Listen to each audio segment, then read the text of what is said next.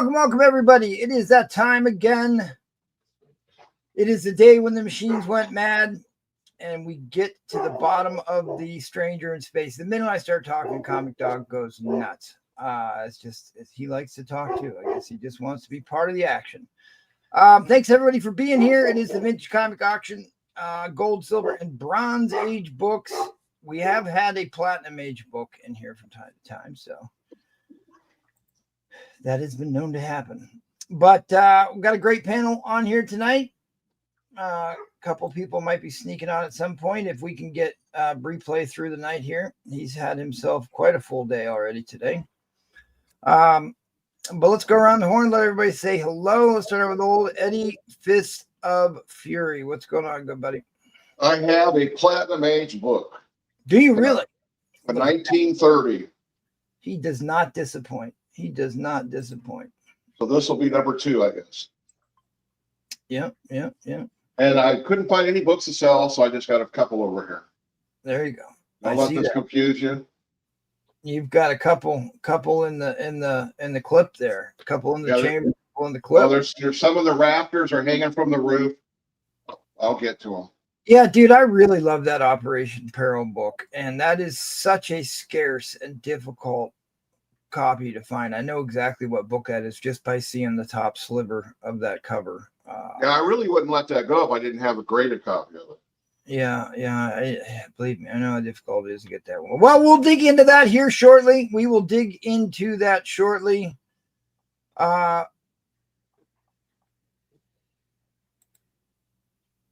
right. I thought you dozed off on us. You want to say hello to everybody? I'm here, dude. I just can't wait to get the alien invasion report today. So what did you learn today out in the wilds? Oh my God. I coached a soccer game today, and then immediately after we had our Oktoberfest. So spoiler alert, I'm not German. I just coach soccer at a German soccer club. And so we were just drinking Hop Rail Oktoberfest the entire time since 2 o'clock this afternoon. So it's now 8:30. So yeah. And I had schnitzel. I ate a bunch of schnitzel and had some Hungarian goulash, bratwurst. Yeah, it's not even September yet, right? Well, it's September. October. Now Oktoberfest is celebrated in. And dude, I can feel it in my stomach. I've drank. I was just gonna say this sounds like another cat in the bathroom situation like we had there. Dude, it's right here. All of my I think I gained about 10 pounds tonight. Easily 10 pounds. But I'm here. Take a nap? You are about to see the worst half hour of television ever. No nap. Oh man. And here's the upsetting thing. This is why I get down on myself personally, is that I spend literally 3 weeks preparing for this show. Yeah, so I'm here. I press, I clean books, I wet clean. Like I get so ready for this auction. Yep. And then the game's over and they're like, the Oktoberfest. I'm like, oh great, the Oktoberfest. Let's party. But I'm here. I will not disappoint. This usually works. Well, performance issues, it's not uncommon. 1 out of 5. I will not disappoint. I will not disappoint. All right. Well, that's good. I wanted to get the update there since Boo Front's not here. Oh, I'm so much schnitzel and I'm definitely gonna have to mute that sounded big. We'll get to the bottom of that. John Arcano, I will not disappoint. I promise I will not disappoint. All right, let's head on over and say hello to Mr. Trollfire. Oh my goodness. He's going to disappoint. Don't do it. No, I'm not. I'm not going to disappoint. Just like totally ignored my whole thing about we got to dial back the language, and that's the shirt he wears. I tell you what, friends like these. What? Friends like these. I didn't cuss, did I? There's no I there. Yeah. Like I even sanded it, man. Yeah, look. Have you ever wanted to believe in something, even though you knew it couldn't be true? Did you ever want to? Well, we'll have a good auction. Good night, and I'm sure we'll find something horrible that we'll have to deal with. Well, you got some banger books tonight. I'm looking forward to what you've got going on for sure. In fact, I need to make sure Lucian Kerwin is here. Boo. Banger books. What's wrong with Lucian? Look at that. He's trying to upstage me. He's got books on his wall that I'm already putting up. Actually, not too many. Not too many. It's too many books. Well, I'll just pull them off and like go in order and then throw them back up there. Yeah, you can just rip them in half and throw them across the room. That's real popular. Something, you know. You can always get a Silver Surfer 4 there. So I've got, believe me, I know what's going on with those. I cleaned and pressed 2 of them, and I looked over that 7.0.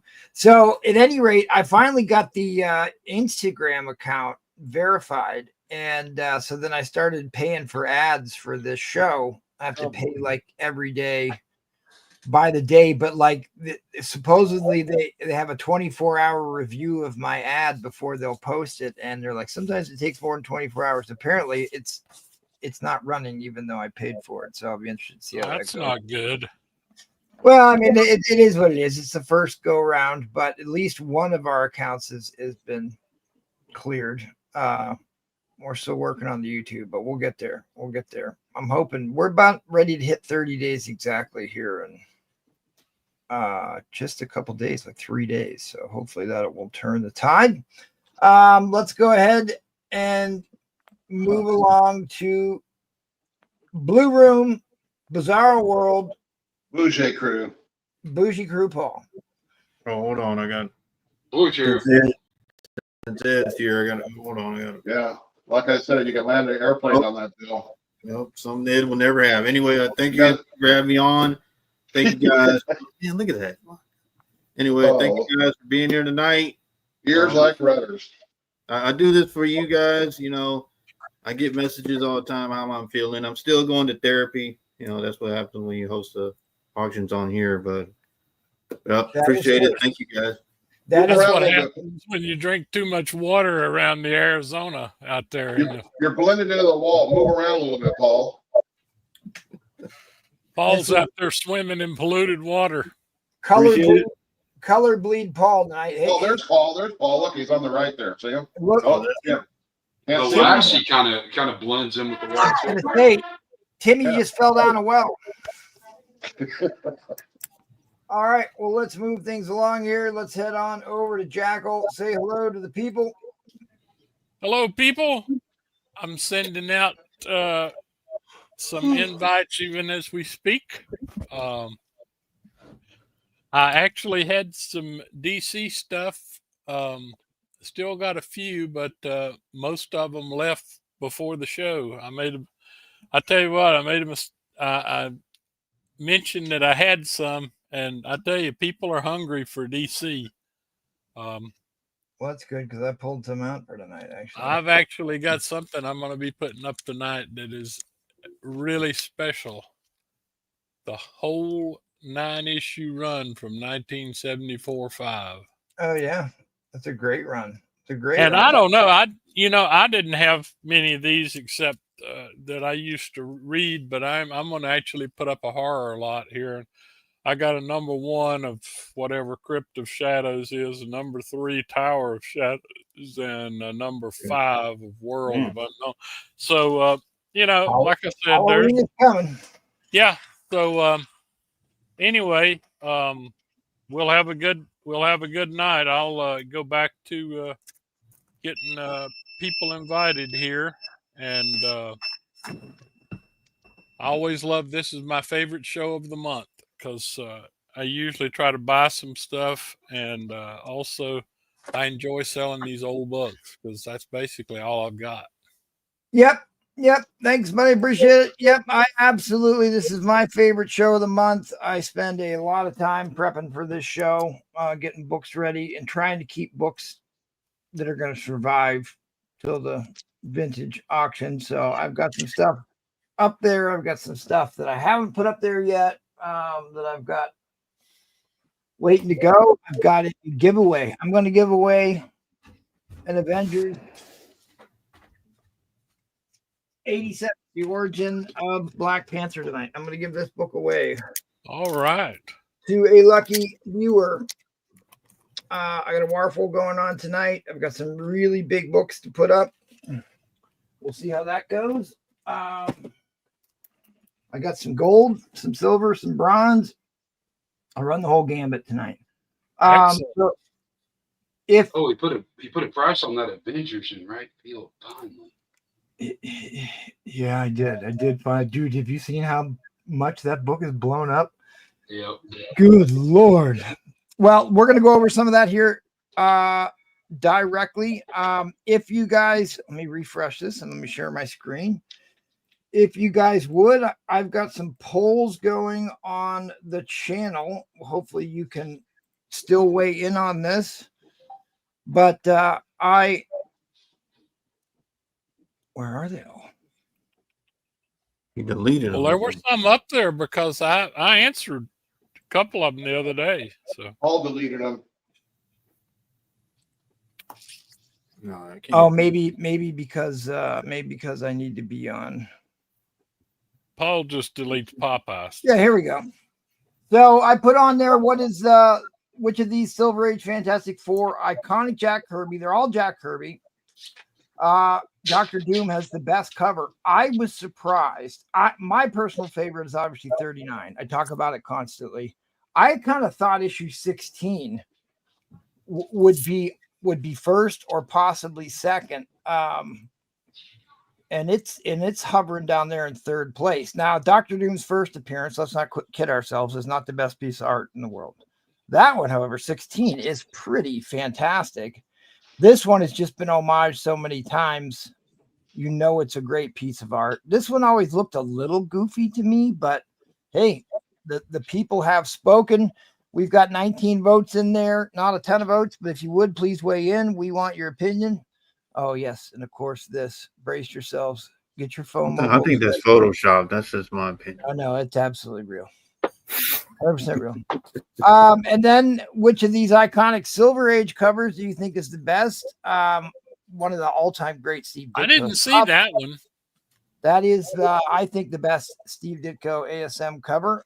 33, and then you got the Carmine Infantino Batwoman. And Silver Surfer 4 by an overwhelming majority. Got SS4, baby. And then the Neil Adams cover that's been homaged a billion times. That's another an obscene amount of times has that cover been homaged. So at any rate, you can still weigh in on that. That was the Jim Lee poll for Paul. We usually do the trending list stuff on the weekday shows, but we usually do the hot 10 list on a Saturday show because they tend to be all vintage comics. And look at the first book on the list here, Eddie Fist of Fury. The one I just got. The one you just bought from me on Thursday. That's right. Some sales breaking records. All of the high grade copies have gone up substantially, between 40 and 12%. That's some pretty big jumps. It's a great book. It's a great cover too. It just usually I don't like covers that have like too much happening on them, but Tarantula has a good color scheme. And then of course, hard to beat this. This has been 3 weeks in a row. This is raised in value 3 weeks in a row. X-Men 1. Yep, I just worked on one of these here recently. So I think the big jump came in that 8.0 sale. But they are bringing her back for the Endgame, or not the Endgame, Doomsday movie. This one pops up all the time. I thought it was interesting that this came on. It is number 8 on the list. 5 copies outsold the average. It's kind of the 8.0 jumped again. Something about the 8.0s right now are happening. Newsstand 9.0 went way up. But most of the ones, the real values in the 9.6s and the 9.8s of that book, of course. Which one did you just pass? I missed that one. X-Men 266. Oh, yeah. Okay. So that one, gotcha. And then Dark Horse 1988, because I've been hearing a lot of people saying that the Aliens series, the TV show, is really good. They've got a lot of really cool concepts about downloading consciousness into the androids from the series. So the Dark Horse #1, tough books. It's not a very high print count on that one.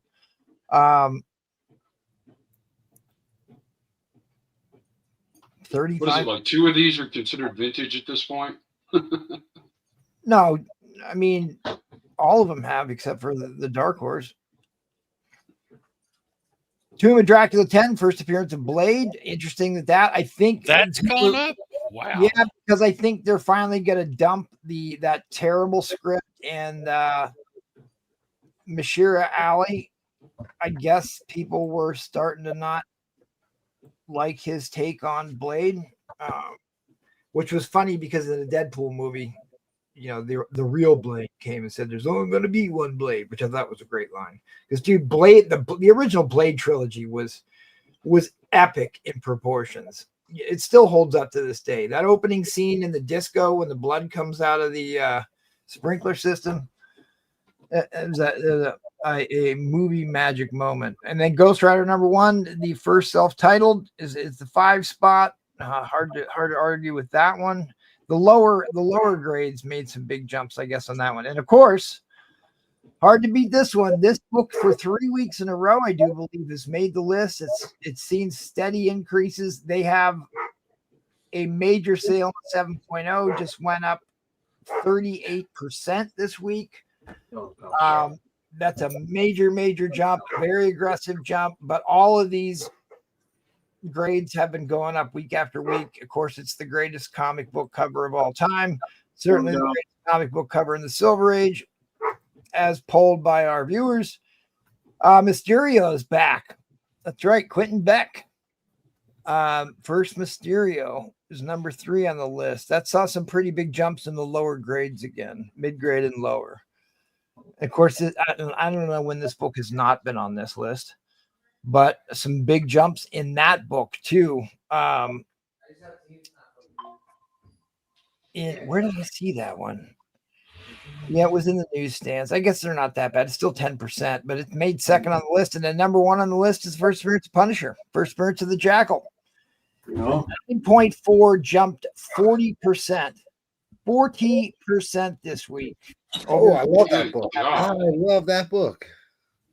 What's the 6.5 Punisher is either, you know, hot as the sun or it's cold as ice. I don't know. That's not even the biggest jump. The biggest jump was in a 7.5.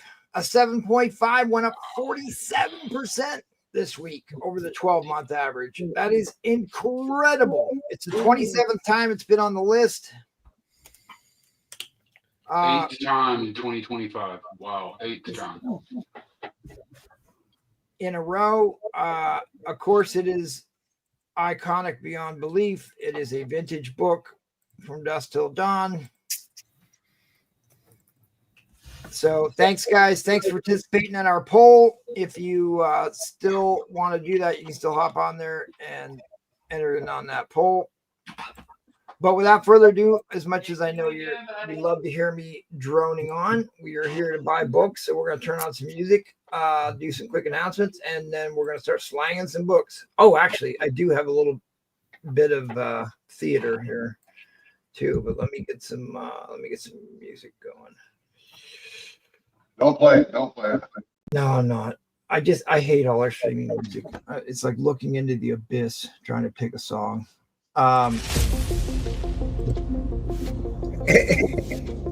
Ed Crates, why don't you make a song that we can play? Oh, I already got them. I can't play them. I'll make a song. I made a deal. I won't talk about the moon, and we don't talk about my song. There you go. Well, it's like I like this song. It's just one line kind of is easy to misinterpret what's being said. And I know. We can skip it. We can skip it. I just don't want to take the risk. We can do that another night. Okay, At any rate, you were watching the Vintage Comic Auction. The big deal here, come back and see Paul host tomorrow. If you two want to subject yourselves to abuse, hit me up on Instagram or the email. We do have some new sellers that are making their first appearances very shortly. All things go to plan. Big shout out to our Patreon members. And it was Rafferty, Old Rom the Space Knight, won the Patreon giveaway for August. So congratulations on that, good buddy. I sent your slab out today. If you too want to join the Patreon, we'll be giving away another slab at the end of the month, courtesy of Paul Comics, right, Paul? Yep. And he's got a double cover 9/8 something. Nope. But if you want to sign up, there will be another giveaway at the end of the month. What do you want to do with that one I've got, MT? Yeah. We'll figure that out. We got a couple days to figure that out, but it's always something. It's always a slab or something really good. We've given away a lot of great stuff, except for that one that Replay put up. Oh yeah. Dude, I love that book. It was certainly better than Troll Fires, right? What about where's Paul Slab? Where's Paul Slab? Yeah, that is a real question. That is. I don't have it. I don't know. Misplaced. All right, let's go ahead and call out the chat. Get down to business here. GTV Comics first to the door. Dine and Dash, appreciate that. Jackal and Paul talking about boxing lessons. James Pulmicker is here. Let the games begin. All right.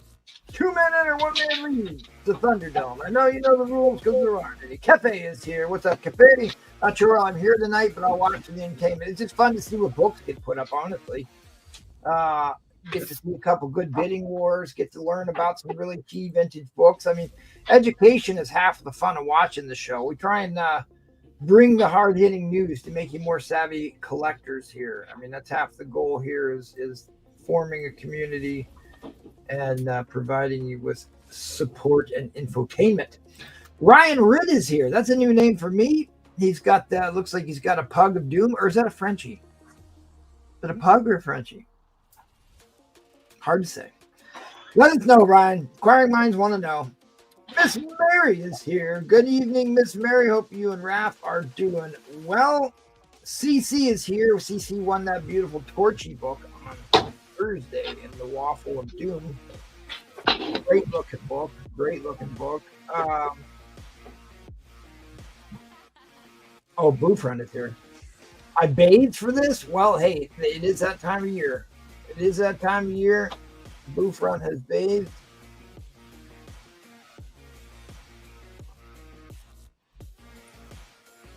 You should be getting the stitches out from a surgery by now, huh? Anybody getting blind bags this week? I've been waiting. I knew after how many of those Battle Beast blind bags sold that they would be running that promotion into the ground. I can't believe it took them so long to get more blind bags out.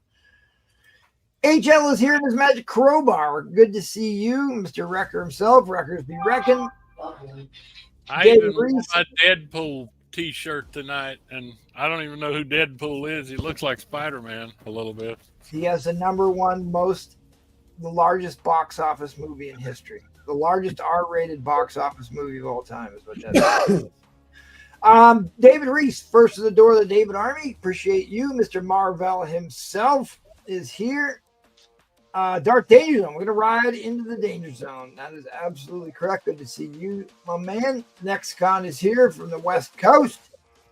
Good to see you. I was just looking at your Sabertooth book today. I should bring that upstairs. Replay. Shave. He's probably knee deep into a bottle of wild turkey already. I didn't shave anything. Lefteros is here. What's up, Lefteros? Haven't seen you in a while. Like the Dr. Doom avatar. Thanks for being here, good buddy. Oh, here he is. Here it is. Astonishing Auction Royalty. Michael's Comics 54 is here. Champion of Champions.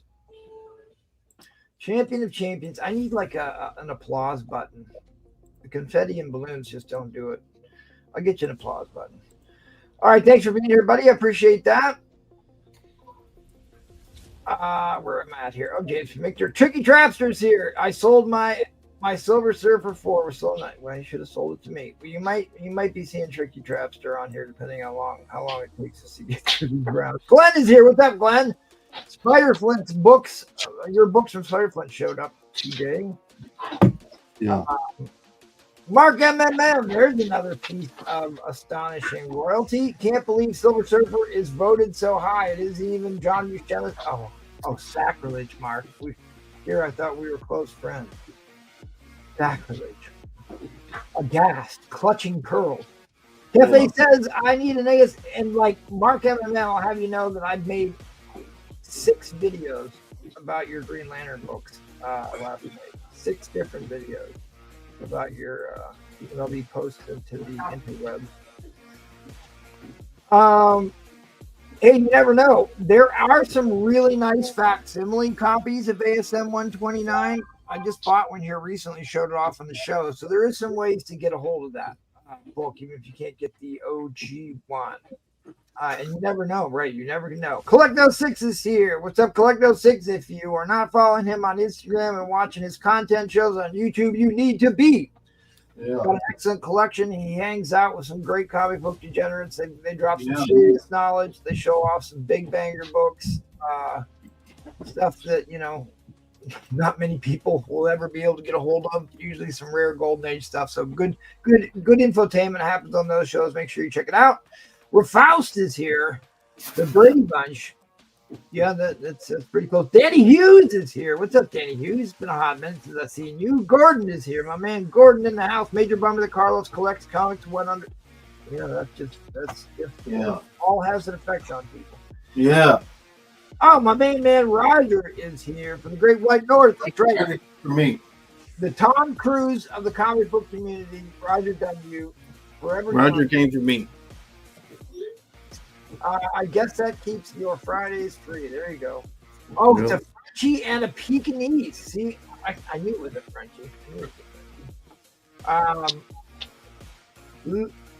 But I guess, Loa's here. What's up, Loa? VO Vintage. Oh, Miss Teresa is here. What's up, Miss Teresa? You can check her out. She hosts the show on Tuesdays. So make sure. And did a damn fine job. Tuesday was the biggest show this week. That is a legitimate. That's in the conversation, Mark Eminem. It's certainly in the conversation. Yeah. Although I will obviously pick Thor over just about anything. I was talking to Collecto6 today and was talking about I'd rather have a 9.8 Silver Surfer 4 than an AF-15. So that should tell you. Slab is here. Claymore replays books for $1. Yep, I'm overpaying. He's already throwing shade. Look at this. All right. Slab Addict. I thought we were buddies. What are we doing? Slab Addict hasn't said a word for 6 months, and now he's in here talking smack to replay. We were friends forever. Now I guess we're not friends anymore. Friends forever. Darth Danger Zone's looking for somebody to buy a kidney so he can get in on these big hot books. Address. Oh, there's Paul's burner account. Out it again. Oh yeah, hold on. We didn't. Thank you, Jedi Force. Thank you, buddy. The guy with one of the greatest comic book tag names of all time, Black Terror Comics is with us. I absolutely love that name. Greatest name of all time as far as I'm concerned. I know that Breeplay loves the Black Terror. You know, he's a big Punisher fan. So yeah, I'm a huge fan. Yeah, I'm also a big Paul fan too. Yeah, especially the cops. Cops, man, boy, y'all suck. All right, well, we're gonna get right into it. Here's something I haven't done in a while. I did get somebody that asked me about this today. I have broken out quite a few slabs on the show. Somebody asked me if I could do another one, and this is a slab I bought from Jackal, and I paid over fair market value for it because what the damage is on this book is very clear. It's all non-color breaking creases in the corner. This might be a shot at one of the greatest CPR jumps I've ever been able to pull off. I mean, this could very well get a 2.5, 3 point bump on this one, I'm thinking. But But some of these cases are easier to open than others, and I'm going to show you that here real quick.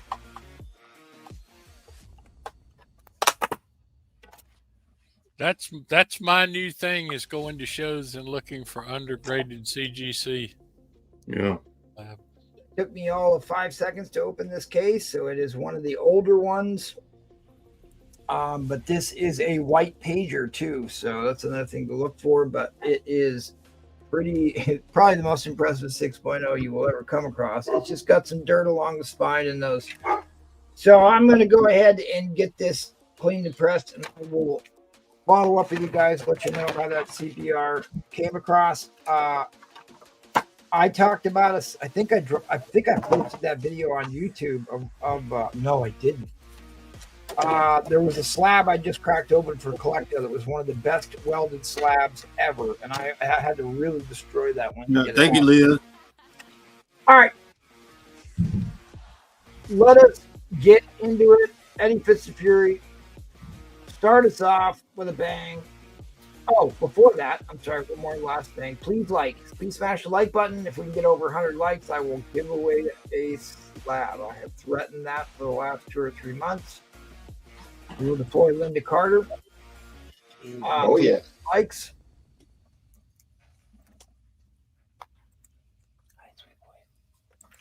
I'm sorry. I know we're running late on the intro here, but You're gonna.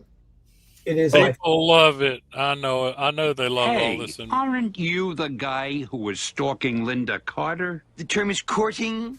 The restraining order says no, no, but her eyes say yes, yes. call me the Titty King. Yep, I love that.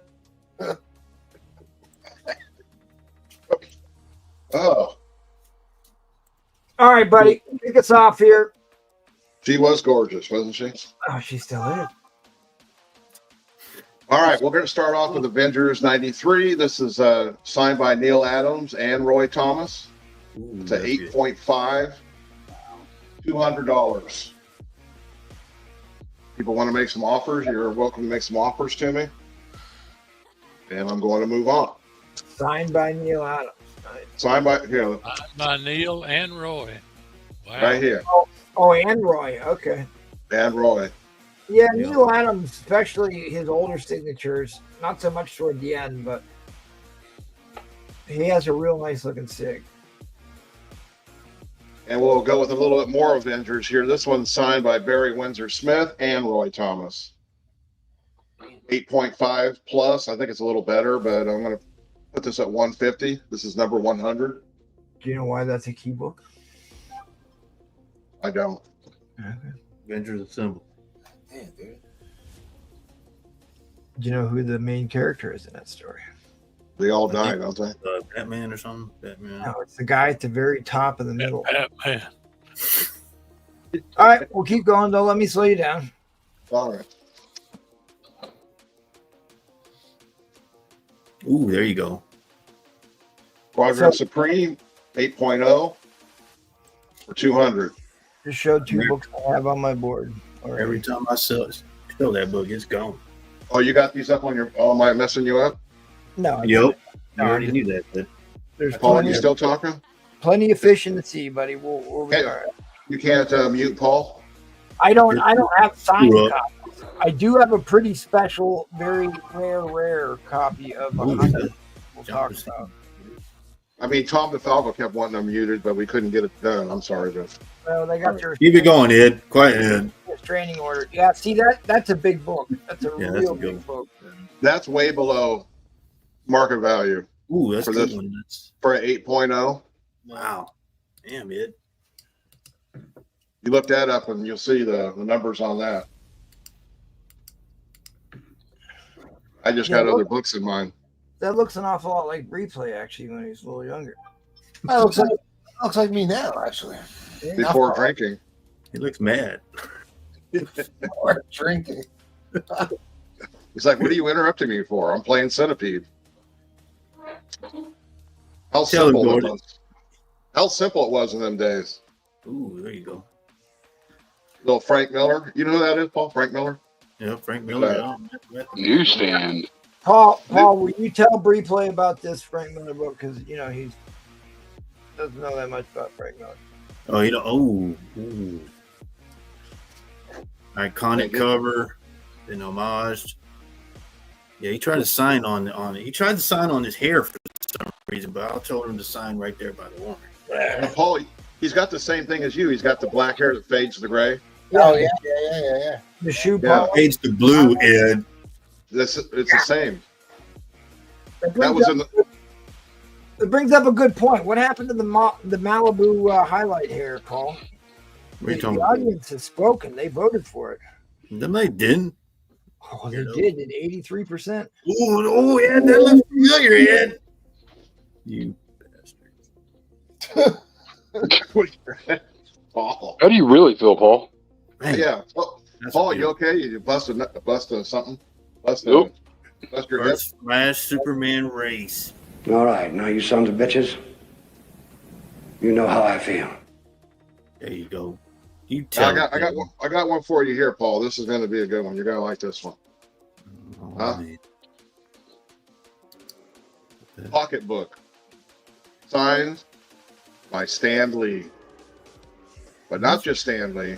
Gary Conway, Don Perlin, Lynn Wynn, whatever his name is. And then, hold on. And then there's another one right there, signed by Stan Lee. You get two of them, number 13 and number 1. That's a 2-book set. Damn, it would have been nice if it was a flip book, Ed. Well, I got that for later. I got a flip book. Dang. What are we doing for an auction here, buddy? Oh boy. What is your starting bid? Put me at $1. All right, came to play. Tales of Suspense, number 96. Yep, they throw Captain America out of a plane in that one. Yeah, they weren't going to hurt him. Did No, they know? He is actually very famous for jumping out of airplanes with no parachutes. They even let him do it in the movie. He jumped on the top of a sleeper in earlier Tales of Suspense. You all throw out what you think it's going to grade, yet if we buy your thoughts of what it may grade could be wrong, you should all not place what you think. Oh, okay, cool. Then you know what? You're right. Cardi Hawk. So everything we're showing tonight is a near mint plus. Every book, near mint plus. If it doesn't come back near mint plus, shit on you. I mean, I don't even know how to respond to. I mean, if you roll the tape back, I never gave that a grade. That's a stupid comment, dude. Like, No, don't. There are no stupid. Well, except for Wacko is here. I get what you're saying. Have fun. Don't. We're not going to attack the chat. I 100% didn't say that. No. I mean, I know seriously. what you mean. Just have fun. We do our best here. We try and give you a good idea what we think these things are grading. But if you've sent any books into CGC or have been doing this for any period of time, you will know that grading is subjective. People send the same book back to CGC 3-4 times in a row and get a different grade back every time. Yeah, it is subjective to the person, so we try and give you ranges. And ultimately, you're going to duke it out in the bidding. Okay. As for this book, I didn't give it a grade, just to be fair. I just put it at $1. And I'll just say it's at least a mid-grade. It has some corner issues here. But it's all together. It's not unattached. And while that's rolling there, I got a few minutes. I'll show a couple other buy nows. You're putting up a book that doesn't have a cover attached? No, it's attached. Okay. Everything's attached. Nothing's missing. No writing on it. It's just I didn't put a grade on it.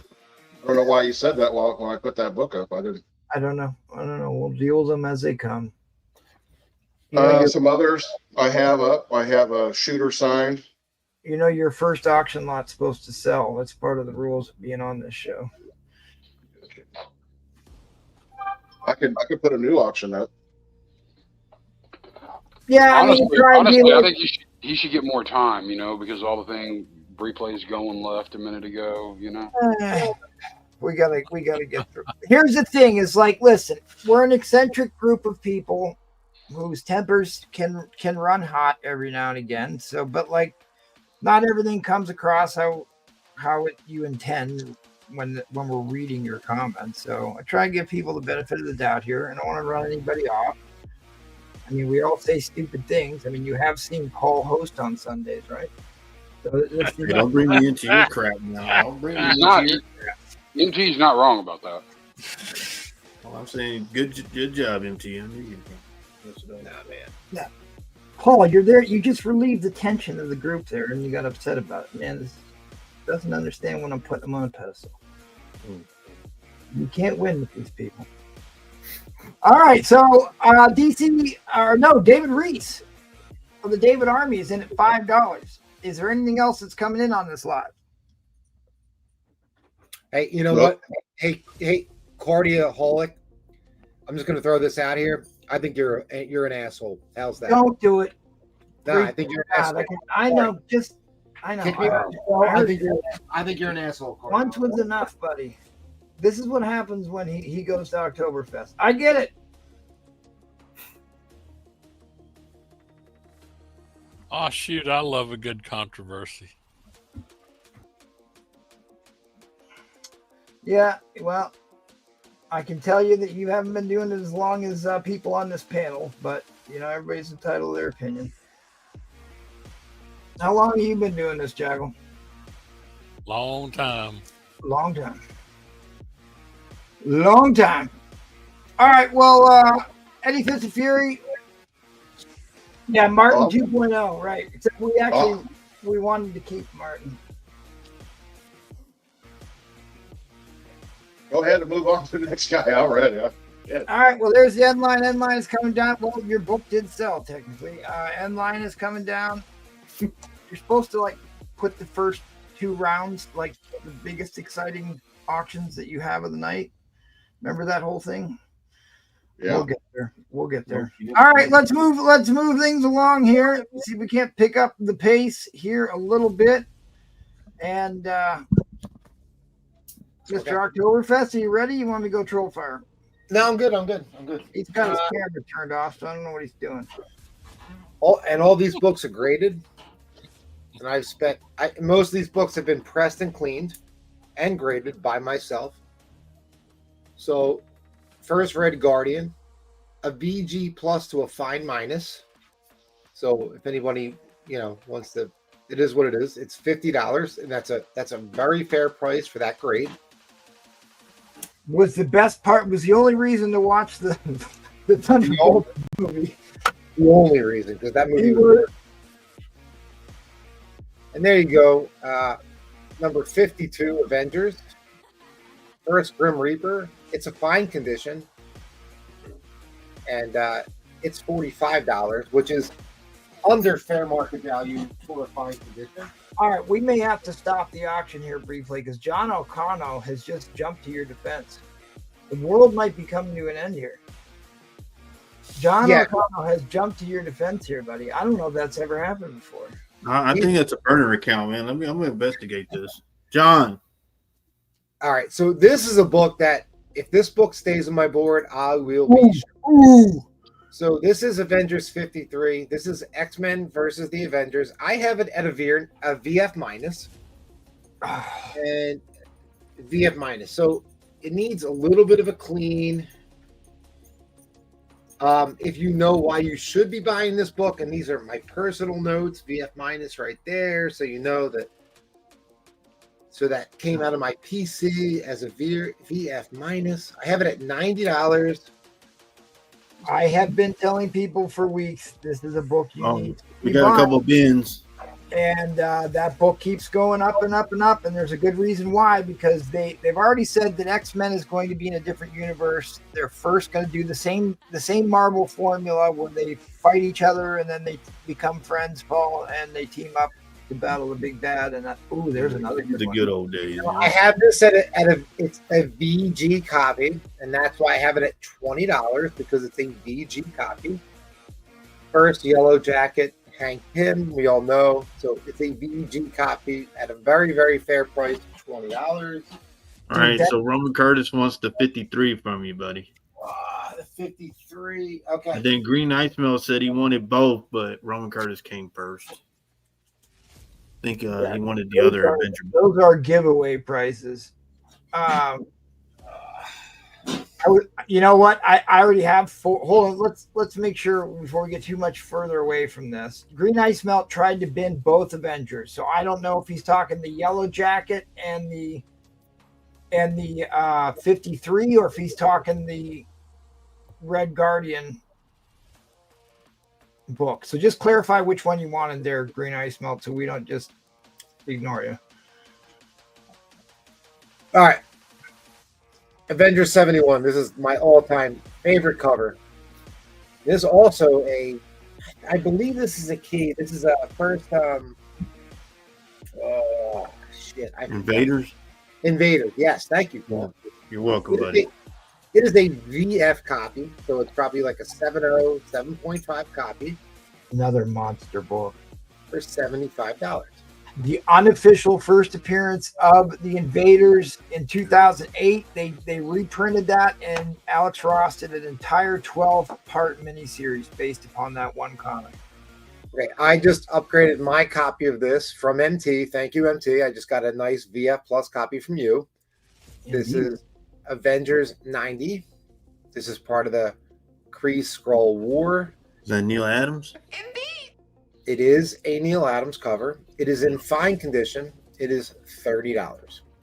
That's a good deal for that book. So that is part of the first multi-issue story arc for Marvel. It was a major campaign, a big shift in how they. Oh, there we go. All right, this one is a slammer. $50, 6.0. Look, all it has is a crunch, like square bound, little bit of a crunch. Come on, crunch. There it is. You see that crunch? There it is. Hey, aren't we not supposed to have autofocus cameras or something? Isn't that a rule? Can you not see that? Now I can. All right, it's a 6.0. It's $50. It's either the third or fourth appearance of the Punisher. I don't know. This one is going to break my heart. This is a PC copy. There you go. Fine Plus VF minus copy. Issue 60. Dude, this one is tight. This one is so tight. It's got some ticks. HL wants to see that Red Guardian book again, buddy. I'll show you. It's got a little bit of wear up top. You can see it. Keep taking the ASM. He's taking the 60. Okay, yeah. Yeah, that one. Goodbye. Yep. Goodbye.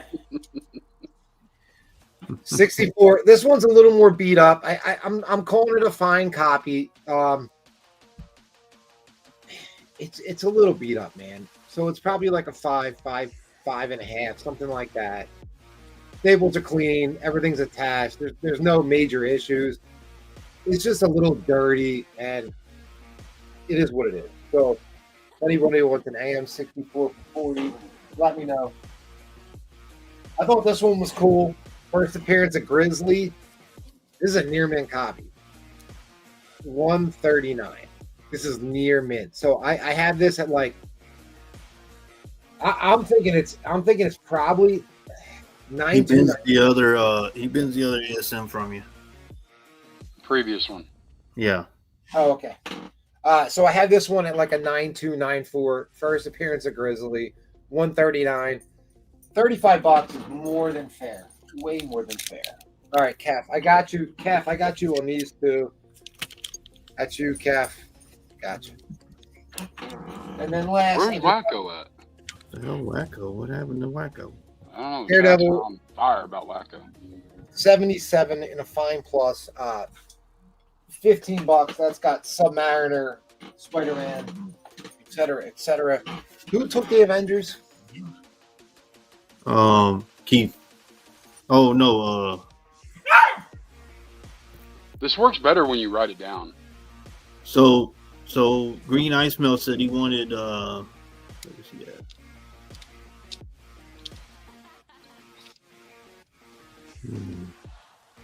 Green Ice Melt said where's he at? He's right here. Roman wants Daredevil 77. Roman. Yeah, Roman. This is the book that you bought for me before that you asked about, and I was like, "No, I don't think He you said he have." wanted 53 and 52, but I think 53 is gone. But he said he was going to look at whatever else you had. And HL wanted to see Red Guardian from you. All right, so nobody got this one. He says, I want 52. So, and I'm holding off now. All right. So I have this at a 4.550 copy. BG plus, fine minus. It's not, it's not a great copy. It's a mid-grade copy. You can see that crease running down.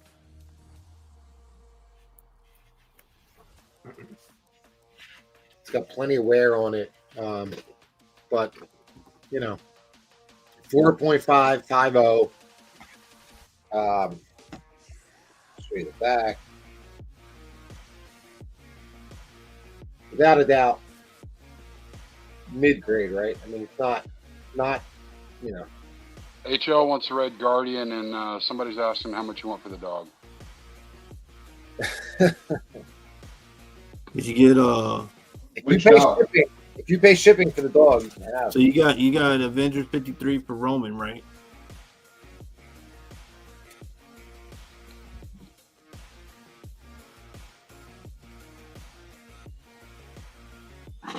I kept asking. I just said who bid this. You didn't say. Okay, so all right. So Roman got that. Yeah, Roman Curtis got 50. I thought you grabbed it because you grabbed one and put it away. All right. So Roman got the Avengers 53, and Roman got the and the Daredevil. Daredevil. Yep. And Khalif got both systems from you. Okay. So what's left on your board, for the love of God? All right. So Kef got these. Kef got the 2 ASMs. And then who got the first Red Guardian? Was that HL? HL. All right. What's your auction, good buddy? All right. So. Okay. Oh, he left. All right. We'll miss you, buddy. All right. Don't miss me too much. Brufron said, "Will you do $10 on Avengers 71?" Slab's taking your ASM 129.60 Mexican foil for $1. Is that what that was for? That's what he's saying. Damn. All right. Look. Fuck it. Let's just do it. Let's just do this first. Let's get this. What's the start? $1. Oh. Replays is officially gone Canadian. You dirty dog. Right, so this is X-Men 109. Yep. And this is in the 9s. Man, it's such a nice book. All right. It's somewhere in the 9s.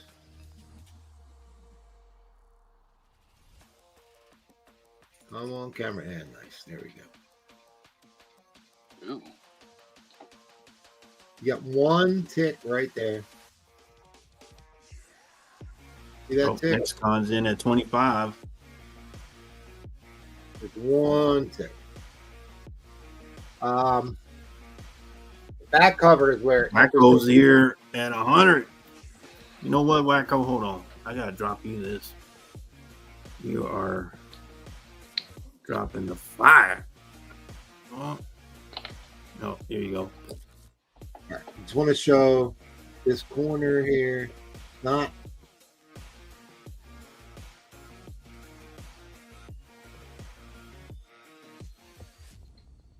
Gears like rubbers. All right, so you got the corner's not completely. You see how it's a little dull. Other than that,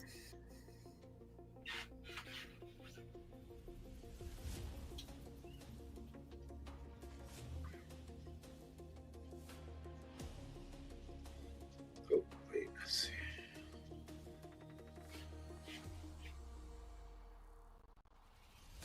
So I think it's probably or easily a 9.2. Easily a 9.2. It sells for $100. Okay. Yeah. Blame Paul for the scroller. That's not me. I'm not even hosting tonight. But So I will take the blame. And oh Lord, oh no. First appearance of no. Oh, God. Don't worry, I'm on the case. so easily in the nines. Easily in the nines. I personally think it's like a 9.4 copy. But Really? Yeah, I do. I can't guarantee that, but I have a 9.0 on my wall, and I do believe that this is a higher copy than the 9.0 that's on my wall that's already been graded. 105, Jeff. 158 to Wacko and 155 to Jeff. Thank you there, Collecto. I try, buddy. I do it for you guys. It's a big boy book. It's not. Sure they don't do it for the panel. Big boy X-Men book. Let me see. Oh, MT. There's MT's name. Comes up here. All right, man. You don't have to spit at me. Calm down, buddy. Who's spitting at you? You did. That's right now. I just saw it. Just like at the game. Yeah, I got my Zin. My Zin's up in there. I was kidding. Now I just drank like 5 bottles of water to sober up. Now I gotta go. Drink water. Get rid of the coffee, my man. Replay didn't work. Water. Work. I drank a lot of water. So, I'm not gonna say where I figured this book was gonna. It is what it is. It's a really nice copy of this book. Man, I never had that book. I thought you just had one of these recently. Did I? Huh. What are you doing? You comic book watching me? Keep drinking. Don't be a quitter. I know, dude. Tell me about it. Don't be a quitter. I probably should just grab another beer and get right back on that train. Brewfront says it's a Mark Jeweler. No, it's not. No. It is not a Mark Jeweler. It's not going to work. Brewfront. But it's still a 9.2, 9.4 copy of X-Men 109, which is no joke. Like, yeah, that's pretty impressive. You know, who doesn't like Wolverine getting beat up? I mean, that's how they used to do it back then. Nowadays, you can't do that to Wolverine. It's only about a $250 book. Times have changed. Oh, 200. And that's at a 9.0. Like, if it's... Yeah. No, folded. It's a little bit above a 9.0. Just a tad, a bit. Like, I don't want to say it's a contender because I've not had great luck with X-Men books. Because I'd buy it, and then, you'd have to, it'd get bad. Yeah. All right, no, next con did not fold. Honestly, Troll, like I've submitted a lot of X-Men books in this age range, and I've not had the best of luck. Like I get a 9.4, I'm like, fuck yeah, like you got a Spidey 139. I do. Yeah, Monkey claimed it. You can't. That's not for sale. Oh, okay. Well, I don't even have it on my. It's not even on my. I have a 129 on my wall. Oh, I have a bunch of ASMs for sale, starting at $1. I think third round.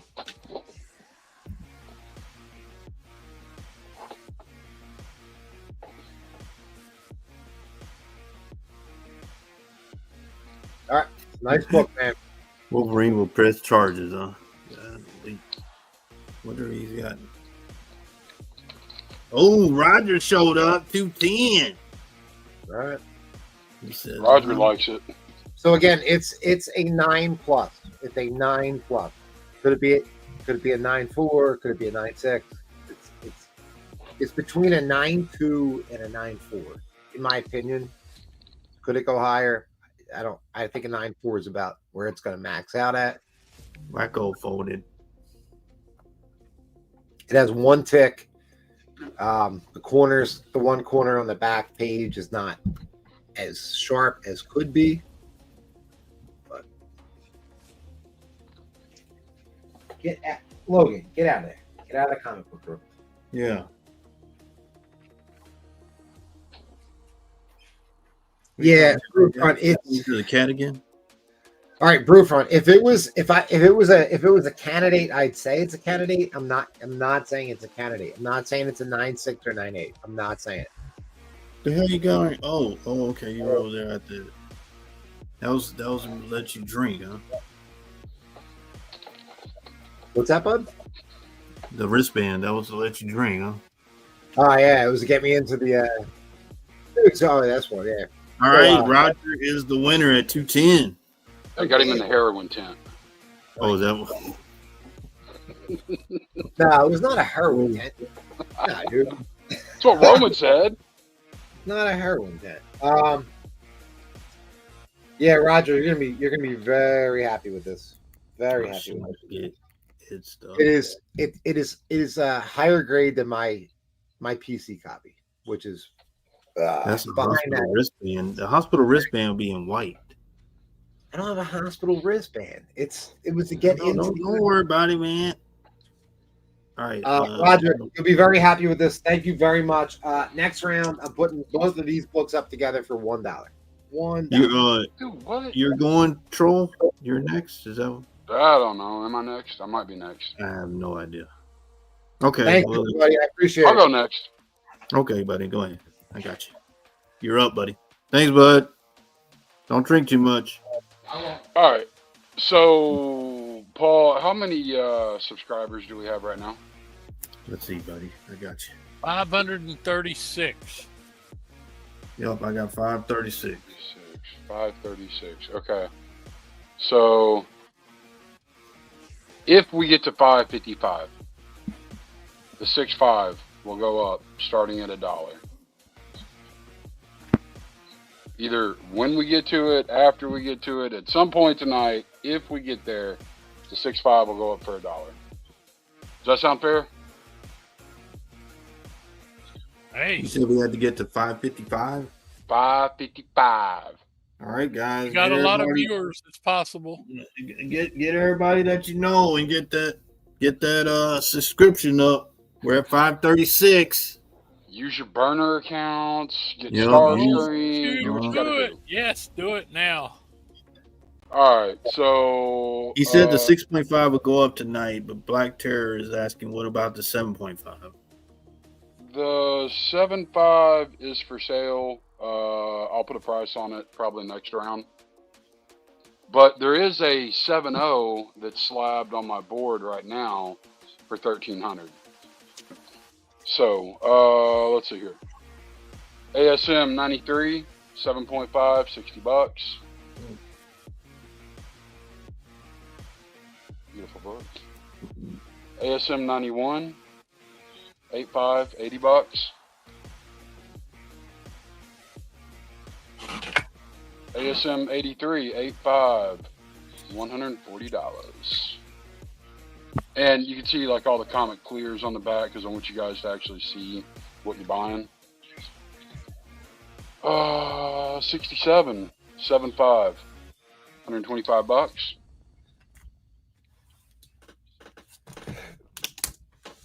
ASM 65, 7.0, $100. 52, 7.0, $125.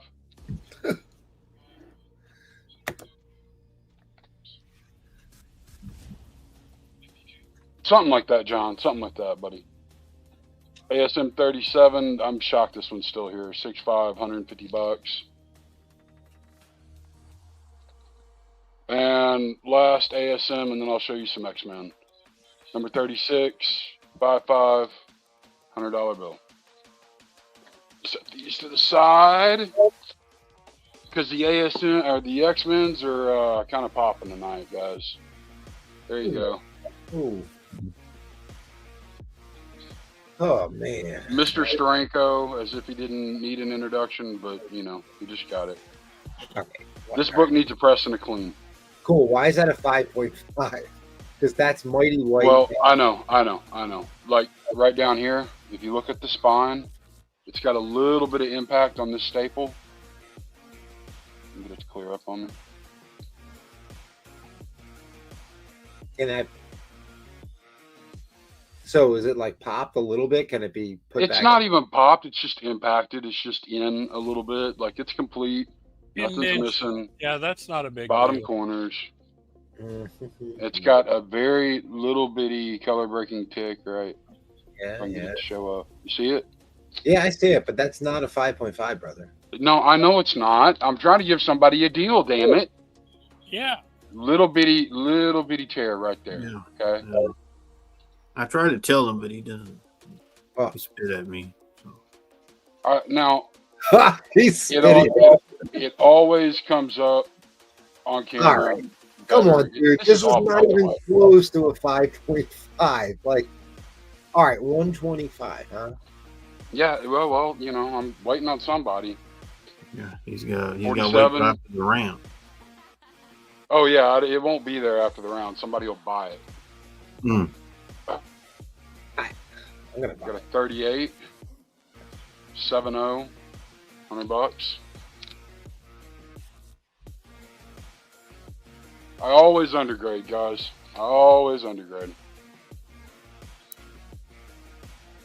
22 and a 5.5. And if y'all let one of these damn sellers buy that book, I'm going to be really upset with chat. I'm going to give everybody one more chance to take a look at that book, and then I am buying that book.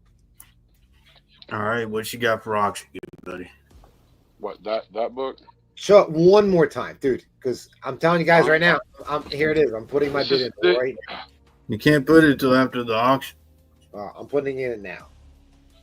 All right, what's your auction book, buddy?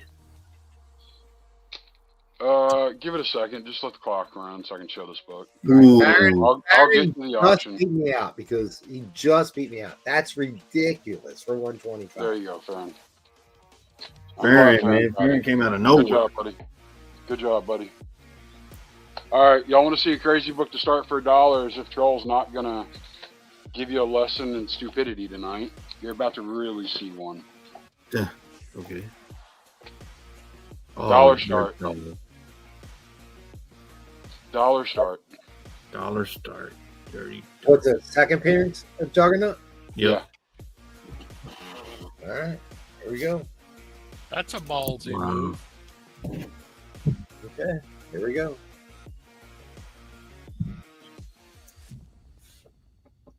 Now, let's be honest and upfront about everything. This has chipping on the top, okay? It doesn't have chipping on the side. It has chipping on the top, and when we start talking about chipping, I'm just scratching my head. It is what it is. It is a beautiful book. It does have chipping, and I want y'all to know that. But it is not a $50 book, just so we're clear.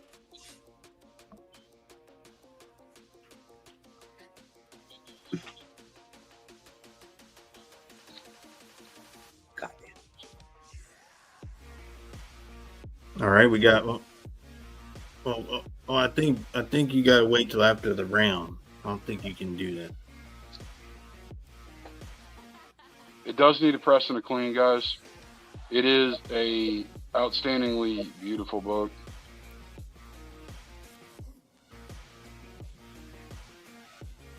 MT saying it's a fine minus.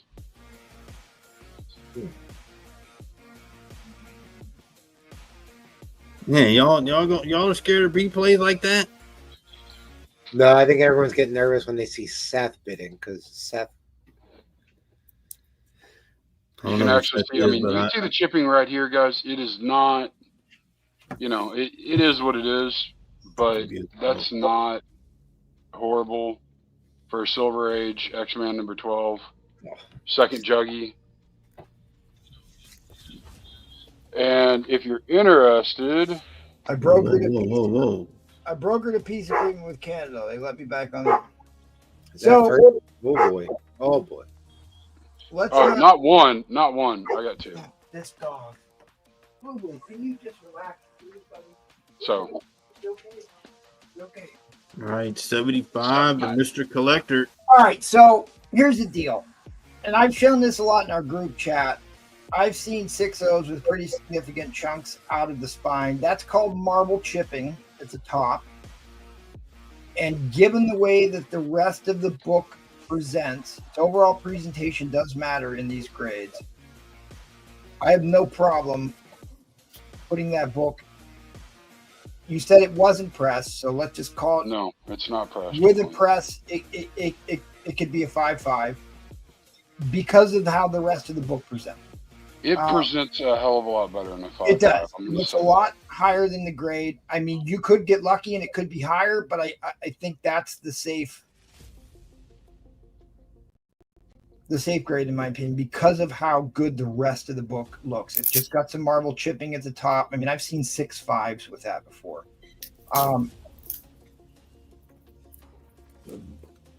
Yeah, show me the back again.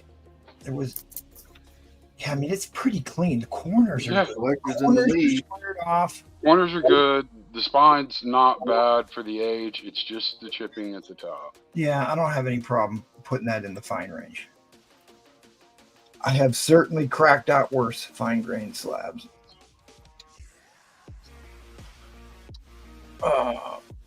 This is the first appearance of Jugs. Second appearance of Jugs. It is literally one of the first. That's the first appearance of Juggernaut. Just for the record, you know. There you go. It's literally one of the first 13 issues ever printed of X-Men, as Nolo likes to say. And if Replays buys this for $75, I'm gonna go cry somewhere.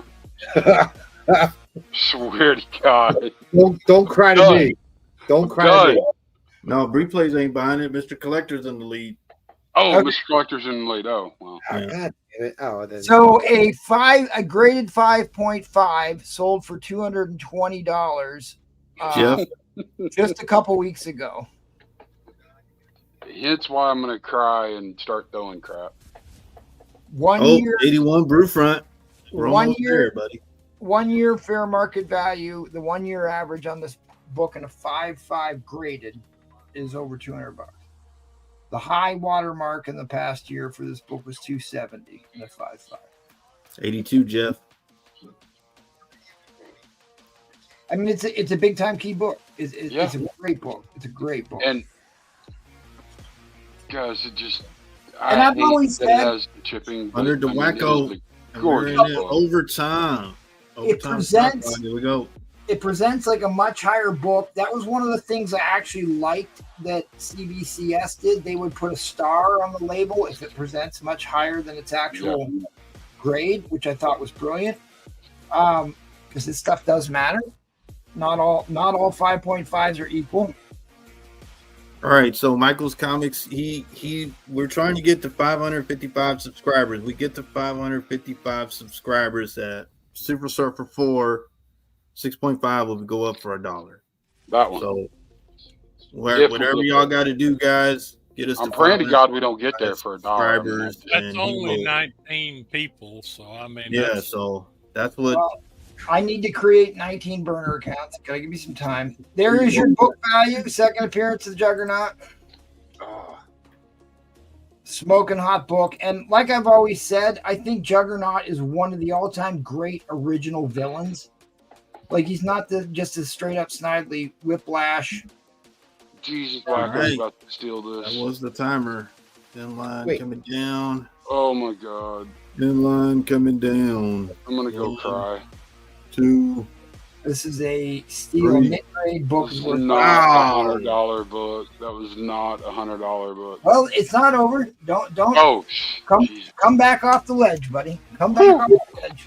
Yeah, he already went to the ledge. I think. Y'all are scaring me. I'm wondering, like, you know, maybe my internet needs to go down. I don't need to put this up. I don't know. Wow, I get it 105. Wow. What are we doing? Silver Surfer 4. If this book came back from CGC as 6.5, I'd have a hard time arguing against that call. Now he said it does need a press yet, so it does. As it sits, I think you got to assume it's going to be a 5.5. Now, if you put a little bit of work into it. Oh, I'm losing about $50 on this book at the moment. Yeah. Well, listen.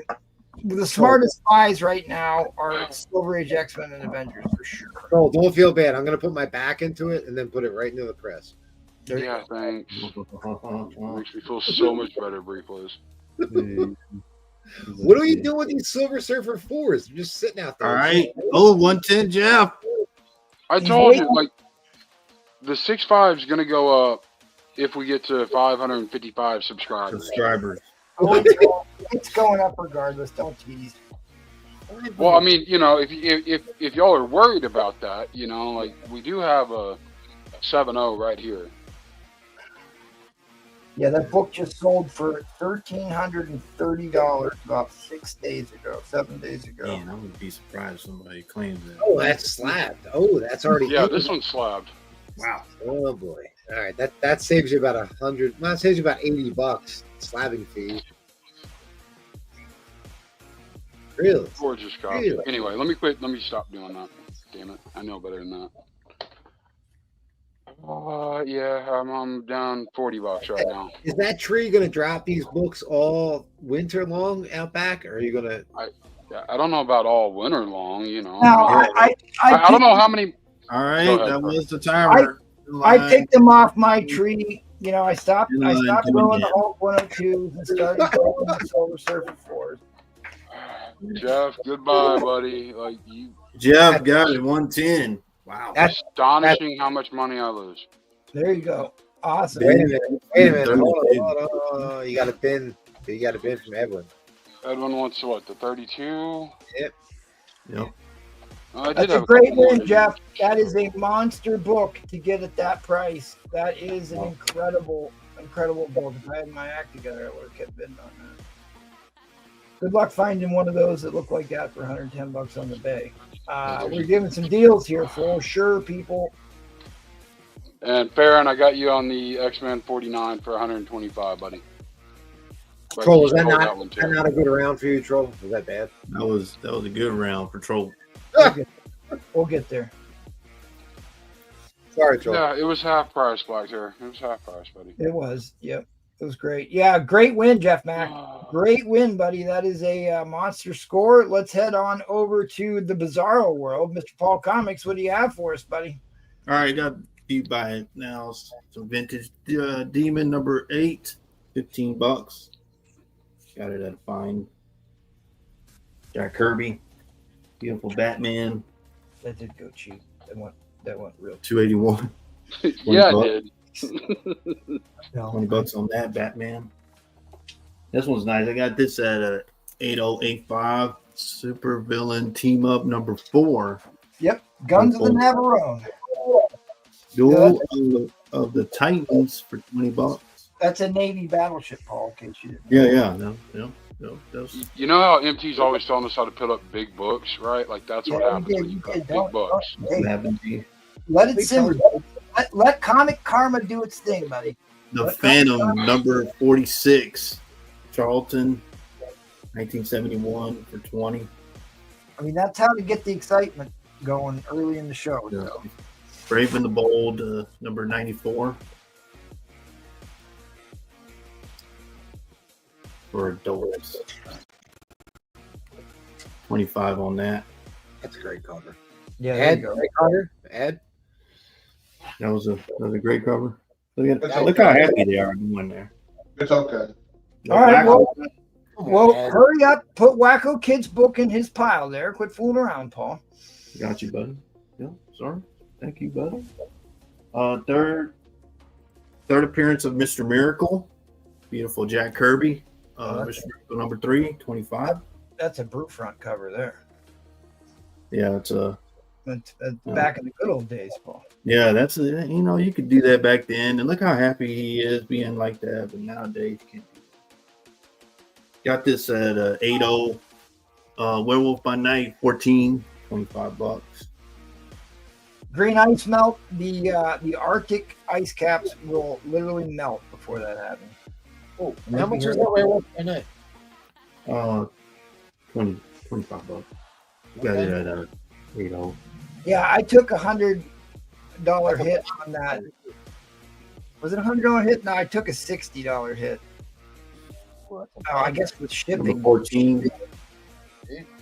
Yeah, with shipping, I took a $70 hit on that. 8.5. The Savage Submariner number 69 with Spider-Man for 25. See, not that's the John Arcano that we've come to know, not this guy who's sticking up for replay. I just No, man, John, man. thought there was a scroll coming over. Got New Gods number 7, first appearance of Steppenwolf. Doing 30. Yeah, it was rough. It was roughly about there.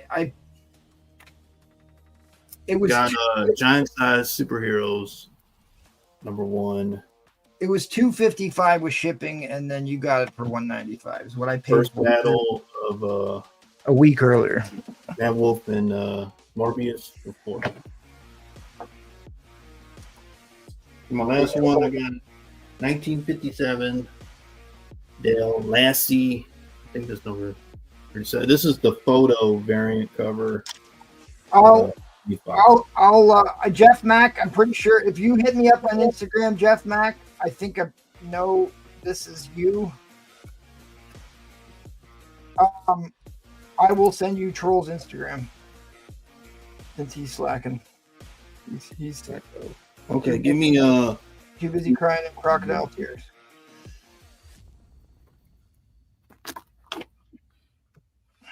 $20 start, good sir. You said $20? Yes, sir. I got 4 books. I was gonna do a builder, but I said screw it. We're gonna just do these. So first one up, I got X-Men 164. Oh, this is a beautiful, nice 9 copy. For was it Monica Rambeau because of Binary? That one's in.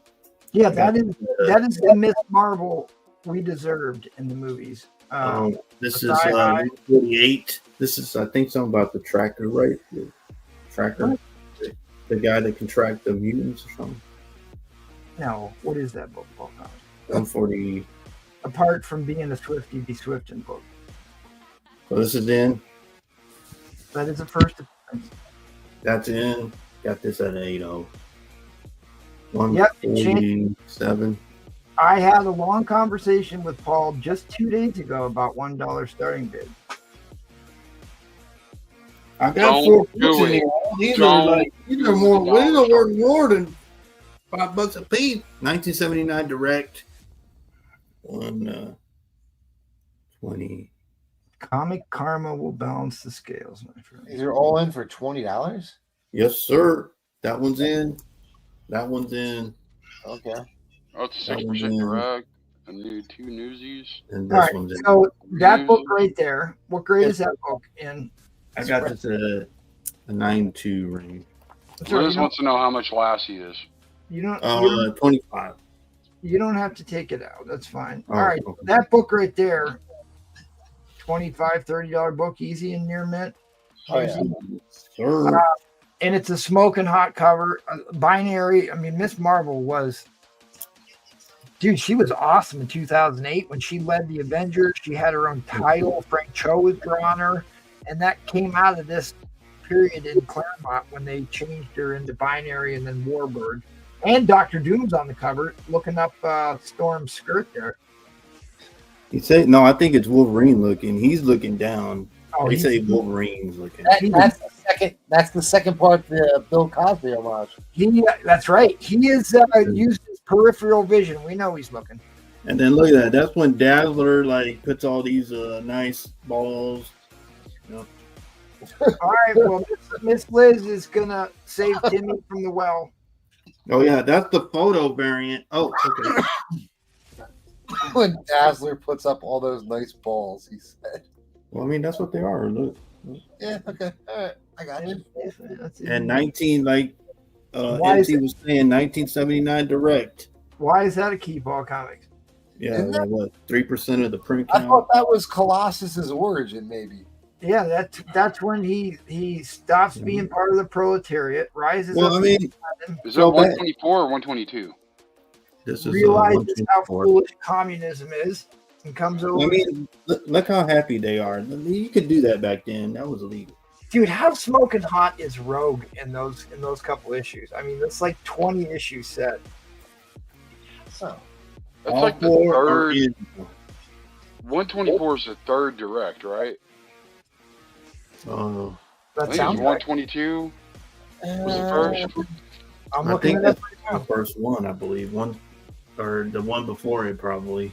Infotainment is the name of the game, so I'm going to give you a definite answer on that. Give me just a second. Yeah, 1957 photo variant. You know, he's he's still alive, so I'm gonna go see him at the show. You know, Oh, yeah, well, hey, you're collecting those restraining orders. You might as well get another one. on the dog. We don't want to know what you did to the dog, Paul. Oh man, All right, the first direct appears to be issue 122. That's what I said. It's 122. Right, yeah. What third one? Like Troll said, yeah. Okay. Say that again, Paul. What? Wait, what? Lost. Like what Bree Plays was saying, because Troll was all. All right, This so is let's the third one, Troll. let's recap here, Paul. You've got 4 books in this lot. It's at Yes, sir. $50 right now. Some Claremont goodness here on the screen for your viewing enjoyment.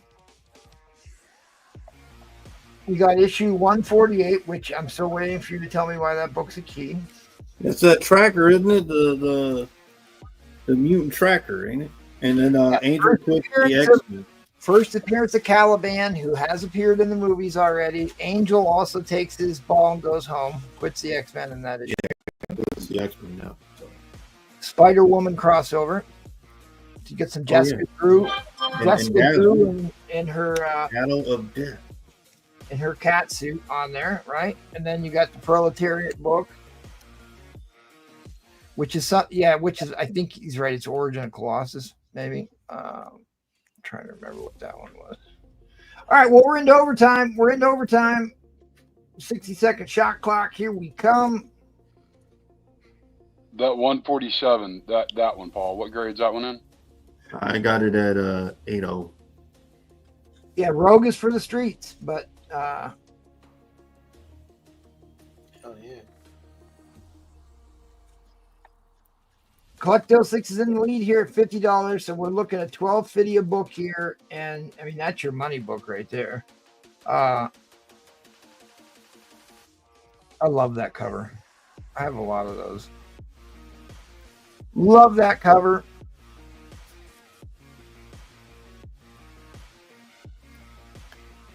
She went binary. And look, she's actually not wearing a full suit and turtleneck, which is the Disney Marvel way. First appearance of Miss Marvel, Carol Danvers as Binary is a $35 book in an ear net. Oh yeah. All right, that's it. That's time for fair warning on the end line. Fair warning on the end line. End line is coming down. Congratulations, Collecto. You are the winner. You are the winner. Thank you, buddy. 50.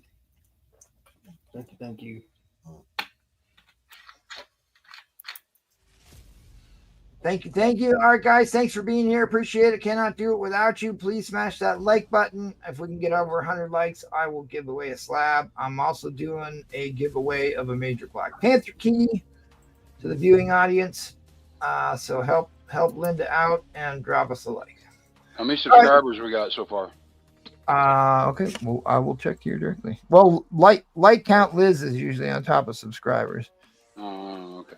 Let's see if she'll update us here. I see 537, so you've got one so far. So we're on a roll. All right, let's head on over to Mr. Jackal. All right, Jackal, the floor is yours. Fine, I'll go do it. I'm thinking. Oh, you got your space gun. I think you're on. I think you're on mute, rookie. Oh, there we are. Okay.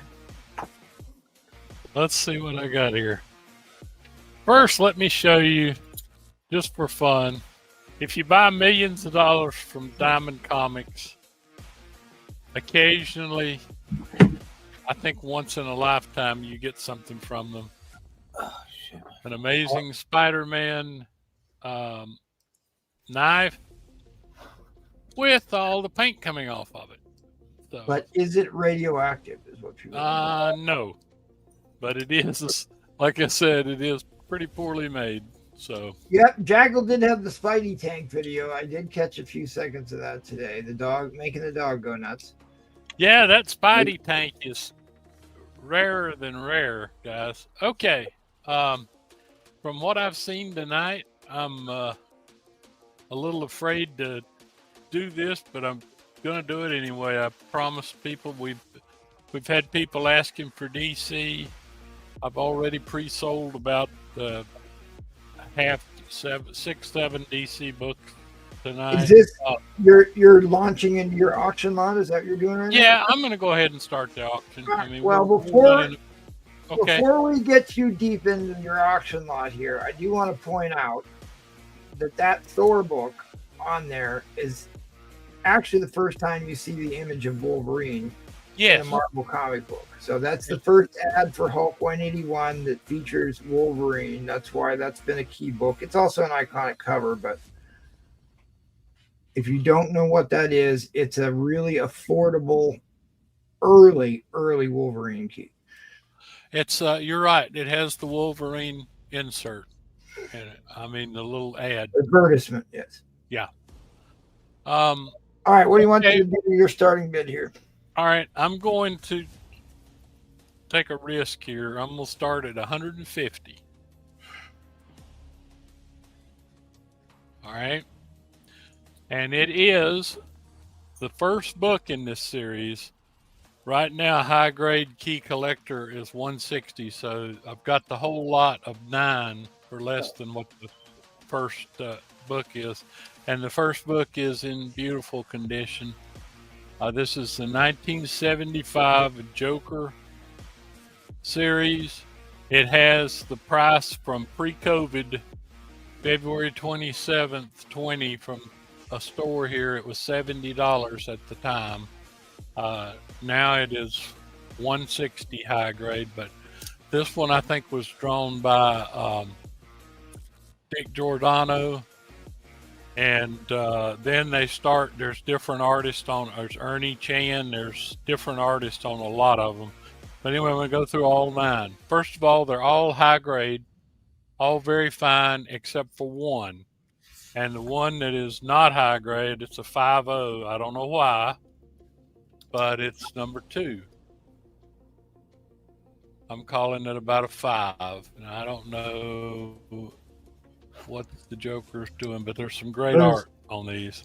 A lot of playing cards. Then here's another one, like I said, stated February 27th. This is a beautiful, beautiful cover here.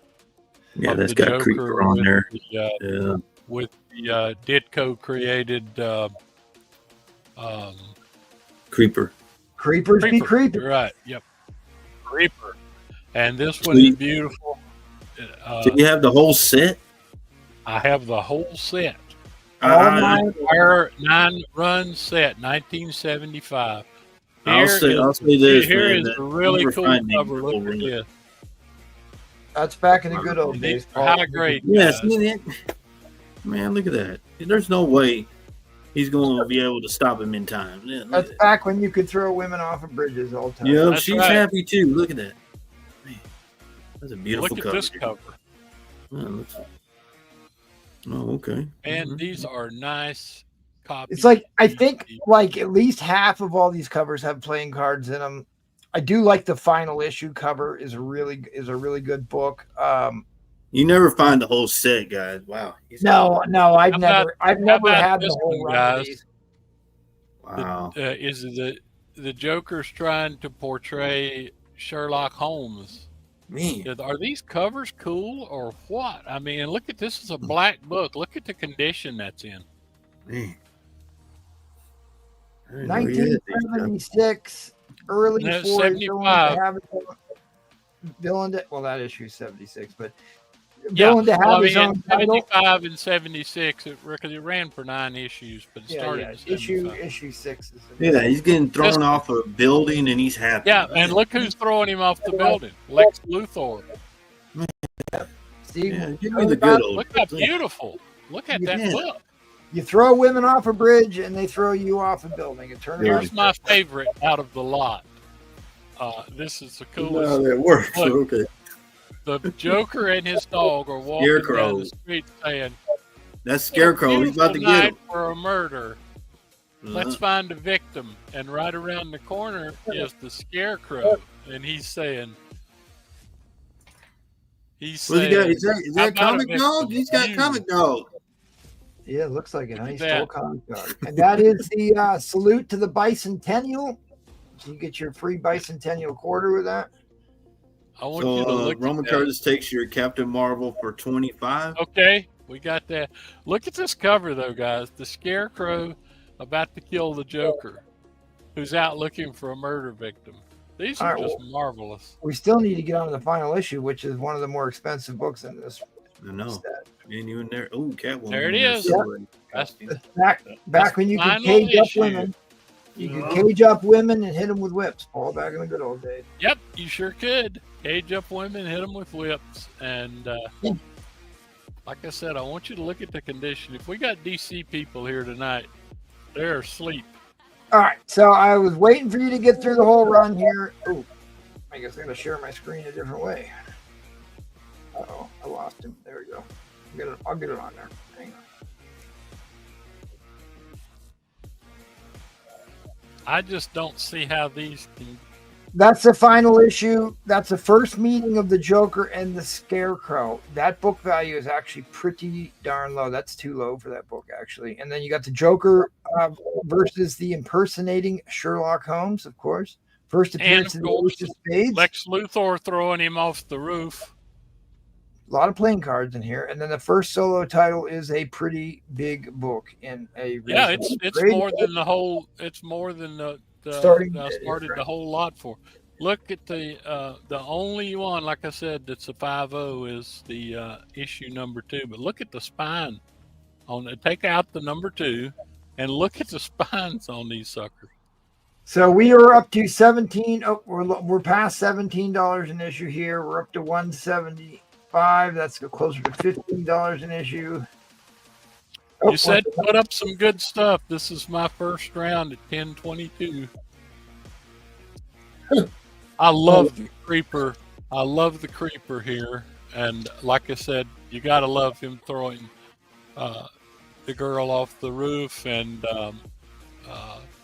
Green What's that, Arrow. Nate?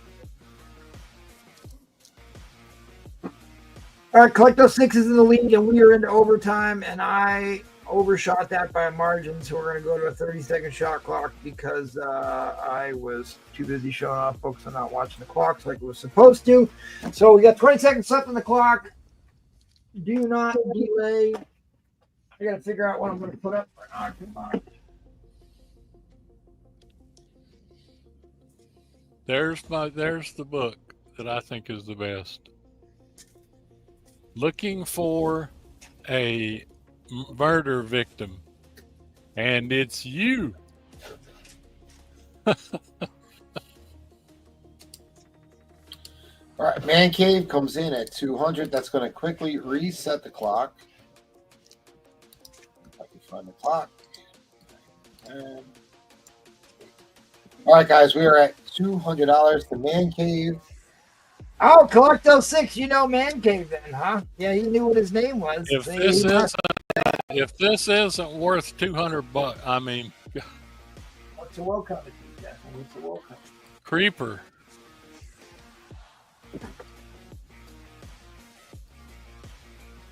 So don't, like I said, don't people beg me about, about Green Lanterns, and Batmans and stuff, because I put some DCs up. Well, you're And basically they all sold. You're basically ensured that they will. Not saying that. Okay. Audience.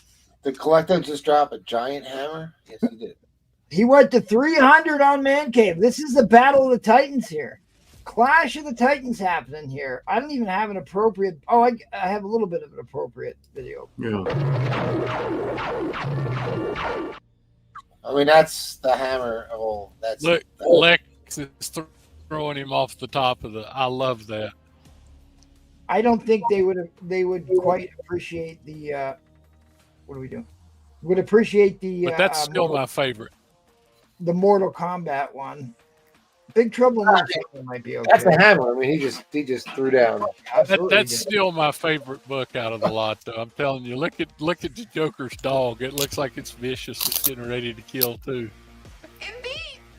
Don't rage, bid, Collector. Never rub another man's rhubarb. You never find this anymore. Those wonderful toys. Oh yeah, Collector said these books are Okay, mine. Collector's running away with it. Yeah, Man Cave folded. They're mine. Move on. These are Collector books. If you can't find one, I would replace number 2. Yeah, you don't ever see the run with a very high grade to make the entire set high grade. Yeah. Good to see you, Man Cave. Thanks for coming. Good to see you, Man Cave. I'm glad to see you back. I chatted with him this past week, and I know he's been busy. It is good to see him back with us. And, he's got an exceptional collection. He shared some of his bangers with us. Before he has definitely. Hey, Man Cave, I have my next round. I have books that you won't want for sure. There you go. Yeah. Okay. And I got Roman for this book. All right. Well, you all set there, Jackal? I appreciate it. It's fine. I think everybody. I think it's a good deal. Oh, can you still thank got the pre-COVID? Still got the pre-COVID prices on it. I'll leave those on there. So Paul needs some attention. Thanks, Paul. Thank you. Thanks, Paul. Thank you, Collecto, buddy.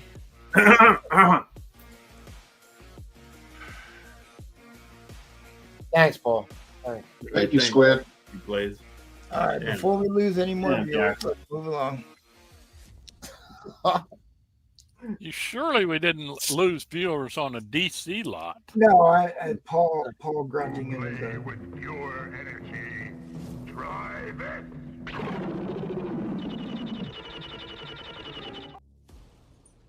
No, sorry. Fantastic Four. All right, guys, thanks for being here. Please smash that like button. This is Da Vinci Comic Auction, one of my favorite shows to do every month. I love the vintage. We spend a lot of time prepping for these shows. I have been cleaning and pressing and packing books for almost 24 hours straight here. So I'm going to do a giveaway. I'm going to give away to our community here. This is Avengers 87, the origin of T'Challa, the Black Panther. I think he joins the Avengers in this one too, but it's certainly his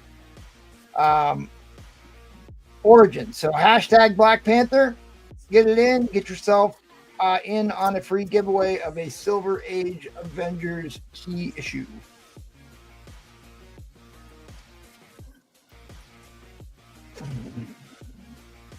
If you see something on my board you want to bid on, let me know, or I'll just pick something out.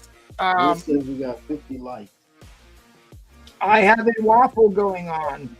The only reason this book got an 8.0 is because of the page quality. I was going to crack this out and rinse the tanning out of it, but I just have too many projects going on. But still, it's an 8.0, and the big deal is it is the first appearance of Alex Summers, who becomes Havoc. It is a big time key issue, an expensive book. It still has off-white pages, but first appearance of somebody else is in this first appearance too.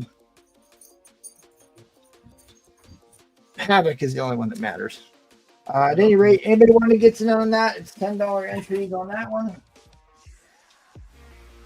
$10 entries on that one. Expensive book. All right. I have a very, very high grade copy of DC Superstars. This is the first appearance of the Huntress in her lovely thigh-high boots, and she's giving the old side eye to Green Arrow there, and that is Michael Villarreal right there in his pink outfit, if you remember that night.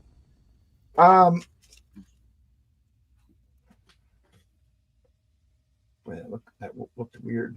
Now this book has been cleaned and pressed. It's an immaculate copy. This is the first time Magneto appears outside of an X-Men book. It's also a very expensive book. Journey into Mystery, issue number 109. Was able to manipulate Thor's hammer. Beautiful book.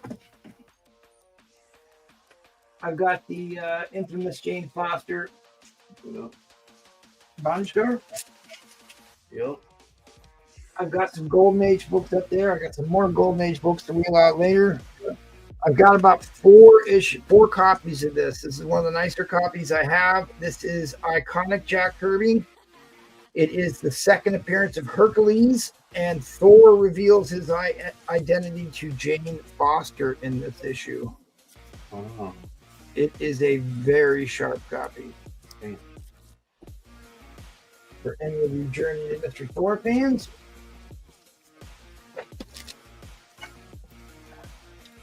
First appearance of Squadron Sinister, a pretty high grade. Value on this is really high. But you can get a VF copy here, 80 bucks.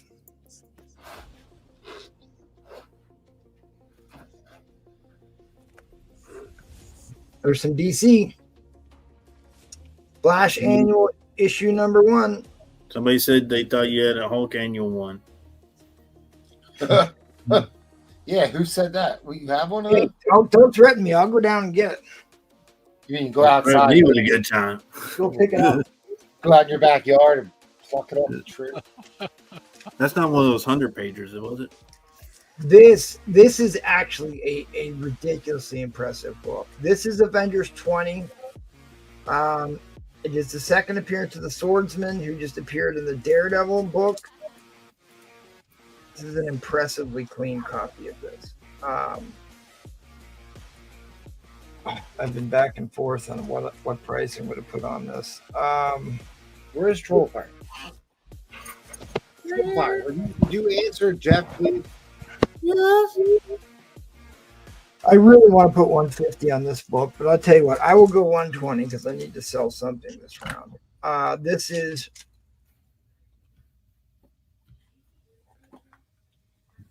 I think Swordsman joins the Avengers in this issue too, if I'm not mistaken.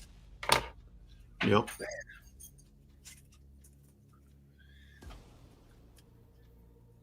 You have a offer from Rittai.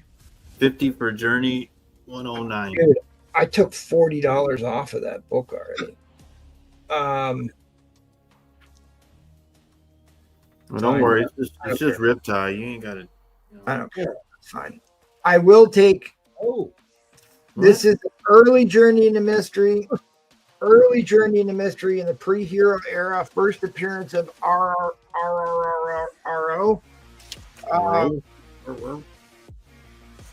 I am going to. I will take the money off of this book because I did show it last month and I didn't pull it back out again. I will take 25% off. I'll take 25% off of that book.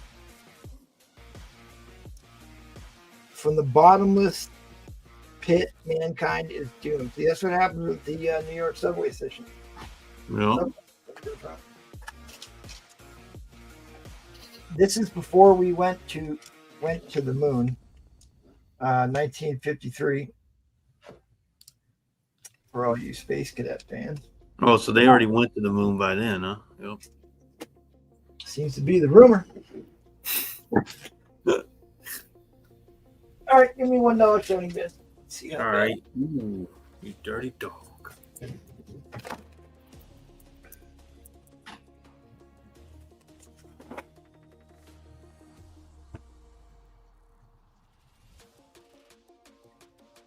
This is a book I cracked out of a 9.0 Gen 2 X-Men 24.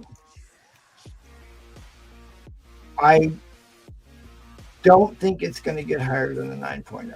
I think it's probably going to be a 9.0 again. I mean, Wow. you might have a chance at a 9.2, sure, but I think 9.0 is really where this is going to be. You might have a chance at a 9.2, sure. That one looks familiar. Yes, it does. Riptide's in at $1.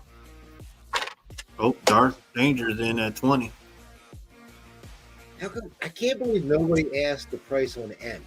Nobody asked about N. Like, is everyone Nobody asked on D or why I have that issue C on the board with. I mean, everybody's waiting for that Turok #1 that MT has that That's Robert fine. Downey Jr. held. They're ready to go. What's the price? All right, after this is over, I want the price on N. Oof. I put some big books up there to see what Oh, Gented in at 25.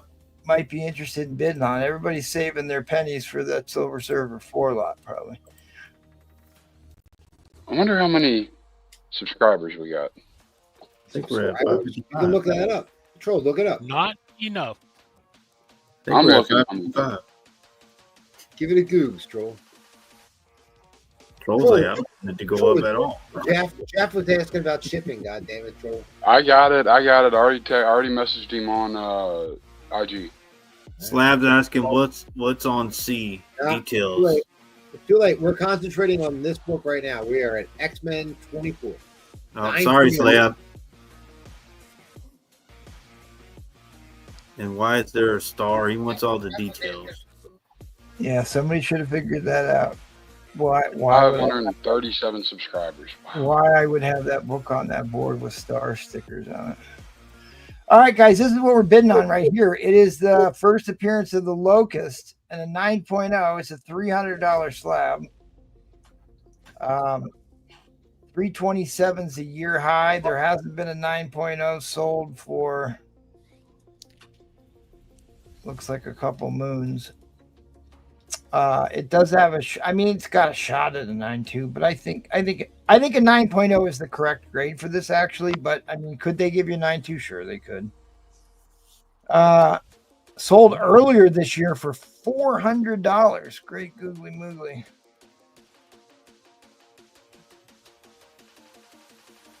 It's in the top 25% of all graded issues. Werner Roth is in this one. Dick Ayers.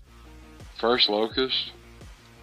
Werner Roth drew a lot of those early X-Men, and he has been deceased for 52 years. This is a white pager. Roy Thomas, Werner Roth, Dick Ayers. So you're not going to see Werner Roth at any shows. So this was a Gen 2 label. So it was not cleaned or pressed, which I did already. I cleaned and pressed this book already. Boy, that adhesive makes it look like it's on the book, but it's not. You can see I got the backer board in the center because I already pressed it.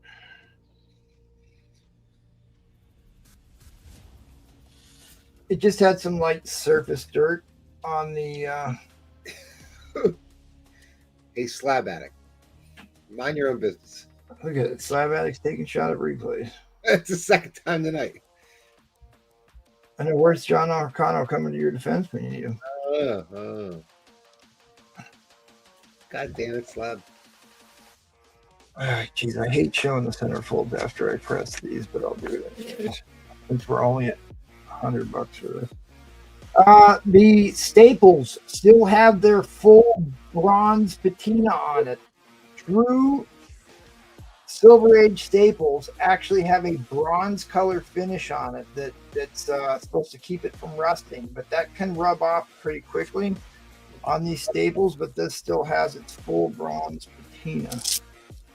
There's no surface oxidation on these staples. Kind of like the paint on a diamond Spider-Man knife.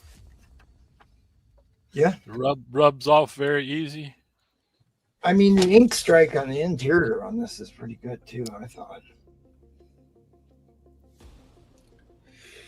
Looks like All right, ladies and gentlemen, put your overtime hats on, because that's where we're headed.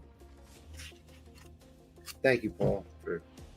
It had like 55 seconds left. What are you doing? Paul hit it. Paul hit the overtime clock. I was just warning everybody. A minute early? Wow. A minute early? What are you talking about? I thought it was a minute early. Maybe I'm wrong. I don't know. I mean, I don't know. I've seen some pretty high grades on CBC slabs here, on Silver Age CBC slabs. Higher than I mean, we just saw a 9.8 Silver Surfer 4 that had off-white to white pages. Yeah. You did? We sure did. I posted it in our group chat, and I'm trying to remember the last time I saw a 9.8 book, a 9.8 anything that had off-white to white pages. White pages is usually a requirement for a 9.8, but. And of course, I found a few other minor defects with it. That X-Men 24 is hard to find in anything close to a 9.0. Yeah, because it's got a solid red cover, just like solid black covers. It That shows might be higher than my PC copy. It shows every defect. There's nowhere to hide on this book. All right, Glenn P. in at 1:30 resets the clock. Roger back at 1:40 resets the clock. And the black is horrible about color rubbing too. Yeah, yep. But it's got full gloss, like I said. Oh, Roger's here bidding. I can play Roger's video now. Tony NY in at 1:50 resets the clock. There.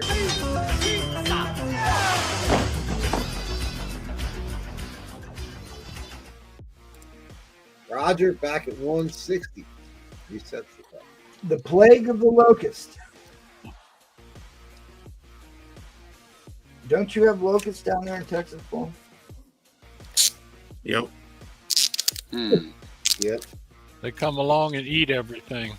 Yeah, did you ever see Paul's backyard? He's got a lot of things going on back there. He has a whole. I mean, that's. You seen Paul's backyard? That was a week old. That's what. He has a bird back there. He's trying to get Jackal's wife to go down there and mow the lawn for him. We don't know it. Anybody. I can't do that. I need to move to North Carolina. Otherwise. Once they shut those borders down, they stopped cutting Paul's backyard. Yeah, that was a week old. Gosh. So what this is on the adhesive is, when I took this out, I was actually on the phone with Troll Part, and I set a backer board on top of the adhesive strip. It's not a defect on the board. All right, Tony's back at 165. Roger's back 175. Reset the clock again. I love how he blames me. I was on the phone with Troll Fire. I was. He is definitely 100% control. You're a scapegoat. You're a troll. I'm telling you, Apparently. I told you be careful, troll. When in doubt, blame Troll Fire. I mean, you got a real high chance of being right. That wasn't me before, but now it's you, troll. Roger in at 190. Woo. All right. This is a 9, guys. Man, silver. You're not going to find very many of those. Yeah, and not in a 9. I've sold a lot of that book, and several of them had big subscription creases. I mean, I'm actually curious to see if they would give this higher than a 9. I mean, it's certainly not out of the question, right? It's certainly not out of the question. Depends on the day. It depends on the day, depends on the grader, depends on how big the bill is you slip in the centerfold. You may have to put a $50 bill in there instead of 20. Instead of a 5. Roger's at a 210. All right, Tony back at 215. Resets the clock once again, guys. Roger, back at 220. Here's another interesting thing about these Silver Age books from this particular year. The green ink tends to rub off really easy for whatever reason down in the box. It's always something to look at when you get one of these. For whatever reason, that ink didn't stick real well on the back cover. A couple issues I've cleaned. Same thing with the red box. Sometimes you'll get little printer spots where the ink didn't adhere to the cover, and I think this is one of the better examples of what it should look like, what you want it to look like. It definitely looks better out of the slab than it did in. Yeah, for sure. But slab case was in rough shape, scratches all over it, and looked like we thought somebody broke into this one and switched it out. But ironically, I agreed with the grade on it. All right, unless we get another bid, Roger is taking this down for 220. Wait, didn't Roger get both of them? I can't. No, answer. Goon Guy got the other one. Okay. Fair warning on the end line, ladies and gentlemen. Or pretty much gentlemen. Gentlemen. That is your end line. All right, Hey, well, you- don't be afraid to get in on that ridiculously expensive Havoc slab, Waffle. God, I thought you would jump all over that. Hey, MT, what grade is that Avengers 20 in? It's in the VFs. It is. I've owned a couple copies of that. It's nicer than my PC copy.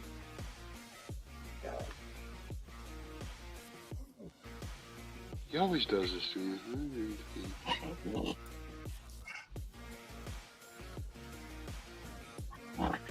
Goon Guy's asking about the DC Secret Origins too.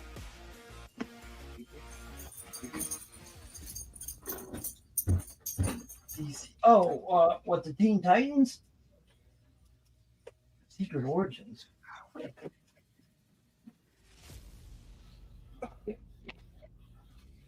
I love this book. I'm not a huge DC collector, but this is like one of my favorite DC books. I just think it's a smoking hot cover, and this is, of course, a square-bound book, and it's wrapped correctly. Like, it's not over-wrapped. It's centered about as perfectly as you would want it to be.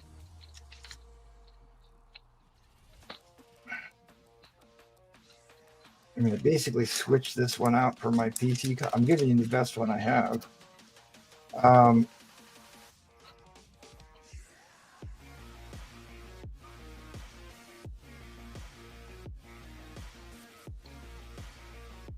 And then, what grade was the Avengers 53? Somebody wants to know. Okay. We'll pull out the big ones. Man, I'm going to have to get a different waffle. How is Havoc Alex Summers not super hot commodity? And Slab and Kev want to know about C too. 9.2 off-white pages. Really, I can tell this book was not cleaned. I'm on the fence whether or not it was pressed, but it certainly wasn't cleaned. You can see the dirt along the edge of the spine that would clean off, especially down here at the bottom right here. I don't know. It's hard to like justify cracking out a 9.2 white cover Silver Age Avengers book, but like there's also like a little thumb dirt right there from where they opened the book up, and if they'd have cleaned this off, I think it could have possibly got a 9.4. But this book has been going nuts. There was one sale at like $3.50 about a week ago or so, and like there hasn't been another sale at a 9.2 for years. So there just isn't that many. 340, yeah. 340, is that what it was? 340? Yeah, 340. So at any rate, I've got a star on this because I believe it presents higher. I think it presents higher than a 9.2. And it has the potential to, if you really want to roll the dice and CPR a 9.2, the potential is there, but I mean, the 9.2 is pretty daggone high enough. Yeah, that book's on. This is a book that's going to keep going up. It's gone. You got So it. I'm going to be firm on that. Oh, it's gone? Yeah, it's gone. That's the second time Collecto bought that book last Saturday night too. Smart. He knows. He knows. See what happens when I ask about a book every damn time. Welcome to my world, Frank. Dude, I sold mine tonight for $90. I got one for 70. Nobody binned it the other night. That Avengers 20. Collecto, did you bin that? What was the other question here? Because I want to keep moving here. What was the other? Somebody claimed that Avengers 20. Oh, that's gone. Avengers 20 is gone. All right, I'll tease this book because I was going to put this up for an auction lot. This is a 1972 National Diamond insert, star stamp of Avengers issue #1. It has the rare insert that was only in 1 month. The insert that's in here was only in 1 month. This is a big landmark issue number 100. I think it's Black Knight joins the Avengers, officially joins the Avengers. It's a Black Knight story. Great Barry Windsor Smith cover, Avengers Assemble, and we do mean assemble. I mean, I'd start that at $1, but people wearing something like that. I've got the second appearance of Wolverine. I can't believe about that. I teased that book for a week. If there's any Wolverine fans, I'll put that up starting at $1. What did I say? I said okay on Ritai. Dude, this book is about as affordable as it's been for 10 years right now. But all right, Ritai, that's yours. All right, well, let's keep moving because I sucked up a ton of time here. I want to try and get some other people on the show here tonight too.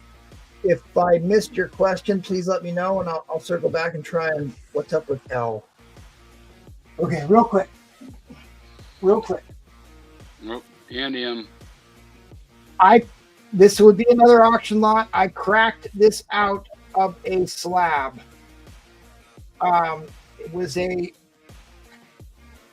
This is an extremely high grade white page book now.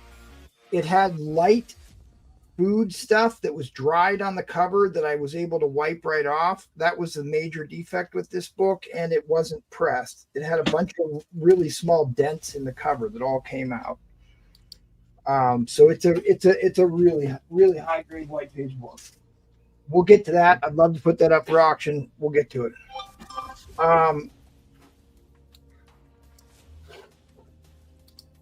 When did the machine go mad?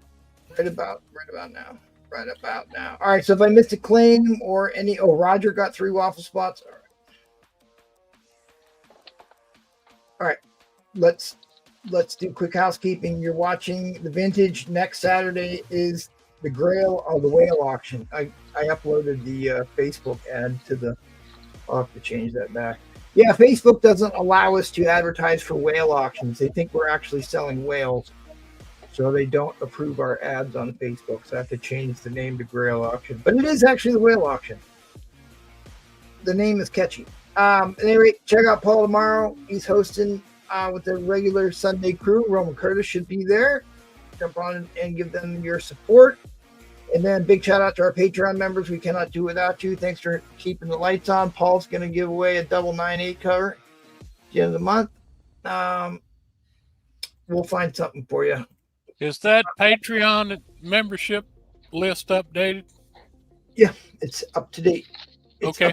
I thought you said I can't remember it, but I thought you said we had a new Patreon the other night. No, you're right. You're absolutely right. I am missing a name on there. I will update that directly. You are right. Yep, replays. Yep, missing it. He's been missing in action. I have the first appearance of Alex Summers in an 8.0 who becomes Havoc. X-Men issue number 54. Go look up what that goes for in an 8.0. Yeah. Just $10 entries. Just $10 entries on that. Okay. See, you got a giant Flash annual too. That's pretty cool. All right, what do you say, Paul? Once more around the carrier? Yep. All right, let's do it. Can you run Eddie Fitzfury's round here so I can answer some messages and update this Patreon list? Please? All right, Ed. Stop showing your face and let's go, Ed. Well, we do know somebody who is partial to sea mammals. No. Oh man. I knew. I never did anything with it. I can neither confirm nor deny. I did not have relations with that sea mammal. Yeah, they both look happy. That's all I'm Well, we just seen this book. Now we've got it again. We're going to have to There we go. take a good look at this. Consolation round. Yep. Good look at this spine. Paul, next time it's my turn, don't forget to ask me. I brought a book out specifically to show you and talk about. Don't let me forget. All right. Gotcha. Important.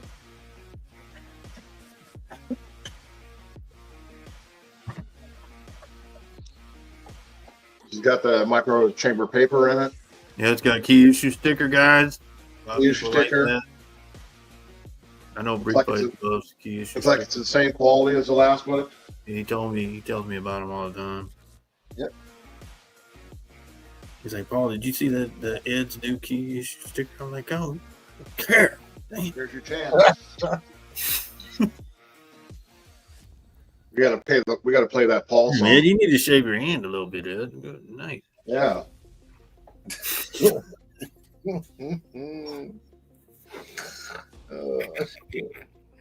What else we got? All right. Well, Glenn P wants a while. Okay, we'll tell them T when he gets back, buddy. What is it? Got a nice golden age here from 1951, 7.0. High grade for Marvel Tales at this age. 200.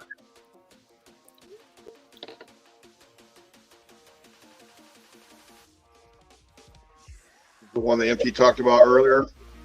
Operation Peril. These are really hard to find in a good grade. Yeah. Got $300. This is from 1951. That's how they got to the moon, guys. Yep. Get the bubble helmet. Yeah, I'm sorry, man. With that rocket pack, that dude ain't gonna make it. He's gonna be burnt. We've got Star Stamp Venom Millionaire double cover with a black mark jeweler insert. It's a high grade 8.0 for 200. The hell is that? Oh, got the star right here. Black mark jeweler.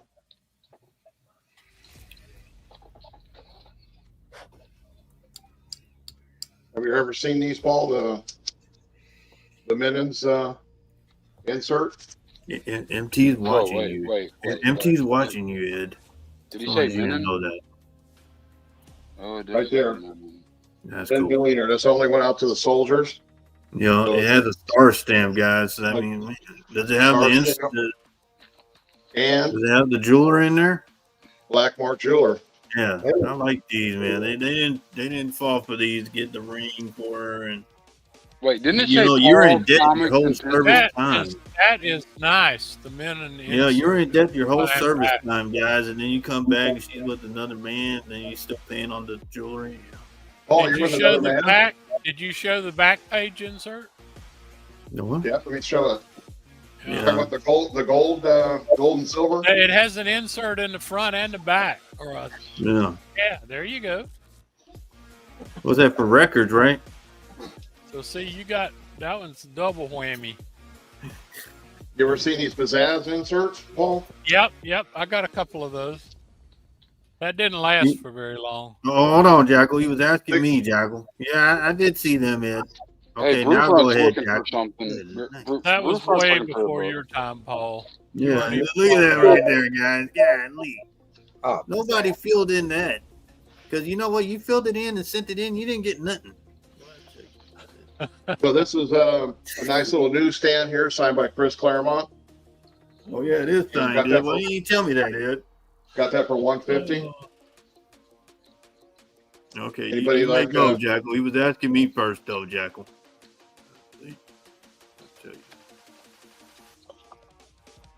A DC book. A 12 high cent grade 9.0. Wow. All right, what we got for auction, Ed? Auction? Shit, I just started. What the fuck? Just You fucking you guys, you talked your way through 20 minutes of my shit. Yeah, no, Paul. you asking me questions, Ed. Okay, Here we go. We got Ant-Man. Paul's not doing Number his job. 10. I want Another you to keep Minute me, Millionaire. This has also got the black mark jeweler in it. 8.0 high grade for 250. Does that have on it? No, it doesn't. No, it doesn't. Is that one not a national diamond? No, this is a black mark jeweler. Okay. All right. Yeah, You got one like that, don't you, Ed? Yeah, I've got an Ant-Man that's also a national diamond. I guess they were. Now here's a star stamp. Right up about the time. Black mark jeweler, Andy Kubert art, 7.0, pretty high grade for $40. Andy Kubert was drawing back then. Joker. That's Not got Joe Kubert, Ed. I said Joe. Oh, okay. Yeah, Paul. Let's see. I heard Andy. Paul, pay attention. Golden Age, Rangers Getting Comics, excited. 1951. The lunar eclipse. Well, it's pouring rain here, so we're not eclipsed.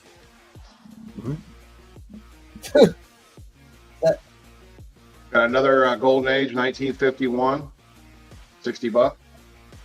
All right, there you go. Riding in the sunset, Ed? That's right. When you find a white mark jeweler's proof, let me know. We'll talk. Another Golden Age from 1952. Yeah, I'm sorry. Those guys are dead. Yeah, they're not gonna make it. Nope, they gone. Look at that. They're charging into the battlefield. Holy crap, man. That's pretty close quarters, huh, Paul? Man, That's kind of like your bunk beds in the ship. they're called racks, Ed.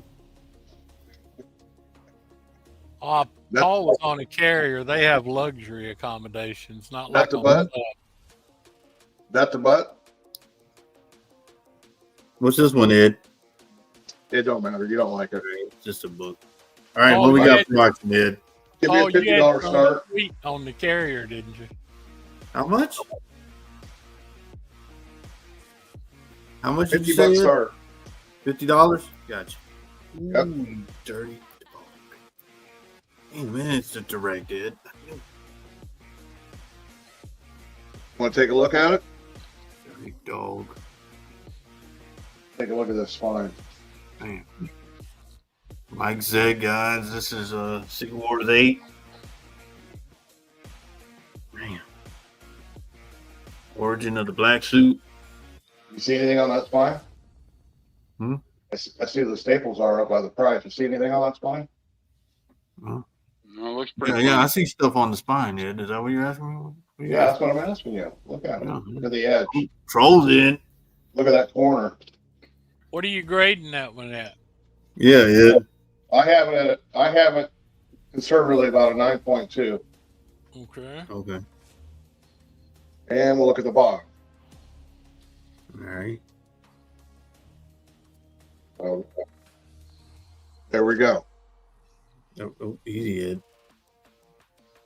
All Really right, nice. Trolls in. Troll wanted to let me know he's I'm in. trying to figure out why it's a 9.2. Yeah, I'm I trying think to it's figure it higher, out. Paul. Okay. Honestly. Okay.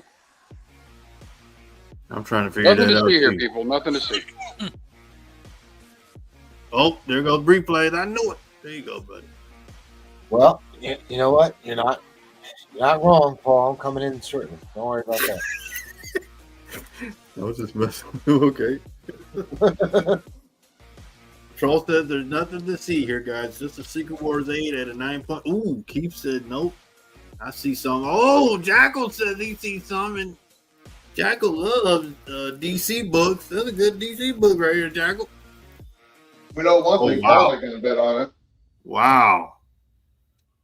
Man, Bree plays in at 100. Hold on, where's my thing at? Where's my It's in thing your at pants, for you? Paul. It's right between your legs. Just Where's that thing at for you, Ed?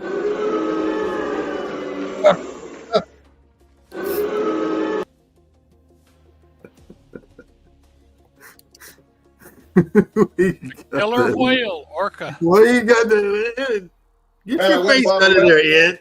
I went and bought a whale for the whale show. Now we don't even have a whale show no more. That sucks. Killer He said he's whale. gonna change your bag, Ed. Don't. You're so sensitive, Ed. Please. You sure you were a CB, Ed? Man, I can't believe it.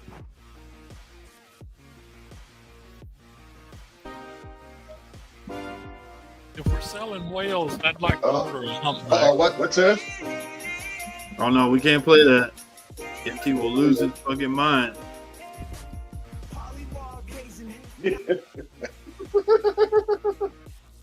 That you, Brian? Yep. Oh boy, he left you at the wheels. He left you in control with that. Yeah, for tonight. I'm sure I'll be losing them shortly. Yo. Anybody interested in this Men of War up here? I got pages 19 and 14 over the original art, Dick Ayers. Right. 300 a piece. Right. Oh, you can't see them, can you? Nope. Right here. This is some original art right here. 2 pages. I got them at 300 a piece. I'll cut a deal if you get both. And I've got the book over there that goes with it. Sorry. This is original Dick Ayers art.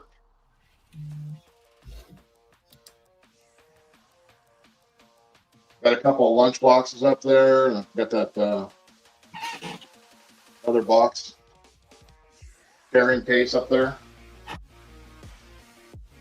All from the 70s. Yeah. All right, guys. Replays is in at 100 for this Secret Wars 8. There's no way I'm getting it for $100. No way. No, we may. Ain't no way. Let me see if Troll. Let me see if Troll and Keith. Oh, Jackal's in too. Oh. I'll take it. We're going into overtime because nobody folded. Oh, Dominic came in at 110. Yeah. Nope. I need a copy of this. Yeah, me too. I don't have one. I have one, but it's got a big color breaking crease on the back of the cover. Yeah, I had one, but I had to eat it. This is a beautiful book. I'm telling you. You press it. It's at 115. All right, we're going into overtime. Jackal's in the lead, and just to let y'all know, he loves DC books. That's a good DC book for you there, Jackal.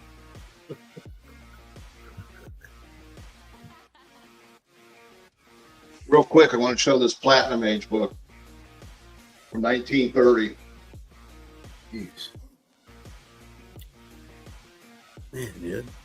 What, 95 years old? That is so cool. Yeah, I think that's when, the moon landing right there is? I want to ask MT if this is about the moon landing. I think that's They weren't sure back then that you couldn't breathe on the moon. Yeah, they landed on the moon back then there, Ed. Oh, there's Ed showing his face again. You Actually, a little bit, Ed. if you Dominic at 120. Wait, that I didn't restarts it. all right. Come on, replays. I didn't sabotage MTs. With your 9.2 Rusty Staple talk, everybody all of a sudden thought my book was a 9.2 with Rusty Staple. That was Troll's fault. Well, yeah, I guess Trollfire is the default person to blame today. Oh yeah, that was. I don't. That's when. All right, so Eddie Fitzfury, who were the people that put the first man into space? Yuri Gagarin. Who was the first person to do a spacewalk? John Glenn. Michael Jackson. Can't do that. Who was the first? He did a moonwalk. Neil Armstrong. What country put the first female into space? Oh, that was China. What was the first country to put a living being into space? Russia. Right. America. They put Monkey. monkeys and dogs. Inline coming down. Inline coming down. Cosmo the space dog, who became a character in the Guardians of the Galaxy. Actually, That's not a damn human being. He said first living. being. Yeah. Yeah, they didn't worry about getting them back then. They just said adios. Dominic is the winner, Ed. You got a good one, Dominic. What country was the first to put a satellite into space? Well, Soviet Union put up Sputnik 1957. Right. So Yeah, you take PayPal. we lost. We lost 7 out of 7, and then magically blew way past them and put a man on the moon. That was because of President John F. Kennedy. Yeah, that is the fairy tale. That is The the fairy space tale. race. All right, we're going to he, him. That is the Camelot. He, him. You're up, he, him. I'd be up. All right. So I don't have much left on my board, but I do have a bunch of stuff to sell. I mean, you got some more stuff on the wall. I do. First Grim Reaper. Yeah, flying condition. I don't... Yeah, it's fine. $45. Avengers 52. JFK started Do you know, from do Nixon. you know why? Do you know why Grim Reaper is actually a hot ticket item right now? It's Halloween. Yeah. Do you know who his brother is? No, I don't. He's got a Red show Bull. coming out in February.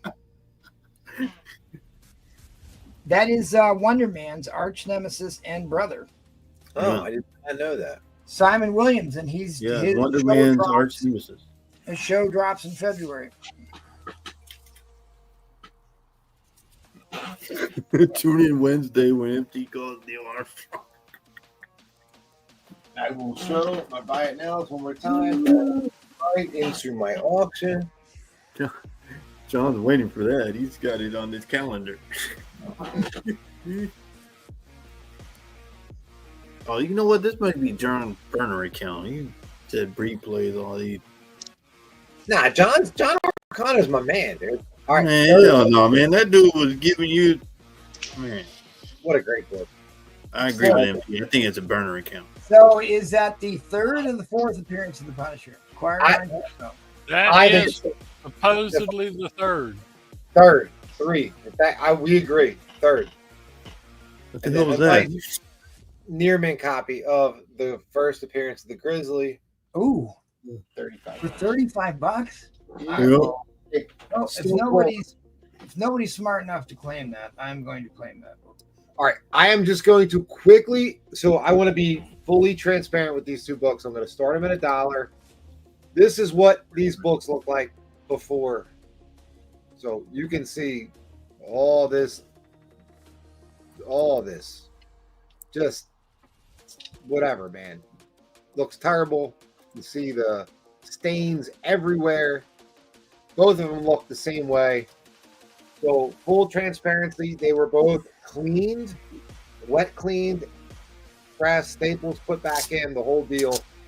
I'm starting it, both books at $1.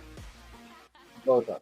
So you got your first appearance of Dane Whitman and then first appearance of Dane Whitman as the Black Knight. I will just say they're both a 4.5 because that's kind of like what they were when I got them. They are much higher grades now, but $1. Both books. I will show you. This one I'm very, very proud of. Very proud of. And I'm not going to geek out too much, but I will just say that the methocellulose, I think I really had that down now. And MT, I really wanted to talk to you about that. Yep. It's impressive. It's an impressive technique I didn't know about for like the first year I was wet cleaning books, and Yeah. it makes a huge difference. Dude, the gloss like better than better. Like So how impressed are you with these? this one I'm really impressed with. Like the gloss, dude, reapplying the gloss to this book, or if you want to call it like a sealant, I don't know what you want to call it, but I'll explain what it is. So when after they're done printing the books, right, they apply a coating on there that's called sizing. It's a weird name because it sounds like you're trying to change the size of the book, but no, it's called sizing. And what it is it's a gloss coat on the book that makes it water resistant. So if you've ever dropped water droplets on a comic book, you notice it beads up it beads up first before it kind of soaks into the book. You can usually wipe it off pretty quickly. That's the gloss coat. It's supposed to help keep the ink from coming off. So when you wet clean a book, you can reapply that gloss coat and not have it be considered restoration. And what it does is after you balance the pH in the book, you've rinsed the acid out of the cover. That's how you get tanning, is the low quality interior pages have acid in it. And that acid migrates from the interior pages to the cover, hits the air, oxidizes, and causes tanning. So when we do this wet clean process, we're using a calcium hydroxide solution, and it rinses the acid and the tanning, oxidized tanning out of the cover, and then it imbues that cover with a base that will counteract the acidity in the rest of the paper. So it balances the pH and keeps the tanning from ever getting worse. I don't know. There's schools of thought. Some people say it'll go 50 years. Some people said might as well assume 20 years. I don't think it's been around long enough for people to test anything beyond 20 years. So we'll see what happens. But it is 48. It is a dramatic change. You can make some impressive improvements. It is an extremely laborious process and not without its risks. But when it works really well. It is impressive stuff. Yeah. Paul just uses the peroxide light bath, but that's what. True professionals. Hey, whatever works, don't. There you go. The true professional bust out the Breaking Bad chemistry set and get her done. But I showed you the before, or I showed you what this book looked like before. I just showed you. I mean, I'll show you. Did a great job in that book. I need to learn this process. Look at all the staining on that cover. Well, you got a laser, Jackal. That's all you need. Hell, I got a laser and I got a lab of my own. So all that staining is gone, dude. Yeah, I know. It only costs about $400 or $500 worth of materials to get yourself set up. And you set that up. What, dude? It's worth it. It's worth it. In my opinion, it's worth it. It's a lot of fun. In my opinion, also, it's a lot of fun to do that kind of stuff. Yeah, you're gonna have to plan on ruining a couple books before you. Oh yeah, I mean, putting the staples back in alone was like my biggest fear. But I'm like, I don't even care about that. That's so easy now. But this one turned out so well. Like the gloss is better now than it was before I cleaned it, which is I keep going back and forth about posting my method for. What are we bidding on? Both of them. Both. What are the grades on these? Look, so I'm just going to say they're both 4.5. That's just what I'm going to say, because I don't know. I don't know what else to say. 48 doesn't look like a 4 or 5. No, they don't look bad at all. No. All right. So I've been washing books for 2 years. I've had several submitted to CGC. I have never got anything but a blue label back. So that's my point. So all right, we're in overtime. I've got some 42% hydrogen peroxide. Will that work? No. Wrong chemical. I don't use them, but well, I mean the bathroom type stuff's 3%. Mine's more like rocket fuel. Yeah, you don't want to use hydrogen peroxide, period. But I just wanted to be fully transparent. They were both washed. So it is what it is. I just want everyone to know what I did to him. I don't want anyone being like, "Oh, yeah, right. I mean, you should disclose that it happened, but I mean, when it works well, and nobody's the wiser. Honestly, if I didn't tell you, you wouldn't know. You wouldn't know. You wouldn't even know. You wouldn't know. Dude, especially this one. Oh my God. This one came out so good. I was so happy with the results from this one. So why? Yeah, I mean, why are you calling that Nola's one? in. Why are you calling that one a? I'm just because, I mean, because I am. Because I am. I don't know, man. Like, is there spine ticks or what? He was huffing. He was huffing the chemicals from cleaning it, and that's when he graded it. You do have that HP that somebody wrote on there. You know, you got the corners aren't great. You got some spine ticks. I would be happy just saying they're both 4.5s, and all right. I bought both of these on this auction because literally MT was like, "Yeah, you should buy these and clean them and see what happens," and I did. And I will show you. I opened up my folder. I've got some photos of a book that I washed. In fact, the ASM book that I just washed for Jackal is probably the most tanning I've ever taken out of a book. But the Iron Man, they had the whole glass full of it was brown dark. shit, dude.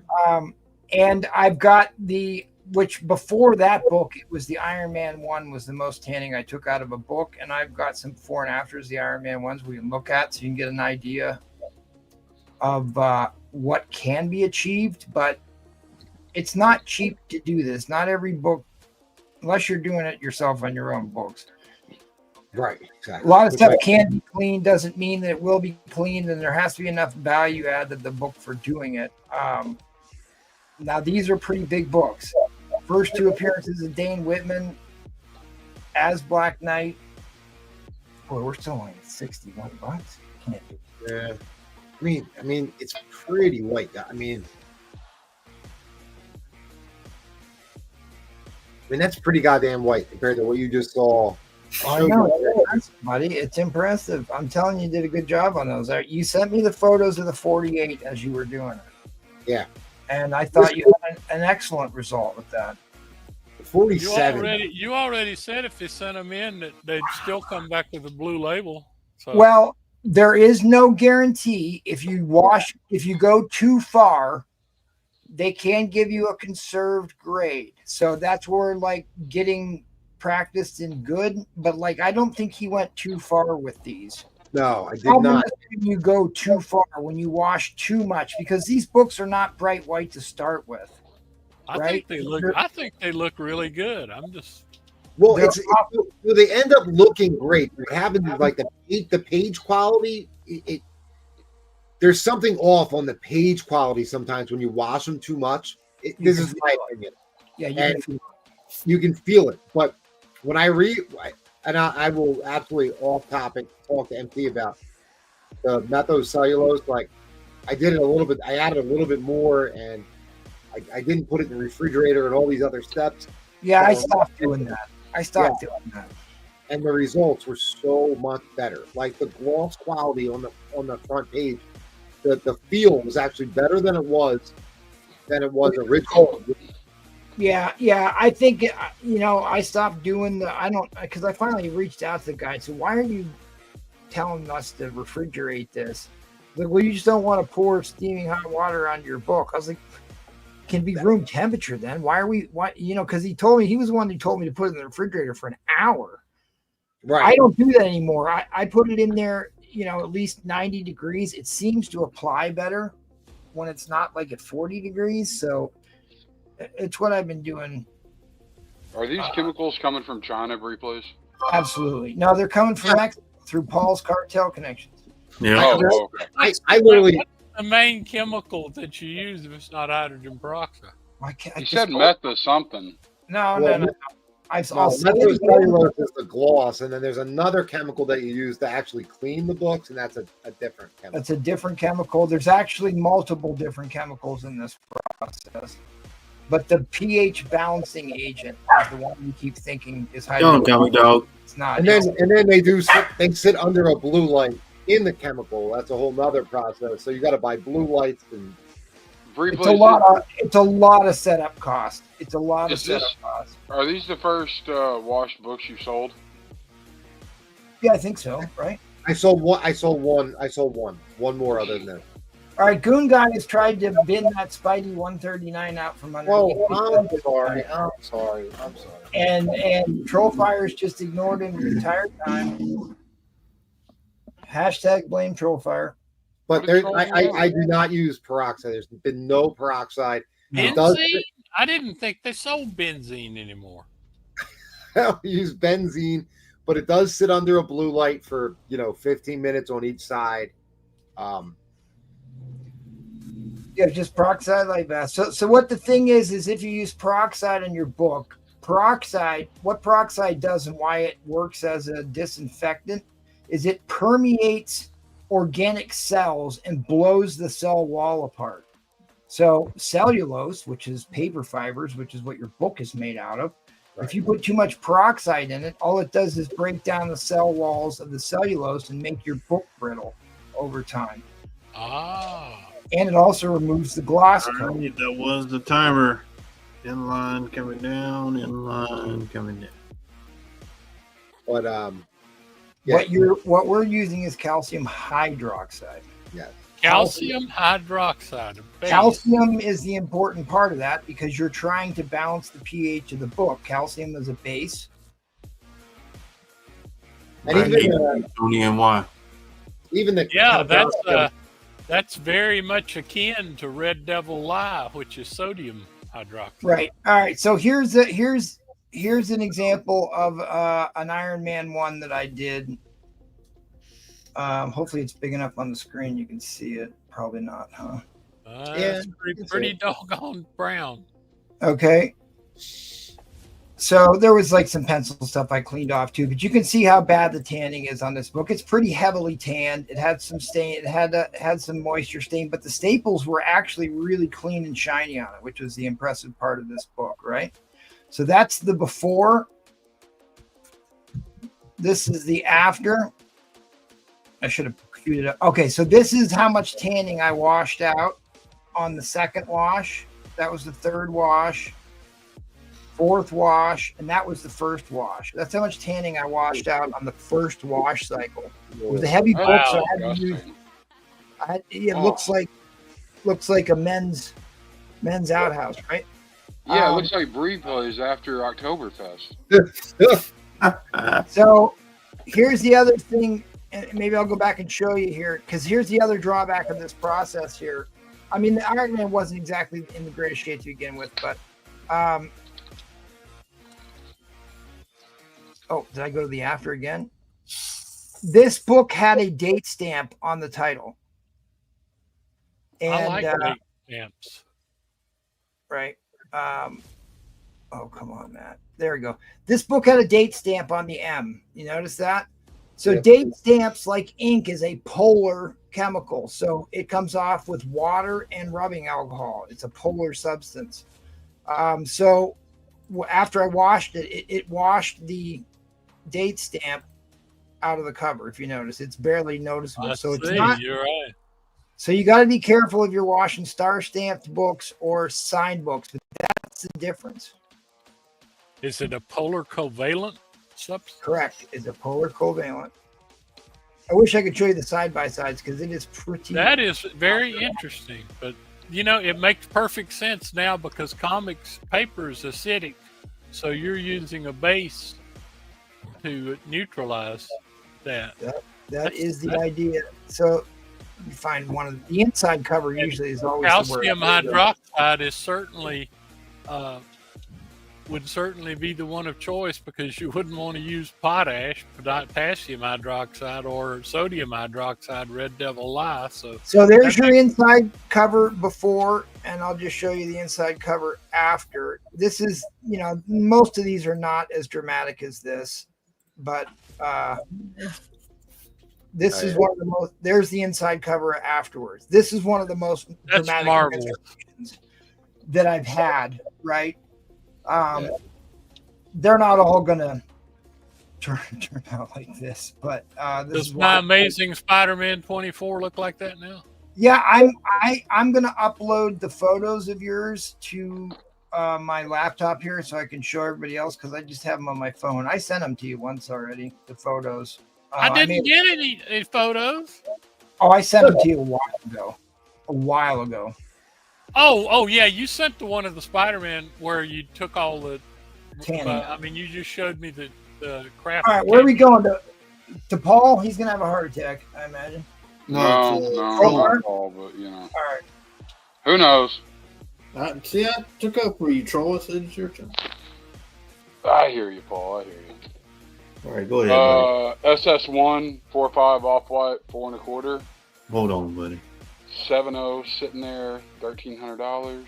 Yeah. The 6.5, you know, if we get to what did I say, 555? 55. I think you said 537. You put that up at $1. No, you didn't. 537. Yep. Don't listen to him, man. Don't fall for the bait. We're ways off, man. I don't know. Yeah, we're gonna get there. We're about 18 off. You're right. Well, if you're gonna put that book up, round 2 is the round to put that book up. There's a nice one. 4.5. X-Men 12. You know, I would think about putting it up for auction, but seeing what the second appearance of Juggernaut went for, I'm kind of scared, y'all. No, you've got this Silver Surfer way too built up to not put this thing up. You just want to bid on the Silver Surfer. That is true. There's a 6.0. $900. I never did hear that from Lucian. You know, because everybody's got a X-Man 24 they're throwing up. I just figured I'd, you know, throw one up there. Throw your hat in the ring. There's a 18 and a 5.5. $100. These are just the last of the X-Men I didn't get to show last round. There's a 23, 5.0, 5.5, $50. Yeah, let's show some other stuff. Hang on. These are cool. You don't see them in high grade very often. You know, you don't. Treasury, isn't it? Yeah, that's a treasury. 8.0. Gorgeous, gorgeous copy. And I hate how this camera makes reds look because it looks so dull. That red is so vibrant, it just pops like it should.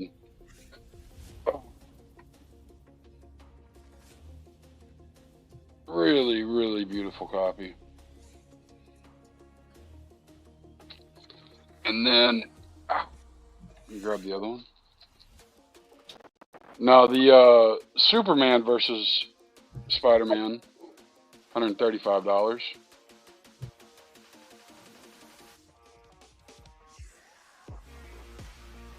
I hope he took lessons from Batman about kryptonite. Never can tell about these things.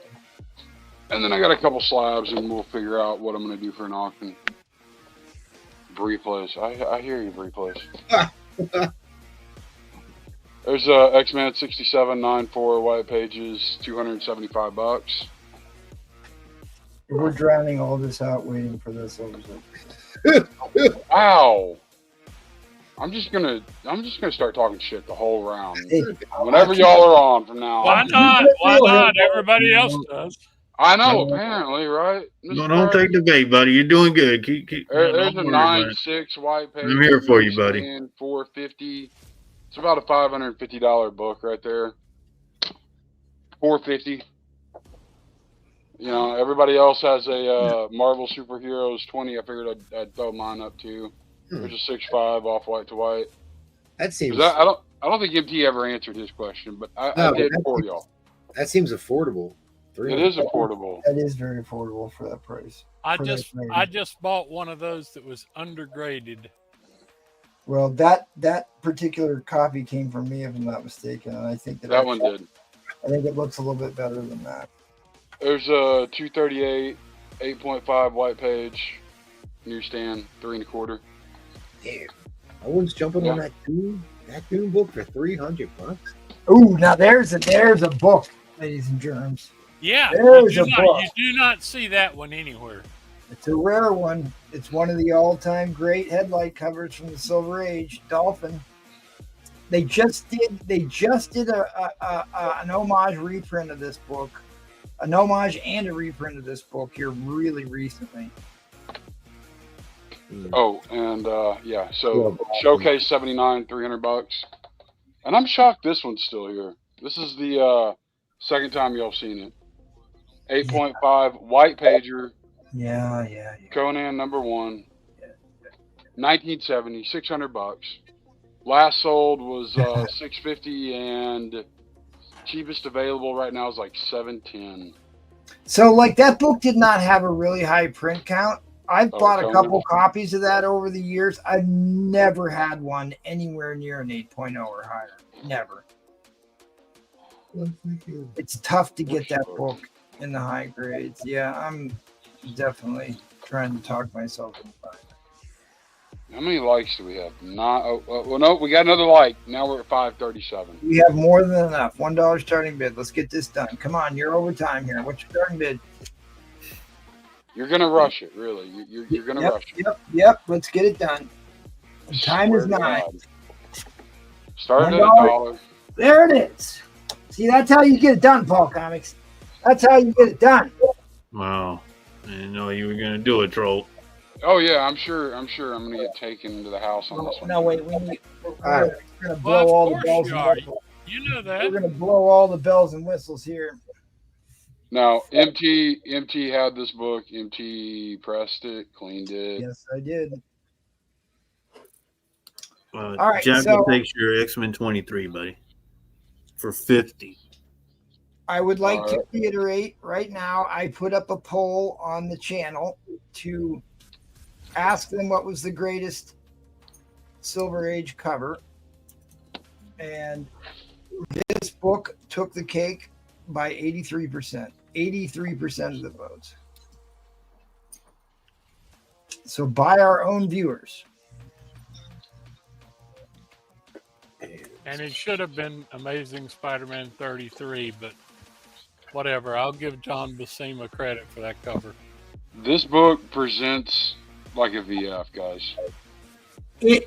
I'm here to tell you the book presents much higher than its actual grade because of the small defect on the back cover. It's kind of hard to see. It does have a very small tape pull on the very back. But it's very small. I still don't have a problem putting a 6.5 on that. I mean, it still legitimately could get a 7, but I think 6.65 is the safe CGC submission grade. So Showcase 79, high grade, Troll. I mean, CC's asking. Yeah, it's a 7.0, bud. I mean, I'd much rather you submit and it comes back higher than I told you it was.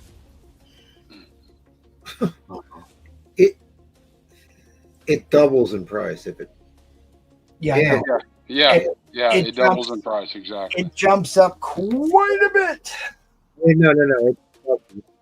At a 7.0, it almost doubles, right? It almost doubles. Like the last 7.0 sold for what, $13.20? $13.30. That was the big increase we discussed at the beginning of the month. But this book has been jumping leaps and bounds here week after week for months now. That large of a jump. There was another one that sold for not too much less than that right after that one. But like, not all 7.0s are equal. Not all 5.5s are equal. Not all 6.5s are equal. And this is a stunning example of a 6.5. There was a 6.5 copy that sold for $1,200, guys, in May. A 6.5 sold for $1,200 in May 18th. So this honestly, between the 6.5 and the 7.5, to me the 6.5 probably presents better. But Yeah. don't know. I go more off what the book looks like than. Yeah. The overall presentation I think is a little stronger. Like it's a little bit brighter white on the 6.5. Because I cleaned and pressed these.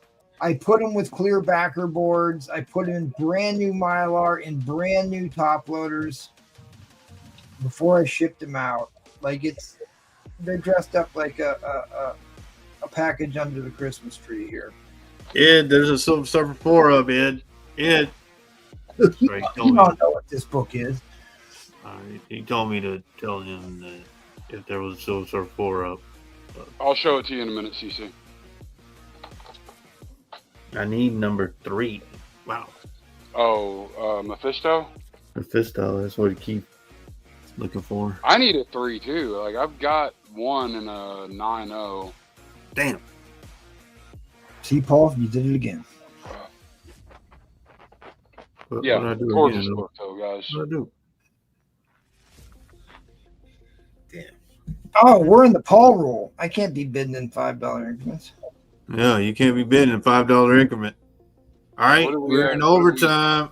Overtime shot clock. Here we go.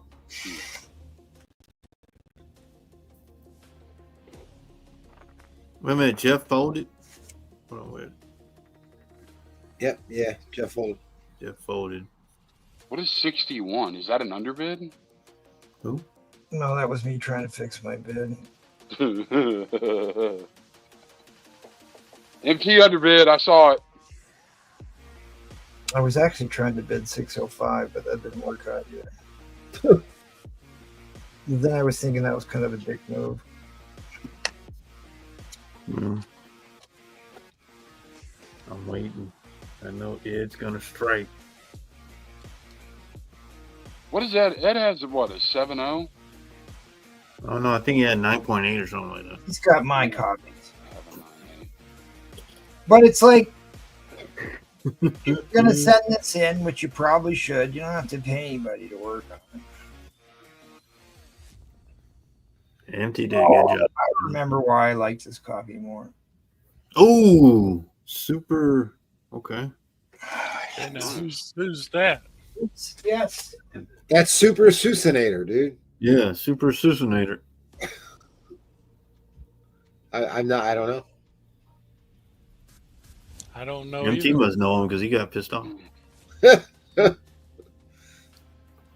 It's MT's arch enemy. Super. Is he still here? Does anybody know who that is? I don't. I don't. No, I don't either. Okay, first time buyers have to pay immediately. Yep. Jeff Mack, I probably shouldn't have folded. Yeah, well, things happen, Jeff. The SS1 is a 4.5. You know what, Jeff Mack? If Troll throws in the Silver Surfer 1 for $1, you can get back in. Yeah, I'm not throwing in the Silver Surfer 1 for $1. See how he's helping you out, Troll? Man, you Wow. All right, 625 to Jackal. Wait, that's an underbid. Oh, it is? Oh, shit, yeah, you're right. Oh, hold on. Me. Oh, Jackal, you threw them all off Yeah, here. he threw me off. Goddamn Jackal. Fair warning on the end line, Paul. Yep. Oh, let it.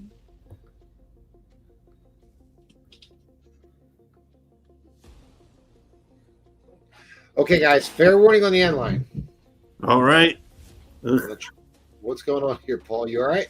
Fair warning on the inline. All right. Let me drop the inline. Okay. It's there it is. 29 seconds still left. No, because that Wow, was you screwed me up, Jackal. What do you mean I screwed him up? You're entitled to. No, somebody no changed more the banner underbid. to the person that's actually selling, by the way, for the new buyer. yes. Pay Brian. Don't pay Brian. What? You don't want the okay. new guy to pay you? Super Susanator, my IG's at the bottom. Just contact me, please. Yeah, we have to pay right away, good sir. Well, you think Susan is a sir, Paul? Sir, ma'am. I don't know. We'll find out. We'll find out, yes, we will. I'll let you know if we're welcoming a new buyer. All right. Susan. All right. I think it says Super Sudator. Okay. Yeah, Susanator, not Sussinator. I don't know who said Sussinator. That person's stupid. Damn. I'm gonna go find a beer to cry in now. Yeah, Well, me too. they haven't paid yet, so you're. Yeah, well, that's true. Yeah, well, I don't know how that works. They don't pay to just. Never mind. I'll figure it out. Good God. We'll figure it. Yeah, that's already bad enough. Okay. All right. You got me, buddy. Yeah, buddy.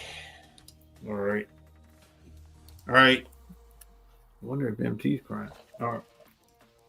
Has Got anybody heard Demon from you? number 8, $15. Jack Kirby, goodness.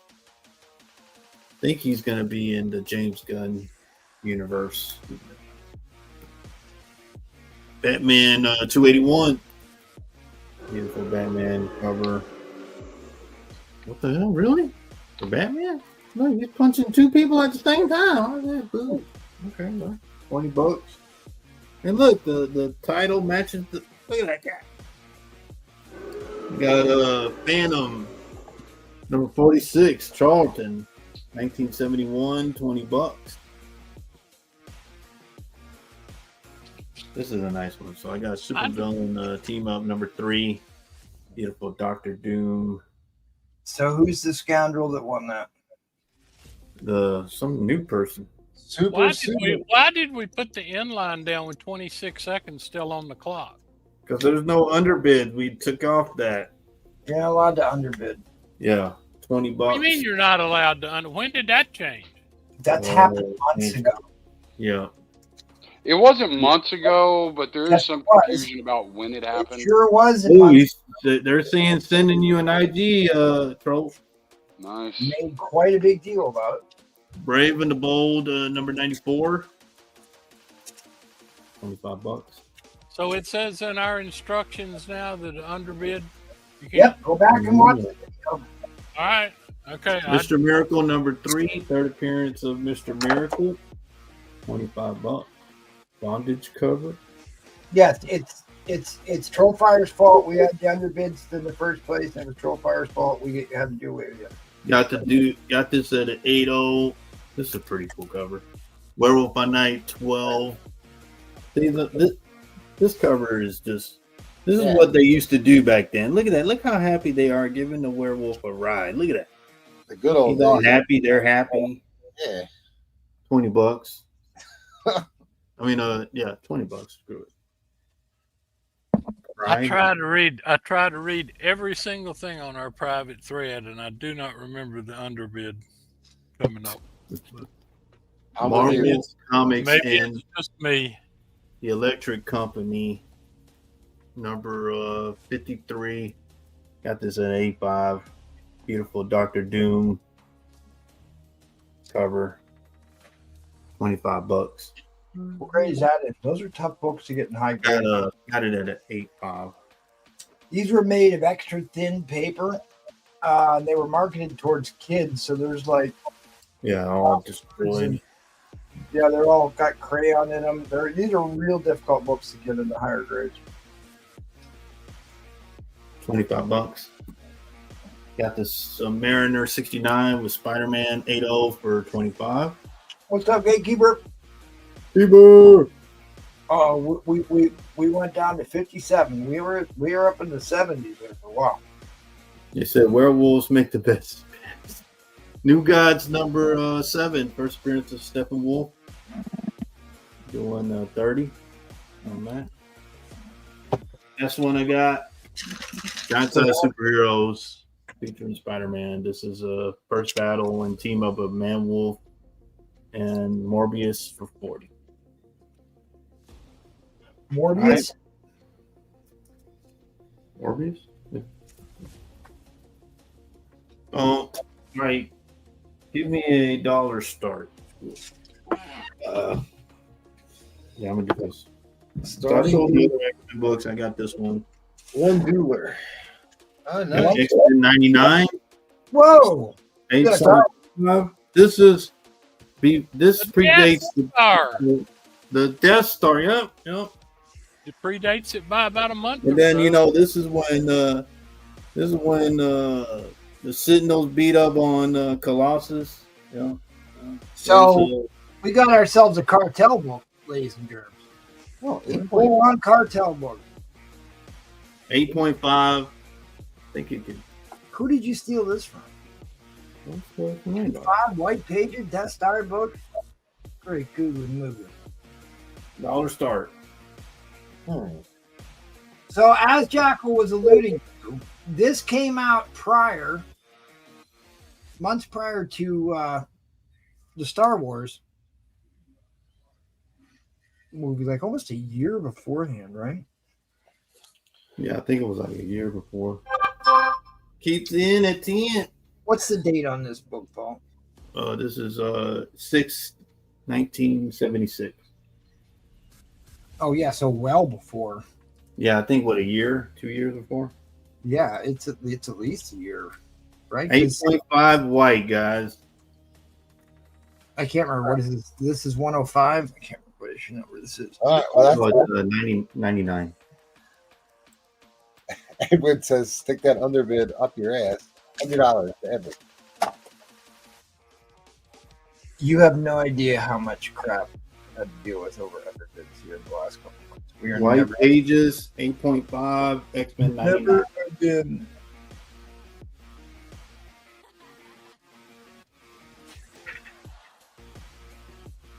Got this book, That's cold. $50. Somebody wants Yeah, it. that's not a vintage book. Put it back. That's not a vintage book. That's an iconic book right there. Not a vintage book. Not a vintage book. 1986. Oh, come on. It ain't no modern book, but it's. All right. So this book is also a key for another reason, Paul Comics. Can you tell us Yeah, what? it says first appearance of. It's Come on. signal appearance. Yeah. Use your words. No, that's not who we're looking for. This person appeared in a Deadpool movie already. Oh, is it? Was it Tom Cassidy or Juggernaut? One of those two? Black Yeah, Tom Cassidy. Tom Cassidy, yep. That's it.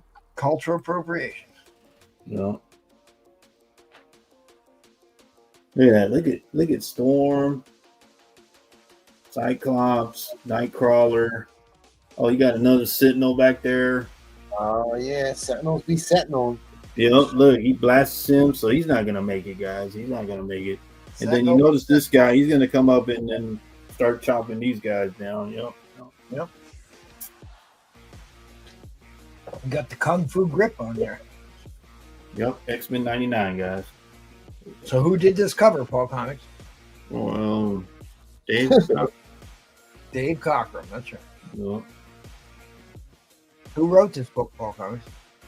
Was it Oh, you had to look. Oh, Dave Cockrum? Yep. Take his. Take Chris your Claremont. comic card. Your comic card. Just turn it in and mail it off to Replay. You're done. Chris Claremont, the gold standard for X-Men books. This is the Chris Claremont era, my friend. Early in the Chris Claremont era. All right, Michael Comics 54 is in the league. I can't believe you just said Dave Cockrum wrote this book. Oh no. Paul's going to go back to summer school. My favorite writer is Jim Lee. He's a good writer. Yeah, that's a vintage artist. Yep. Yep, a great American writer. That reminds me, I have a meme from Riptide. I need to show the community.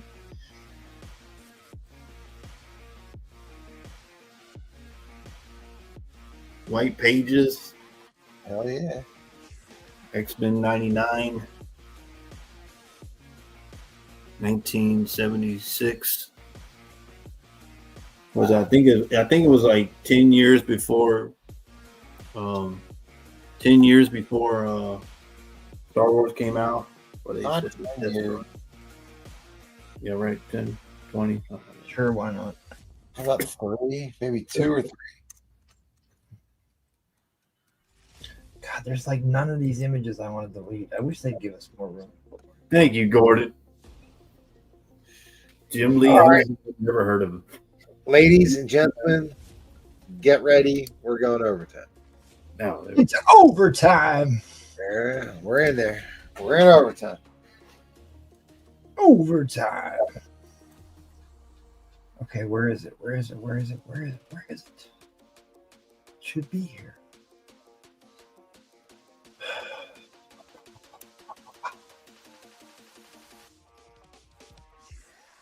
Darth Dangerous loves Jim Lee. I don't know what he's talking about. Giant Jim Lee fan. Yeah. Who doesn't like a little Jim Lee?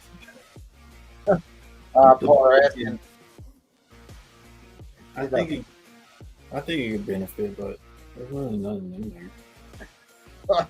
He doesn't know. The cartel just gave it to him and told us so. Yeah. I'm like, Senor Ball, 8.5. He's like, all right.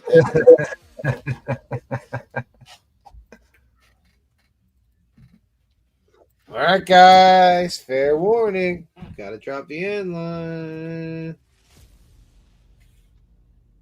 Here comes your end line. All right. Good pickup, Michael Comics. That's actually it. Yeah, Michael Comics, 105. Nice. Good, 20 to ship. All right, Paul. Who wrote this book? Who? Who wrote this comic book? Who? Chris Claremont. All right. Thank you, Michaels. Great pickup.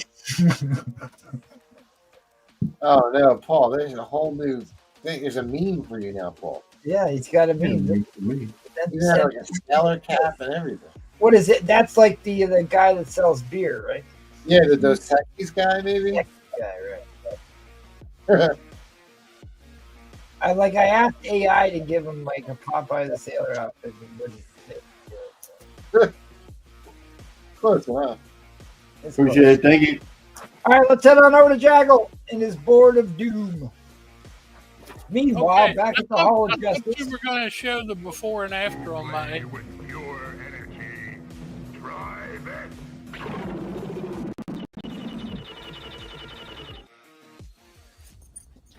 I thought you were going to show the before and after on my ASM 24. Yeah, I got sidetracked. I'll get it uploaded here.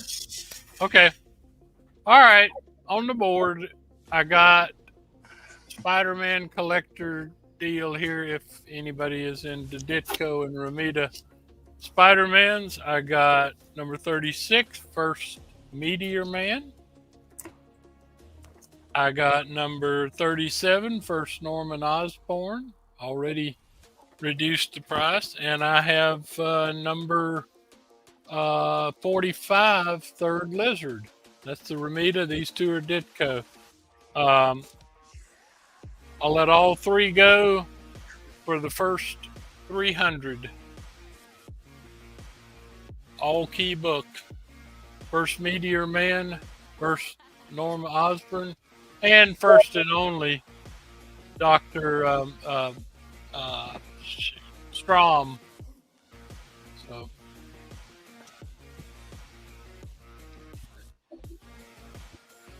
Otherwise, I have got trying to decide whether to stick with DC or because so far all I've put up and sold are DC, but I'll tell you what,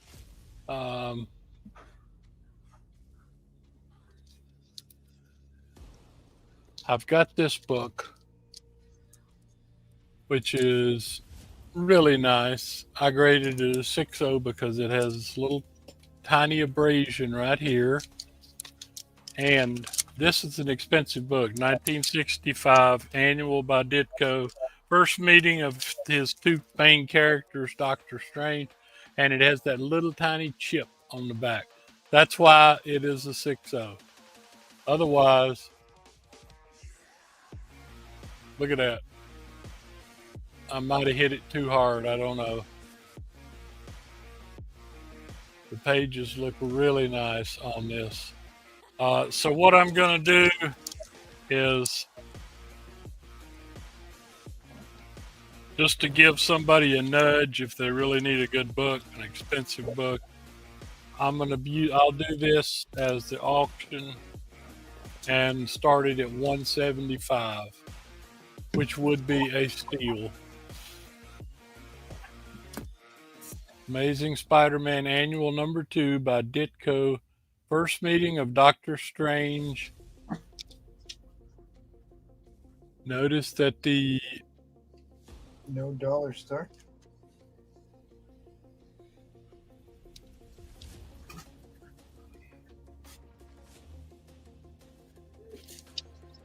Is that $175 for the auction?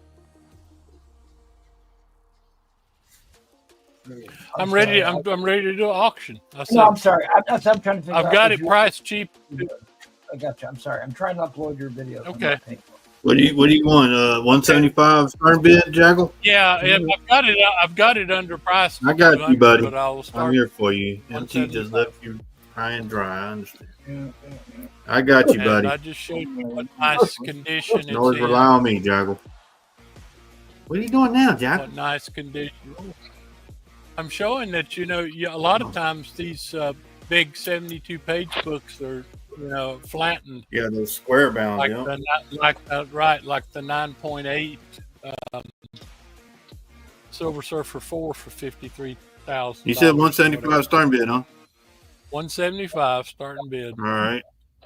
Here we go. Eddie Murphy was a good meter, man. Yeah. Look this guy up if you don't think it's important.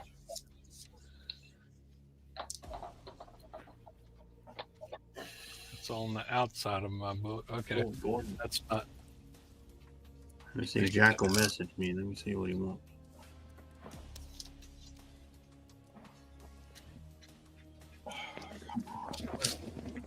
Yeah, that mark was on the stuff, but anyway.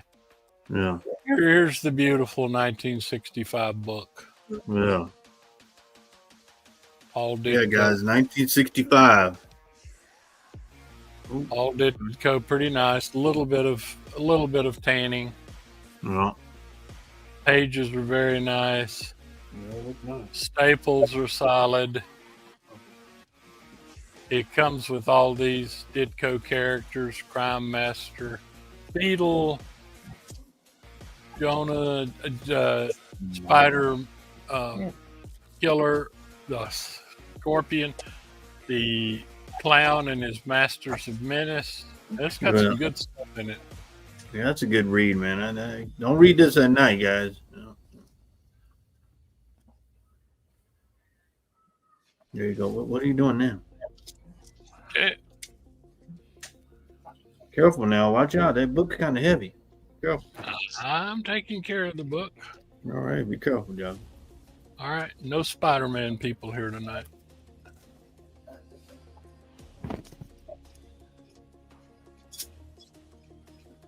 Jeez, I gotta get ready for my own invention. And like I said, that's a little mark on the. It's not on the book. It's on the Mylar. Yeah, that's MT's favorite cover right here, guys.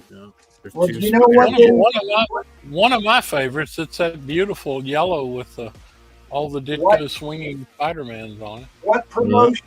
They use this cover to promote a household product. If you can find one that still has the sticker on the cover, is worth a boatload of money. Really?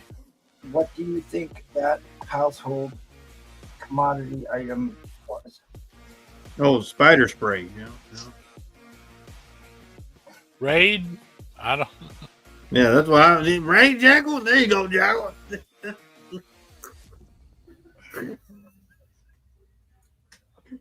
No, it's like I think it's some kind of. Let's see if anybody in the chat can get it. The Wrecking Crew is here. What's the story on that Batman book? We will circle back and get that question answered for you. Yeah. Is that a buy it now book or is that a upcoming auction lot? What's going on with the Batman book? Yeah. That's one I'm gonna take a loss on. It's It's listed. It was listed as a VG plus. I'm thinking it's more like a good, very good, because it's got a tear. The piece, I mean, it's still there, but it's got a tear in the back cover. It's a very key book. I mean, it's got Batwoman, Batmite, Bat-Hound in it. The question was, is it a buy it now or is it an upcoming auction model? $100 buys it. There we go. We'll get there, NT. 10 center. All right, guys. Man, nobody's gonna be on this. This is I'm NT's favorite cover, guys. I'm amazed that this book's not moving. So I'm going to. Then Batman Wrecking Crew. If this type book won't sell, I'm going to turn it. You got people waiting, right, MT? I'll turn it over to. Well, you got the bin on the Wrecking Crew by the Wrecking Crew. I know. Okay. I do have people that want to get on, and I will send in the link right now. All right, that's fine. Well, you're going, Jackal? I will go eat supper. Oh, come on. Well, you can always come back. Come on, Jackal. I'll still be watching to buy stuff. I've been trying to work out a deal with not Brewfront. That dude. Definitely not Brewfront. Troll. I've been trying to work out a deal with Trolls for a couple hours now. So. Yeah, Brewfront. If Brewfront message you, Jackal, just pay no attention to anything. Yeah, what did he do to you? He's a bad person, just in general. People will believe you. All right, that's the Wrecking Crew for 100, Jackal. Dude, that's another great name. That's another great name. Dude, there's some awesome YouTube names. I was going to start it, like I said, I was going to let it go bid at $175, which is extremely cheap. So, I mean, if somebody wants to bin it, I'll go $175 on it. But this is the Batman that was just binned. Yeah, just binned it. And like I said, it says on the back, it was VG plus 1960, not 61. First Kite Man, first Batmite in title, Bat-Hound, and so yeah, you talk about keys. It's got all the. Yeah, it's got Batwoman on there, Jackal. I know. No, it's first Batmite. That's actually you love Batmite, Jackal. That's a solid key. Man, it sure is. All right. Okay, now the Wrecking Crew picked that up. Okay. Yep, Wrecking Crew. Sure. All right. Oh, you're paying it. Hold up. Payment info is at the. No, it's not. I'll send it to you, Wrecking Crew. Can you hit me up on IG at Mr. Jackal 55, and I'll send you all the shipping's $10. All right, while we're doing this is the AS724 that I just did for Jackal. So let me flip through the photos.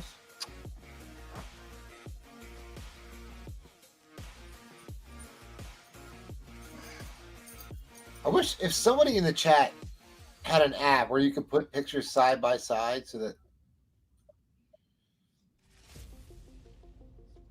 Yeah, that must be. Well, I can do that here. If this thing would work. MT was thirsty. You can put it into a gallery. That looks like. Oh, it opened up. It opened. Okay, so. Oh yeah, you can. The inside cover is always the dramatic part, and I have a video of the inside parts of the book and not photos, but. See, like usually you just be able to flip through the photos. I don't know what's going on here. But this book had heavy water damage and like really heavy tanning, right? And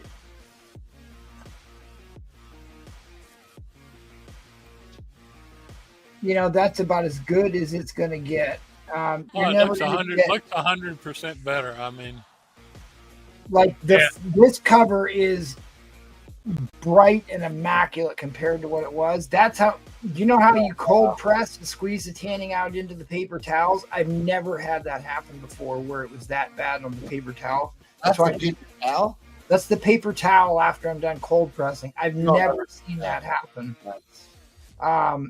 which is why I wanted to send that to you because I thought that was pretty impressive. Yeah, that, you know what, that looks like a solution of gold chloride. Oh, I know why, because I didn't unzip the file. Maybe that's what it is. I didn't unzip it. Extract all. Extract. I'm sorry. Some people do find it interesting. If you don't, I'm sorry. I need to send Tricky the link. Yeah, get the Trickster on here. I'm not probably not through buying. He's got an ASM book I want to try and buy. So he needs to come on and sell it to me. All right, where is it? ASM 24, where are you? Car 54, where are you? I'm sorry. This is, there it is. Okay. Here we go. Yeah, see, there we go. Now we can see stuff. So there was my first. Look at that piece of crap when I sent it to him. So this is the first wash, and I think this must have been the second, and then I just stopped, second or third, and I stopped taking photos. But Jackal, what did you do to that book?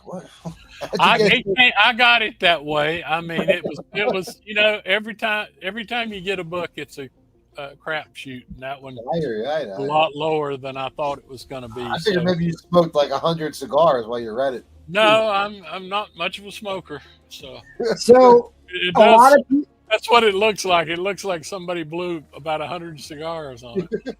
Well, that's kind of, now I get the arrow. See, the funny part is a lot of people think that this is smoke damage. It's not. It's the tanning mass migrating from the interior pages to the cover and oxidizing in the air. So this book was left laying out on the table for years. It wasn't boarded and bagged. So look at that. I mean, that looks like you're dying of thirst in the desert there. It sure does. Dehydration. You're exactly right. So I think that's great work. Yeah, you ought to put that up. You ought to put that one up on the for people to see. But the interesting thing is because there's no color on the inside of the book, it tends to make for more dramatic before and after photos. But here, I'm going to try and put these side by side here. Oops, spoke too soon. All right, there's probably nobody left watching. Huge difference. That is really good work. So like it brought back all the colors. You know, there isn't that yellow wash over the whole book. Can I see the letterbox on the clean one? Yeah. The letterbox? You mean the price box? Yeah, the head, whatever you want to call it. Head box? Yeah. That is such a great issue too. They don't give any credit, but that is the second Mysterio. Yeah, that's good, dude. That's good because that's where for whatever reason, that's where the. Isn't that amazing? I mean, that just looks like Well, the other part of this which is what I put in the video I sent you, is you can see that, you know, they get real brittle when they get a lot of tanning. So when you wash it out, you bounce it, and then you get the resizing coat. It makes the paper stronger. Yeah. Yeah, if you're taking all that acid out and neutralize, yeah, absolutely. That's all right. Well, let's sell some comics with the three people that are still watching. All right. Thank you. I know. I'm sorry. I'm sorry, Farron. I know. All right, Evan. Thank you, buddy. Thank you, guys. It's been a good night. Yeah, definitely. This is what happens when you don't use the borate coated side of the backer board. The acid migrates through the interior pages to the cover and then makes an imprint on your backer board. Collecto got that one. Yeah, I was about to say, I thought that sold. Well, I'm just trying to move it out of the way. Getting pulled in a lot of directions here. I have a giveaway going. I'm giving away an Avengers 87. Giving away an Avengers 87. All you have to do is type in hashtag Black Panther. Hashtag Black Panther. I've only got 24 entries in on this, so if you want to get yourself a Silver Age Avengers key, I'm giving one away. to our loyal viewers. All right.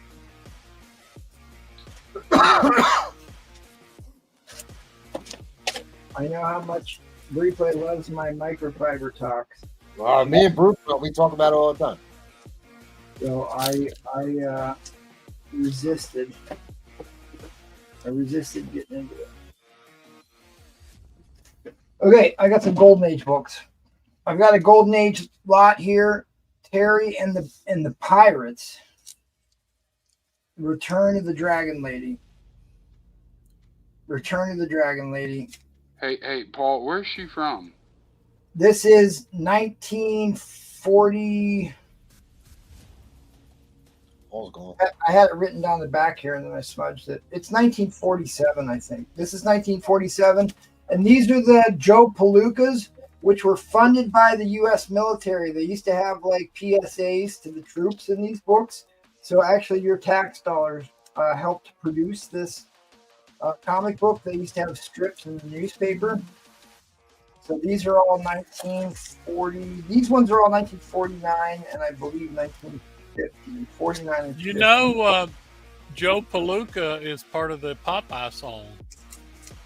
Because Popeye's song goes, I hates all Palookas, what ain't on the up and square. I'm pretty sure Palooka is a term like a goon or That's a fighter. a henchman. At any rate, these are my Golden Age books I've got laying around. I will do the entire stack for $80. There you go. $80. That's less. That's like $15 a book for Golden Age books. Hey, MT, when did you get your That's a Canadian passport? I noticed you wearing that Fort Worth t-shirt. Fort Worth is in Texas, my friend. Yeah, but you're in Canada. You had to get a passport from the States, right? Well, I took Spider Flint's private jet. Damn private jet. All right, let's start M at $1. Here we go. 1940. Golden Age sci-fi, the Golden Princess and Planet. This is Planet Stories Volume 1. They went through multiple volumes. This was an insanely popular title. This is the third issue ever. 1940 Volume 1, issue number 3. You got Martians attacking the headlights, fishbowl helmets, and then you've got the heroine lady there, the Golden Princess. What's on M? I don't know. Young guy, I'm not sure what's on M. An L and D. He's nuts. I can't believe that Avenger's still there. I can't believe that one. No one. Well, you never put a price on it. You just talked about it. Well, I was going to put it up for auction if anybody was interested in it. It's a rare book. Mm. Anyways, Waffles. This is the first appearance of Alex Summers, who is Havoc, Cyclops' brother. Amazing to think he was one of the original Avengers and not part of the Claremont New Avengers run, but that is the case. It's an 8.0, $10 entries, $10 you could win. Shipped and insured to your door. Pretty big key book and a high grade to get for $10.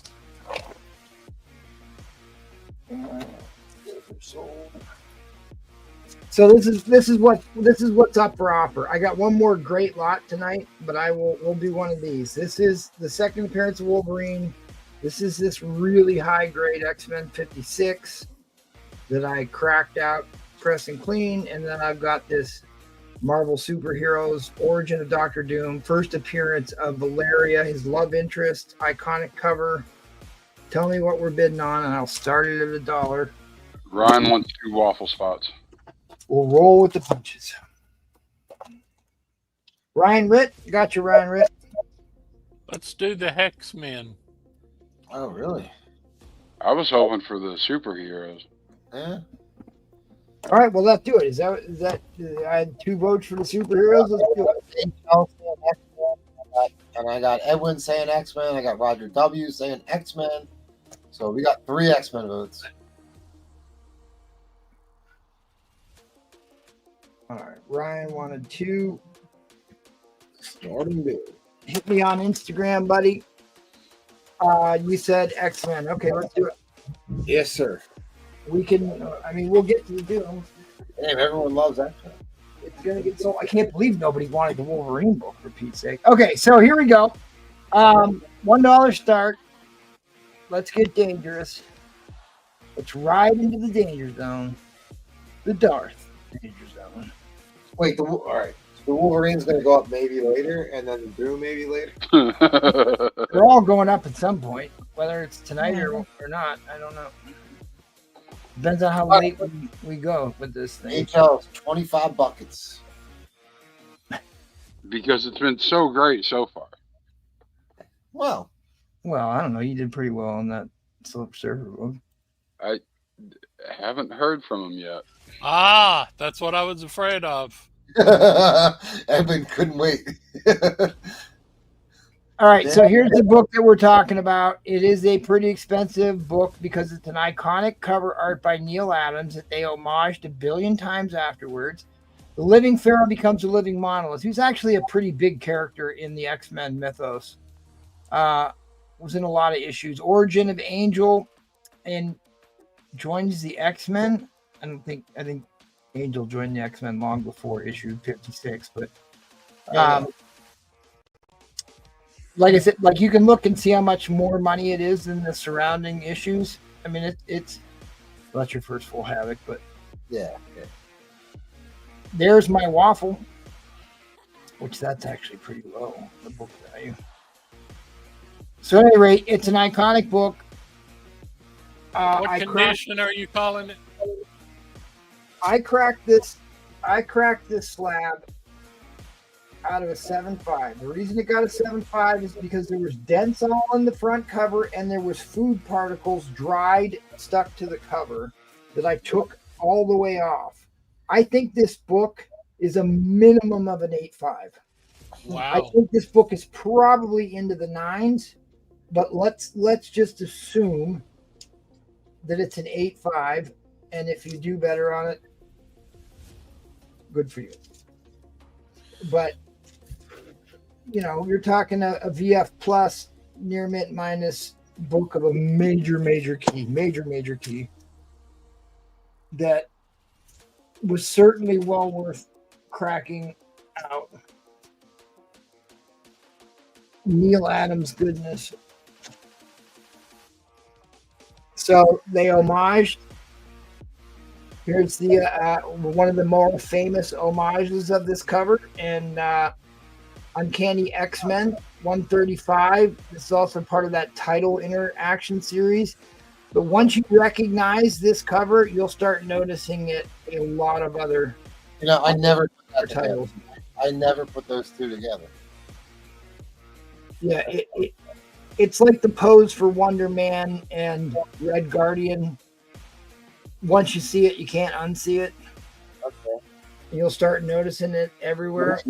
They look exactly. That's some. I still think the subby predates it. Submariner. You're talking about the Tiger Shark book. Well, he's Yep. not grabbing the title in the Tiger Shark. I know he's not, but it's so close. It does look a lot like Tiger Shark. And that way Yeah. predates.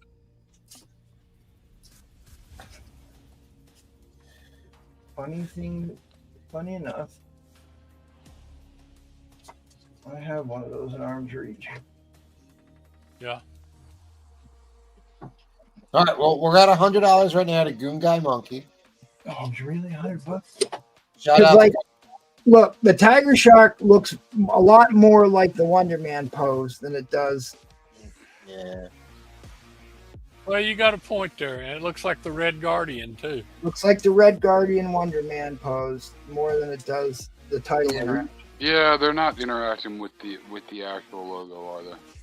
So this is not an expensive book, primarily because it's an iconic piece of cover art by Neil Adams that inspired a lot of copycat covers, I went and meticulously cleaned all the nooks and crannies in all the white areas. I sat with my eraser shield for about an hour and a half detailing this book. I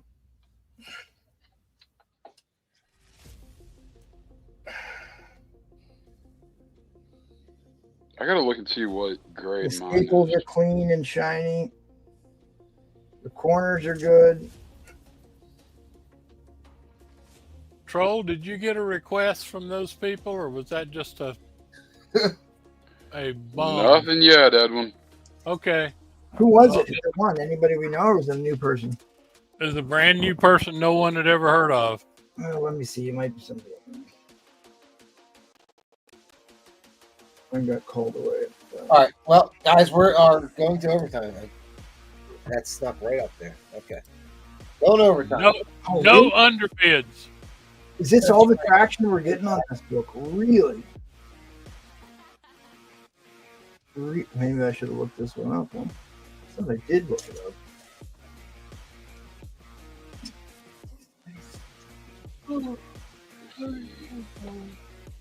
The real question is the people that asked me to put it up, are they actually bidding on it? Mine's a 9.2. All right. Goon Guy back at 1:30. Resets the clock. Why? No underbids. What's the back look like? The back's immaculate. He just showed it. There hasn't been a copy of a 9.0 sold for over a year. All right. 150. Boom, boom, boom. 160 resets the clock. 170 resets the clock. 170 resets the clock. Is it? 180 resets the clock. It's off white to white, right? 180. It was actually labeled as white pages. Oh, you cracked it. Yeah, I cracked this out. It was a white page book.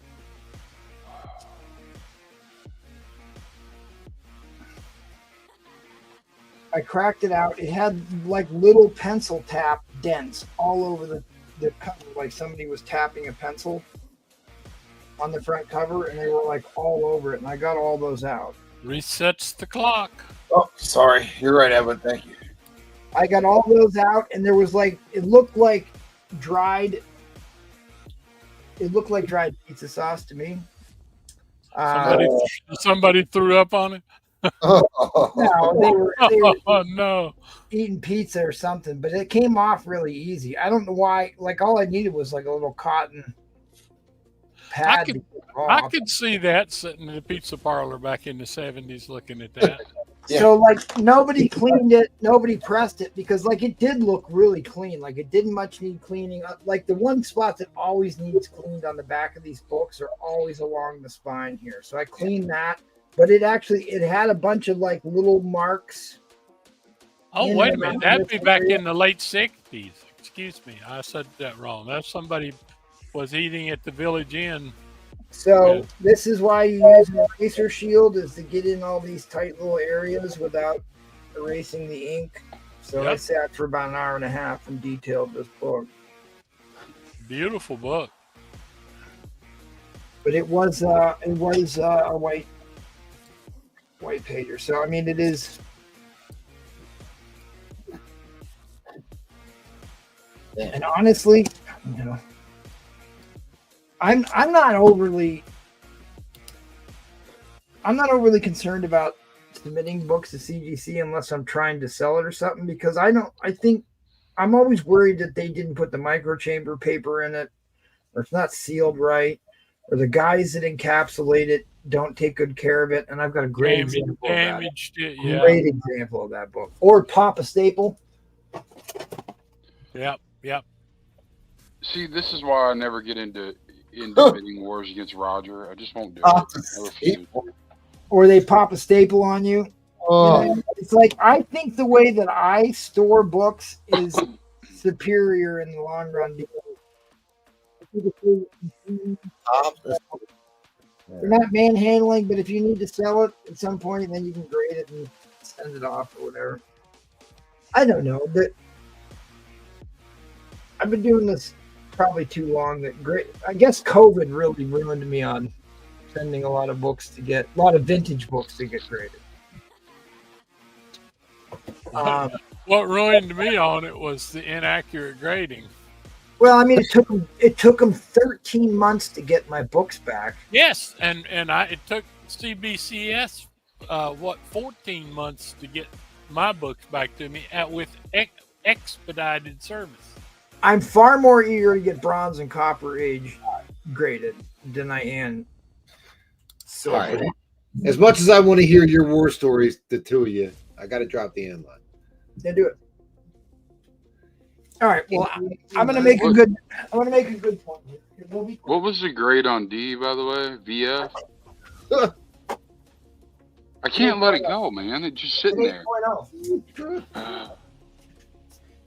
8.0. All right. So I know. Hopefully, we're not losing people here, but Replay submitted this book to me, or for me. Sorry, submitted the book for me. It is a white page book. That turned out well. I was pretty confident it was above. It should have been. I really thought it was going to be higher than a 9.0. Not that 9.0 is a bad grade, right? Yeah. It's white pages. I mean, the book is. It's hard to find a flaw in this book. I'm not quite sure, other than the illustrious spine stress that they probably put on themselves. This is the 9.2 here. That has off-white pages. That's the one Collecto got, right? One Collecto got, and I honestly, have a hard time saying that this 9.0 is not as nice as this 9 point. Well, what's the price on the 47? I want to resubmit this one. And, he's not even selling it, Troll. Relax. I'm briefly shut up, man. So damn. These guys encapsulated this. Here's another 9.0 white pager, Captain American Falcon number 150, and look how they encapsulated it to like put the cover on crooked. Yeah, that's good. Like they don't always do the best because the guys who grade it are not the same guys who do the encapsulation.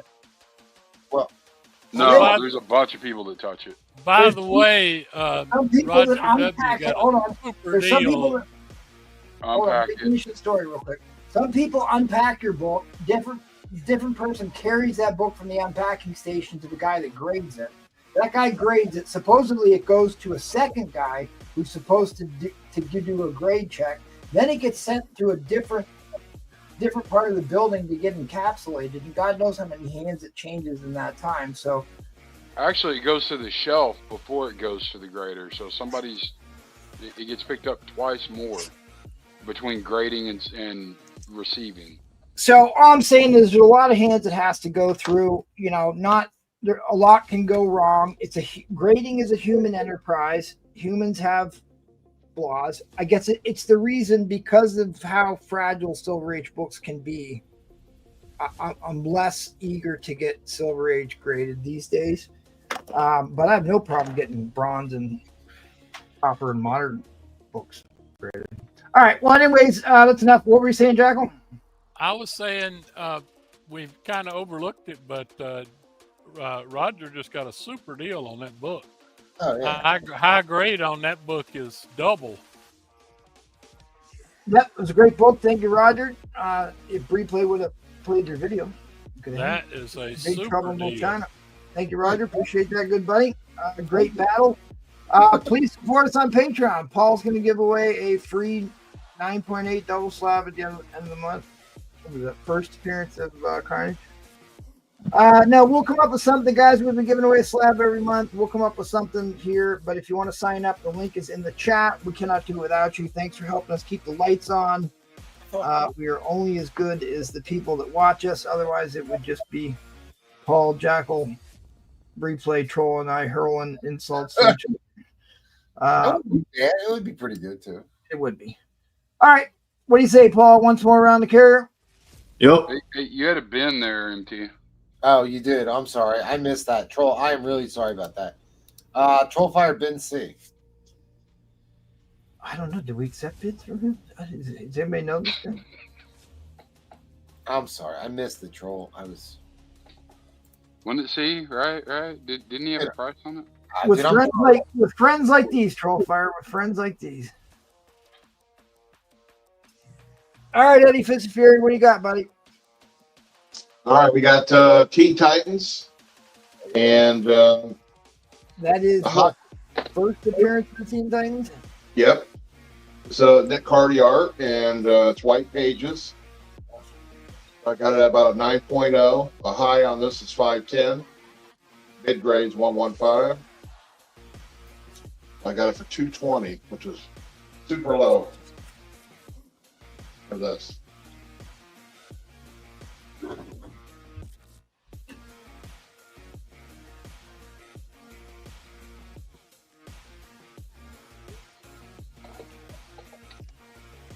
No comments?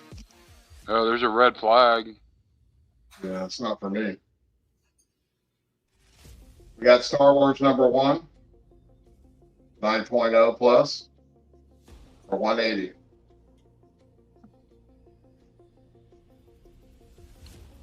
Wow.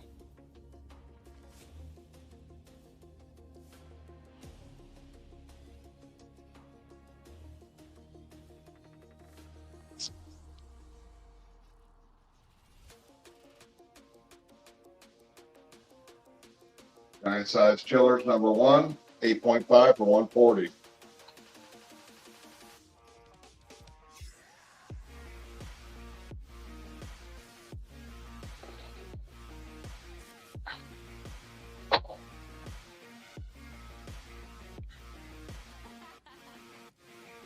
Oh, I love that book. I love that book. Give us a close up there, Eddie Fitzfury. All Comics is slacking.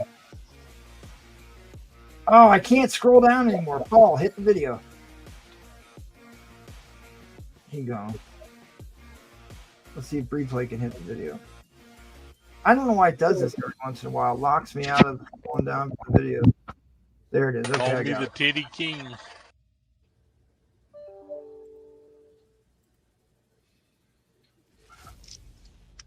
All right. That Monster Madness magazine is actually a really cool magazine. It's got some interesting stuff. Cool Interviews. pictures in it. Really nice. What you got? First boo window? Yeah, that's the first. That's the first titty window. Power Girl.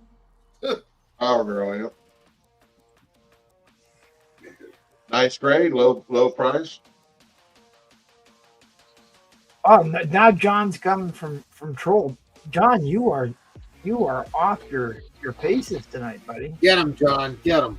You supported Breeplay. Did you call in a replacement? I'm working on it, dude. I am. Yeah, I get him. I get him. Okay, just checking. Trying to figure out who this guy is that didn't contact Trollfire yet. And you know that book you showed earlier, the #2 annual? Yes. King size? Yes. Did that have blank pages in the back? No. You know what that means? What does that The mean? blank pages is the rare Canadian. The edition. rare Canadian variant. Yeah, front and back. That is very rare. But it turns out I do have a buyer for the Amazing Spider-Man 2.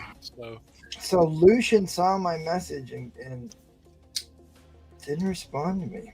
Maybe that's what that is. Brewfront upset him again. Lucian didn't. He didn't respond to the invite I sent him either. Saw my message, which is odd.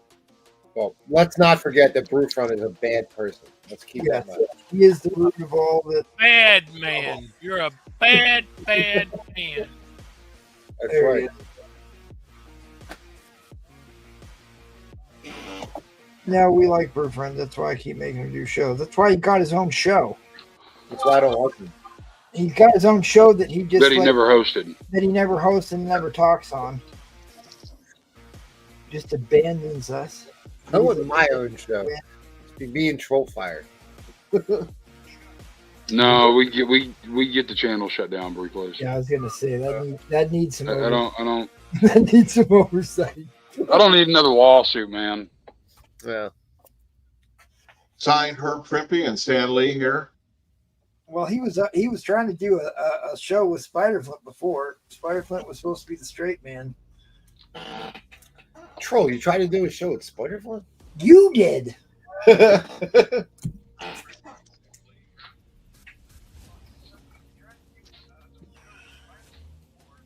I'll be right back, guys. Peace. Start at 40. Say hi to Mark. Start to auction at 40. Keep it. Starting bid at 40. Yep. All right, bro. So you got a UK version from 1975. It's a 6.0. Signed by Gene Colan and Gil Kane.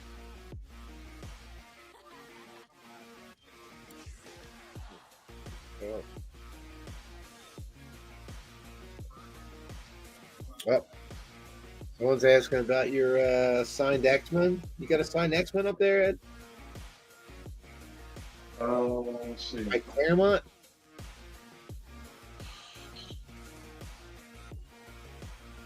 You talking about this one? Yeah, Ed. He's talking about the one that's signed, Ed. Good Lord. You know how many I have signed, Paul? Well, that's the only one we can see, Ed. I got more X-Men. I got more X-Men signed than you got. Yeah, Mike, I'll come back and you just lost your mind, Ed? Well, that's a good price, $40. He has 6.023 times 10 to the 23rd signed copies. $40 start on this UK one, right, Ed? Does it UK? I don't know. If you were here, Paul, you'd know. Well, I just said it was a UK, Ed. Well, that's pretty smart. Yeah, because I am smart, Ed.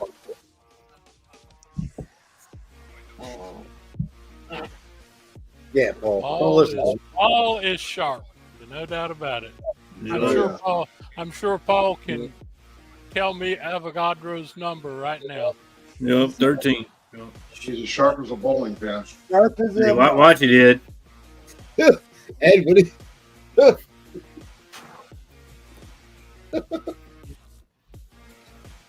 A bowling pin? That's not very sharp, Ed. Bowling pins are not.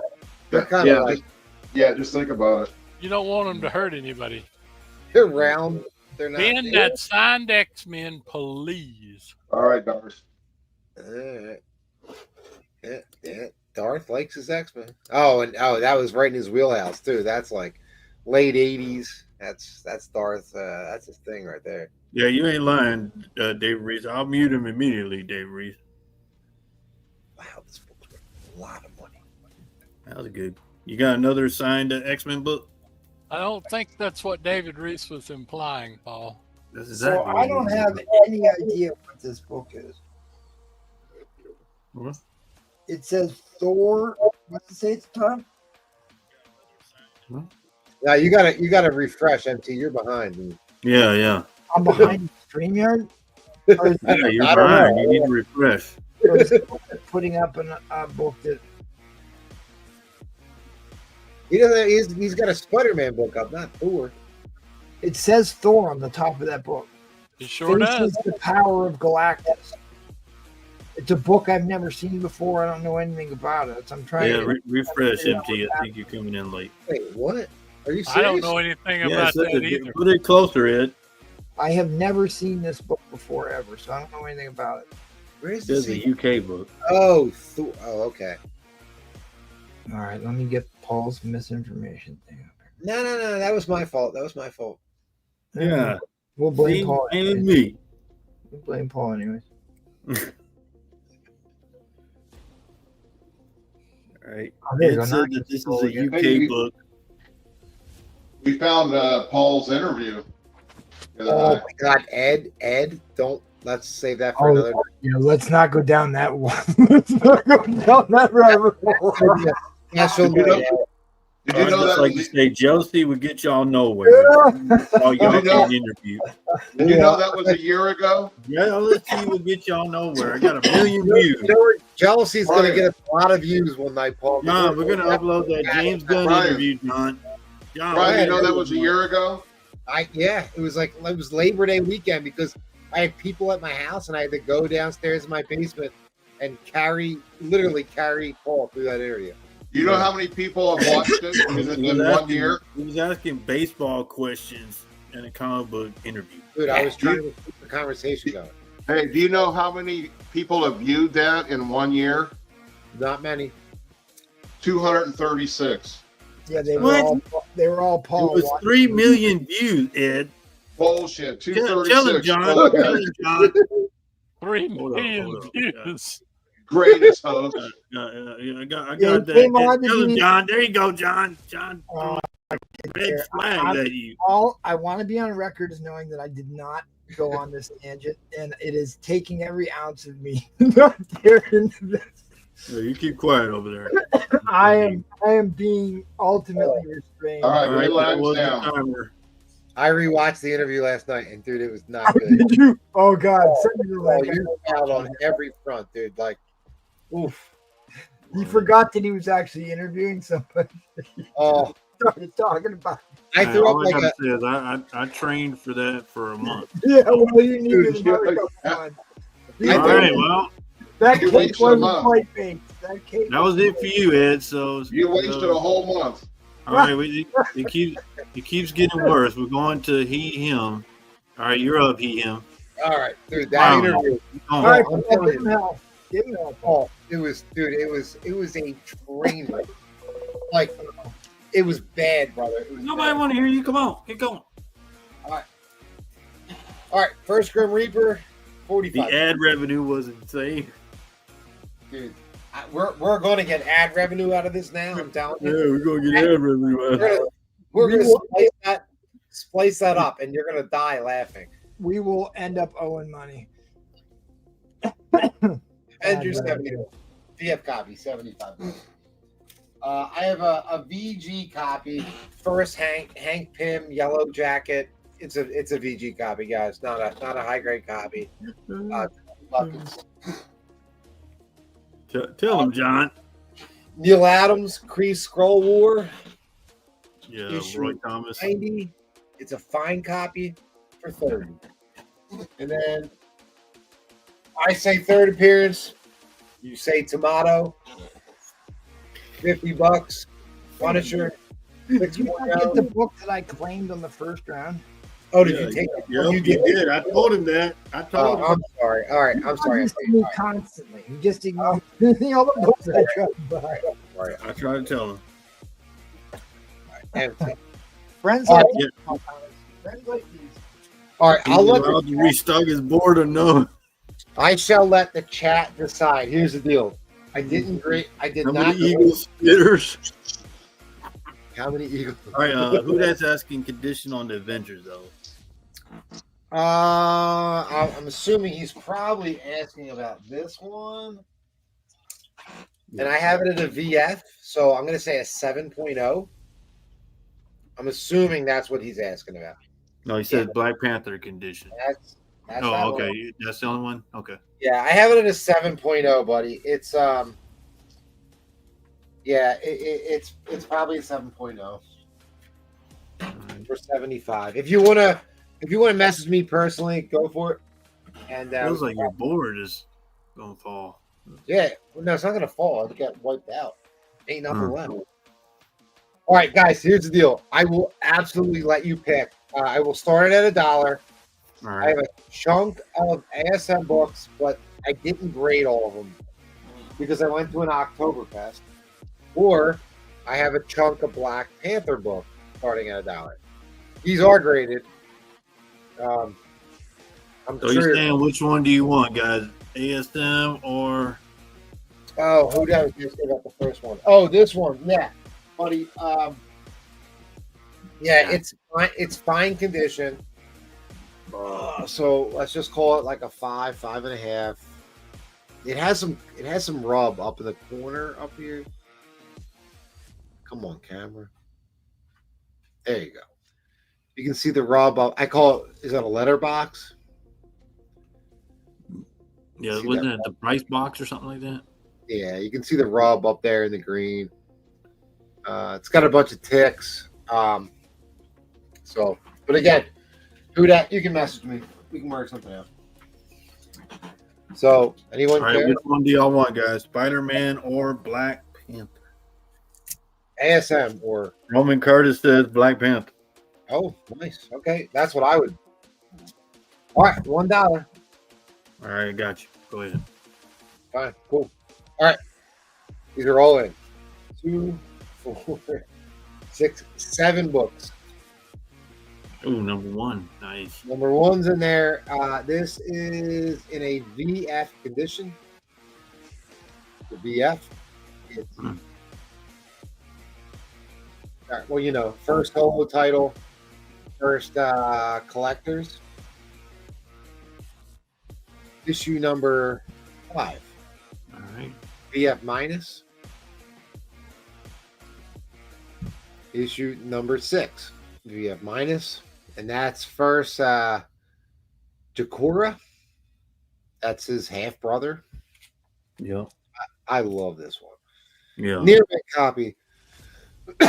Near mint. Issue number 7. Great cover. This is the first appearance of the first Black Panther, I believe. Yep. Issue number 8. I think this is close to a near.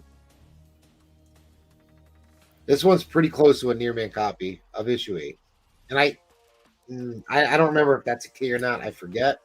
Mm-hmm. Issue 10. This one is like a VF minus copy. Mm-hmm. And then issue 11.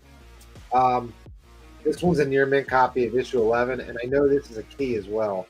He said yellow cover Avengers $35 offer. 35 or 35 offer. No, he's 25 in the bid. yeah. All right. Yeah, you got it, buddy. You got it. He must be drunk. No, I'm actually not. I drank like 10 bottles of water. Water? Water. All right. So these are all in. I drank tea. Issue 1. I drank tea. Issue 6. How many did Jack Kirby do on these? Quite a few. That's the way it looks. Oh, okay. Issue 7, Kirby. Mm. Issue 8's Kirby. Mm. Issue 10's Kirby. Oh, they're all Kirby. Glad you asked. So they're all Kirby.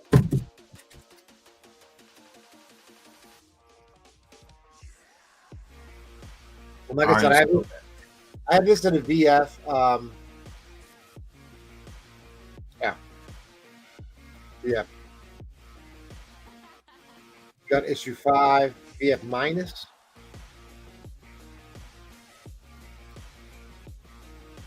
Issue 6, VF minus. Another really cool cover, but just my opinion. Issue 7, I don't know, Ed, great cover? No. What? No. Was it a no? No? Yeah. Okay. All right. Near mint on issue 7. If you're a brew front, I would have said yes. All right. Issue 8.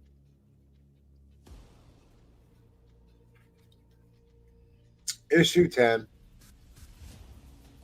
And this is, I think, this is a VF minus. This is like the lowest grade. Yeah, it's not a great cover either.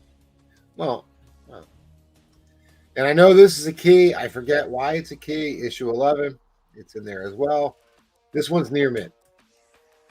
So they all in. They're all in. Going for 30.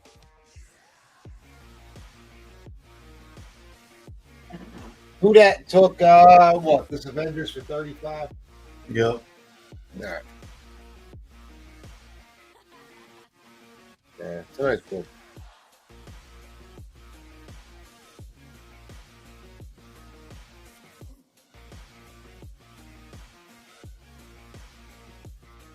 Man, no love for Black Panther. First team appearance of the collectors. Yeah, that's issue 1. Yeah, first solo, first collectors. I mean, look, there are first appearances in here. This is definitely a first appearance. I forget. Number 9. Number 11. I'm Oh, positive. number 11. First appearance of Kibler the Cruel. Oh, okay. Yeah. Yeah. He's a cruel Kibler. Yep. I mean, you got bids in, so you got Who Dat in there, Tony Hayes, you got Keeper in.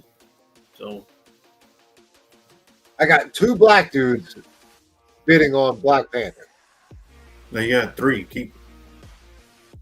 Oh, I got 3. Oh, you got 4, Brian. Brian.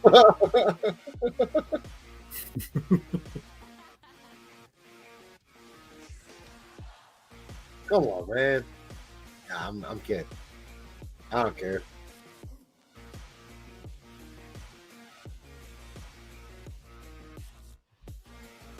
All right, we got Brian. We got Keeper in the lead at 40. We got Who Dat in there. Roman Curtis, Tony Hayes in there.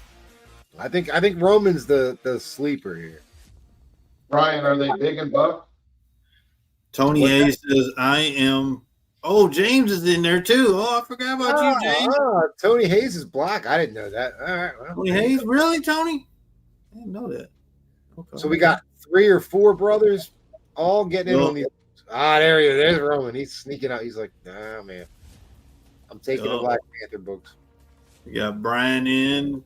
I know Roman's not screwing around. He's like, I mean, number 1's in there, guys. You ain't finding that for $40. yeah, I don't even think yeah, that's true. 45, Who Dat? This is the one I actually don't want to sell. This is my PC book, and I'm like, I just think this cover's so dope. 50 to Keeper. Where to keep?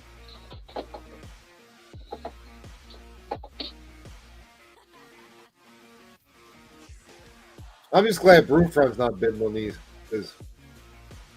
Yeah, nothing's more depressing, is it? He's the worst. I mean, Broomfront literally is the worst person on the planet. Next to, I'm trying to think of a worse person. No. Who's the president of China? Z? Yeah, Z. Okay, he might be worse than Broomfront, but then Broomfront. Putin. No, I don't hate Putin. Of course you don't.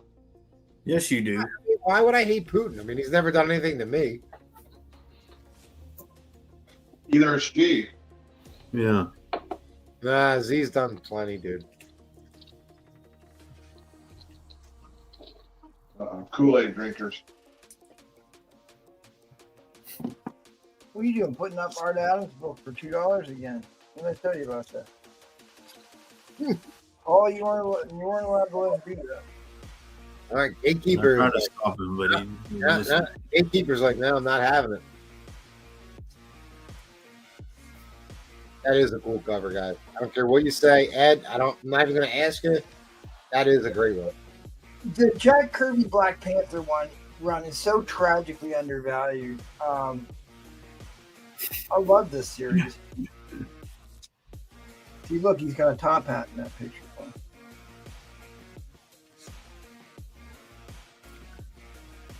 All right, we got first appearances. We got. Oh, well. Who Dat went to 61. All right. Who Dat knows what these are. Yeah. Dude, that issue number 1, too, is very affordable. All right, keeper polls, but Roman Curtis is still in. Still got Brian in there. King Kirby we're talking about here, people. King Kirby on Black Panther. Yo, the creator of Black Panther, yo. That seems to be the rumor. Yo. We're also talking about what a bad person Broomfront is. Let's not forget that. Yeah, let's not. Let us, And Putin. let us keep things in perspective. Even Ed agreed. Brew front, bad person. All right, don't forget, I should probably run my hashtag giveaway before too many people fall asleep at the keyboard. Oh, Jackal left. Yeah, here you go. Oh, Get in your hashtag Blackpink. Hopefully, I sent him the link. Shoot, Turkey. Hopefully, I sent you the link. I did send him the link. Did he hop on? No, he didn't. all right. That was the timer, guys. All right, who that? No, I sent your buddy Roman Curtis the link, and he's ghosting us. no, he's bidding on this lot. All right, who that? I got you for the Avengers book, and got you this for 35, and then this for whatever it went for 61. All right, U.S. dollars. yes, sir. All right. All right, thank you, who that? I appreciate that, brother. You're welcome. No, not you, who that? I'm not talking to you. Yeah. Okay. Well. All right. Oh, and Paul, thank you as well. All right. Thank you both. Buddy. He was emphatic about that. No, the hell. Yeah, I was gonna go to troll my buddy. You gonna run the hashtag or you?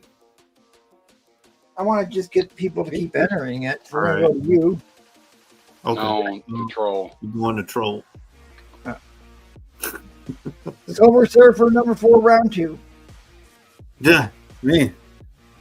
Ooh, hold on, I gotta get you. You're gonna put up another one? Oh yeah. I didn't get. What do you mean another one? I didn't get to win the first one. It's going up again. What? Oh, that's on you. Bro. That's all you, troll.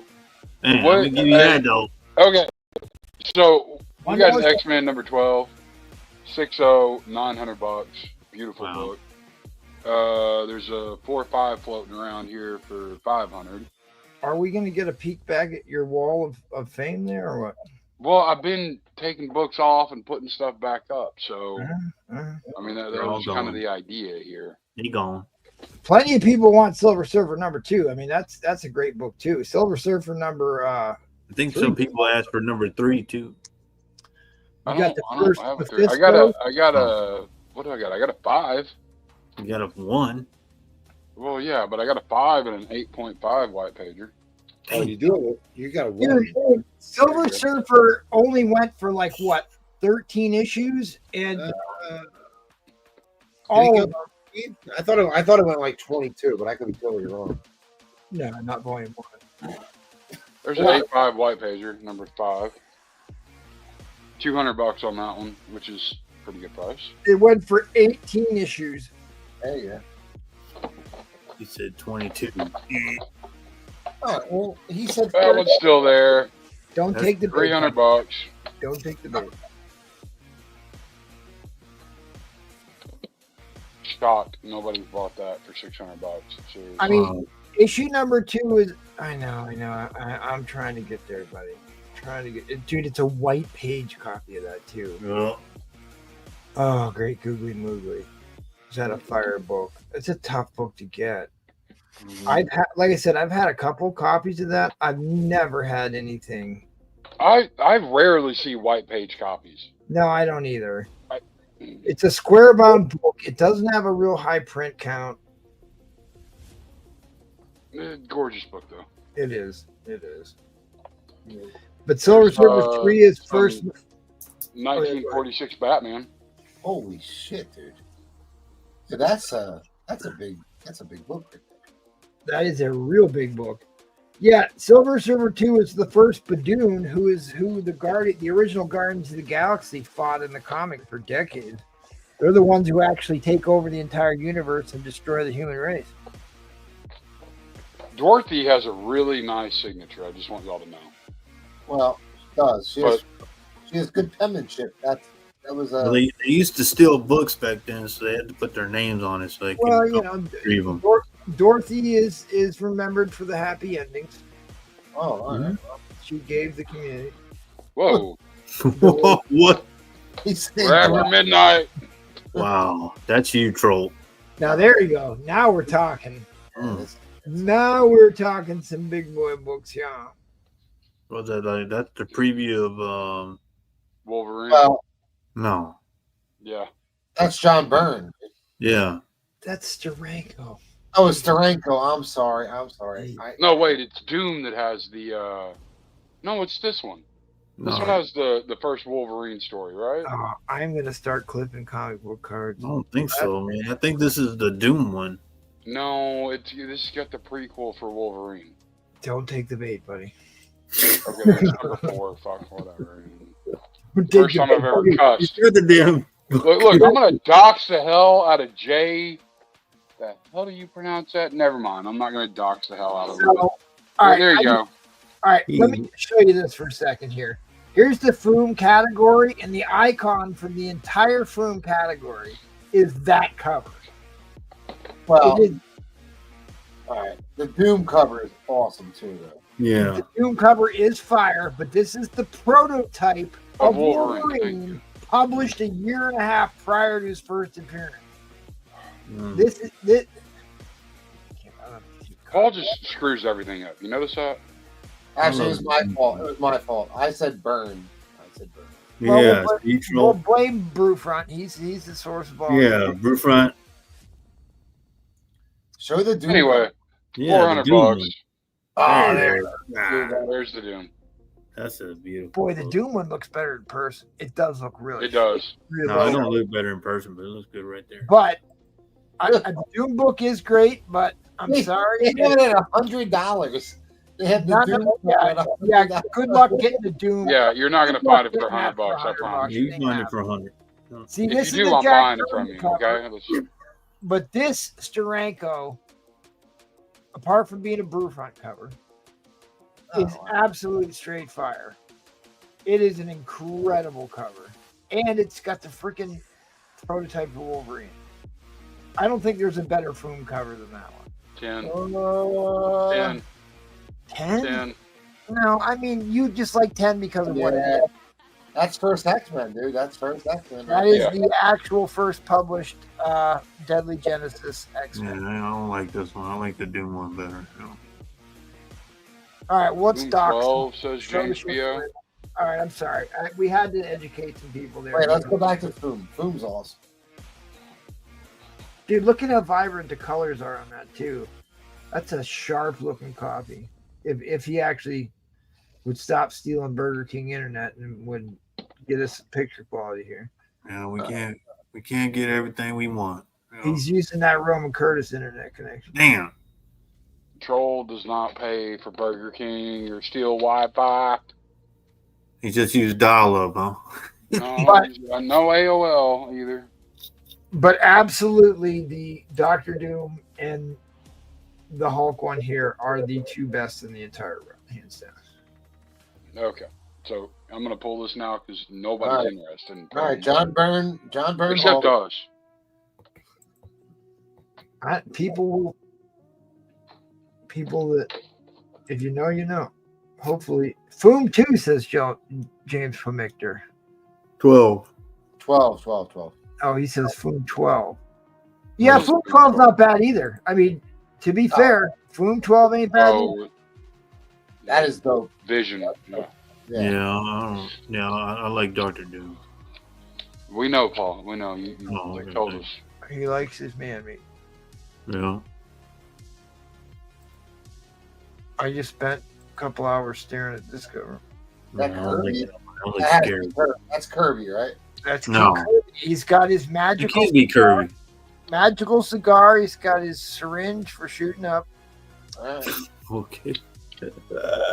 It's a lead holder. It's a drafting and drawing tool. But yeah, I just washed one of those for Troll. I never read Silver Surfer 4. Does Thor know the Silver Surfer in the center field? You're not putting another one up, are you really? No. Not at $1. No, the hell I'm not. Yes, you are. Stop. Not at $1. Nope, $1. Do not let that. No, you're free. You have freedom there, Troll. Go ahead. All right. Well, what are we doing for Noxon? We should probably Yeah. we're getting sidetracked too easy. I only need 2 minutes. Just 2 minutes. That's what I got left. Okay. $1 starting bid. $1 starting bid. Silver Surfer 4. These needs 2 minutes. No, not a dollar starting. All right. What are we doing? $1,100. What? $1,100.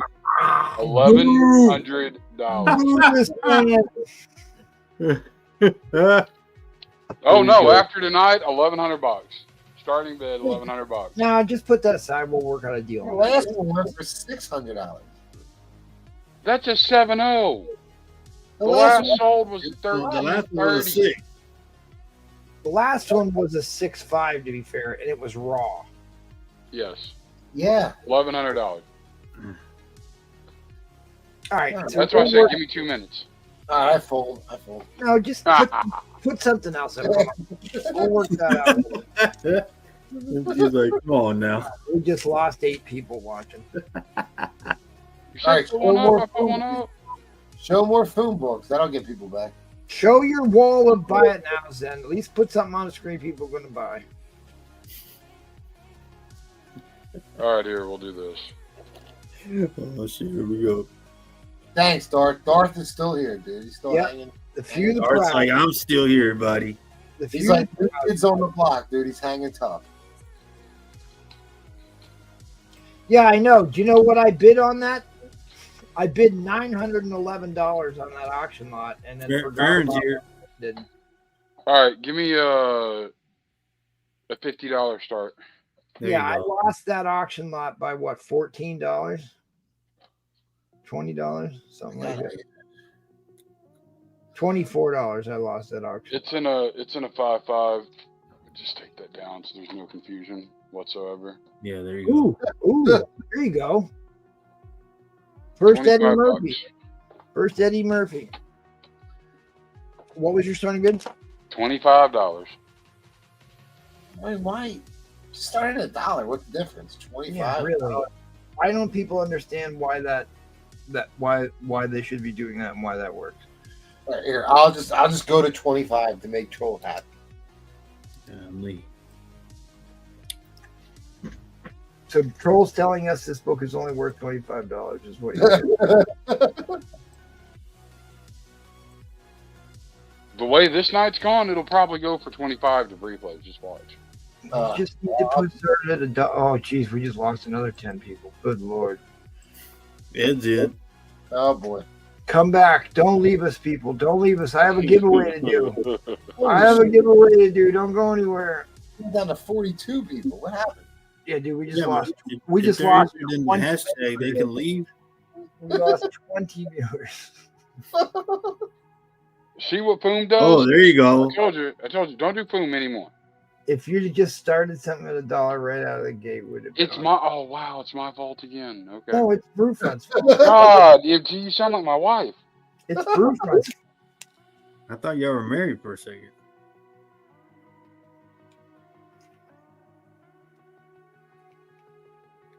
Oh, wow, everybody quiet. Well, I mean, he just threw a hammer down, so. Oh, dude, Yeah, we just it's lost- a hammer. we just Whoa, lost- we're in the 36. What the we hell's just going lost on? another 10. That was 30 viewers we just lost. How did that happen? I blame Paul. Bots left. The bots went to sleep. You did a great job. First appearance of the looter, later becomes Meteor Man. What happened? Ugh. They'll come back. Come back. Come back to us. They didn't want a Silver Surfer. That's what happened. Well, they all thought you were putting up that Silver Surfer 4. Right. Oh. They might have actually.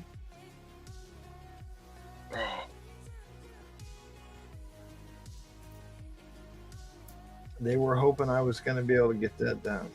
Oh, Gatekeeper says, "Sorry, Edwin." 80.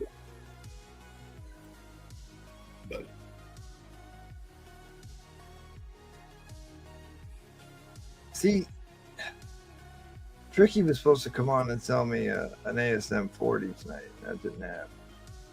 Oh, Riptide has a claim for you, Troll.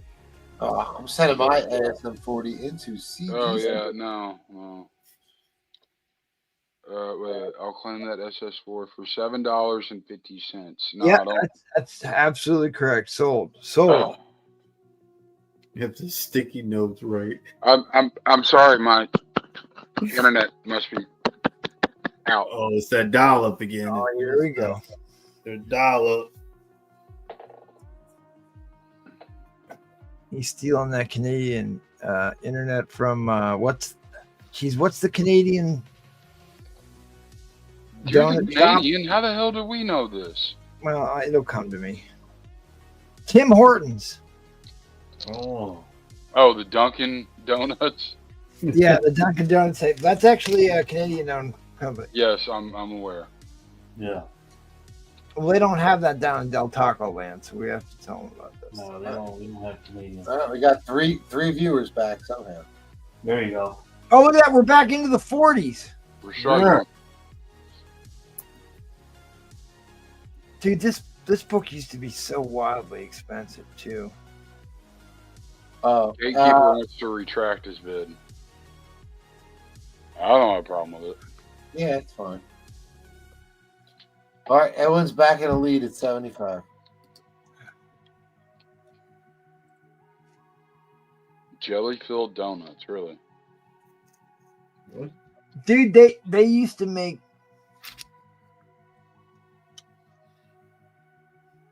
what was it called? Honey Crisp donut holes at Tim Hortons. About the only thing worth eating in there. But Dunkin' Donuts used to have this coconut crunch donut that I used to stop on my way to school in the morning when I was in college. And I've never seen it anywhere but that one Dunkin' Donuts store. Dunkin's got good coffee. I love their coffee. They do. They have good coffee. Yep. But like they put one in down the street here, and it's run by 14-year-old morons, and it's a train wreck every time I go in there. So I just stopped going in there. So it's like, in other words, what you're saying, it's like Bree plays and Brew Front on the it's like doing a show with you playing Brew Front. Absolutely. That's what I thought. Okay. All right, so Gatekeeper retracted, and we are still going to overtime because we have to. We have you and Ed. Keeper. Oh, no, Keeper retracted. All right, yeah, I got you. Yeah, so we're. What? Okay, no. What's up with that? The Brew Front death match.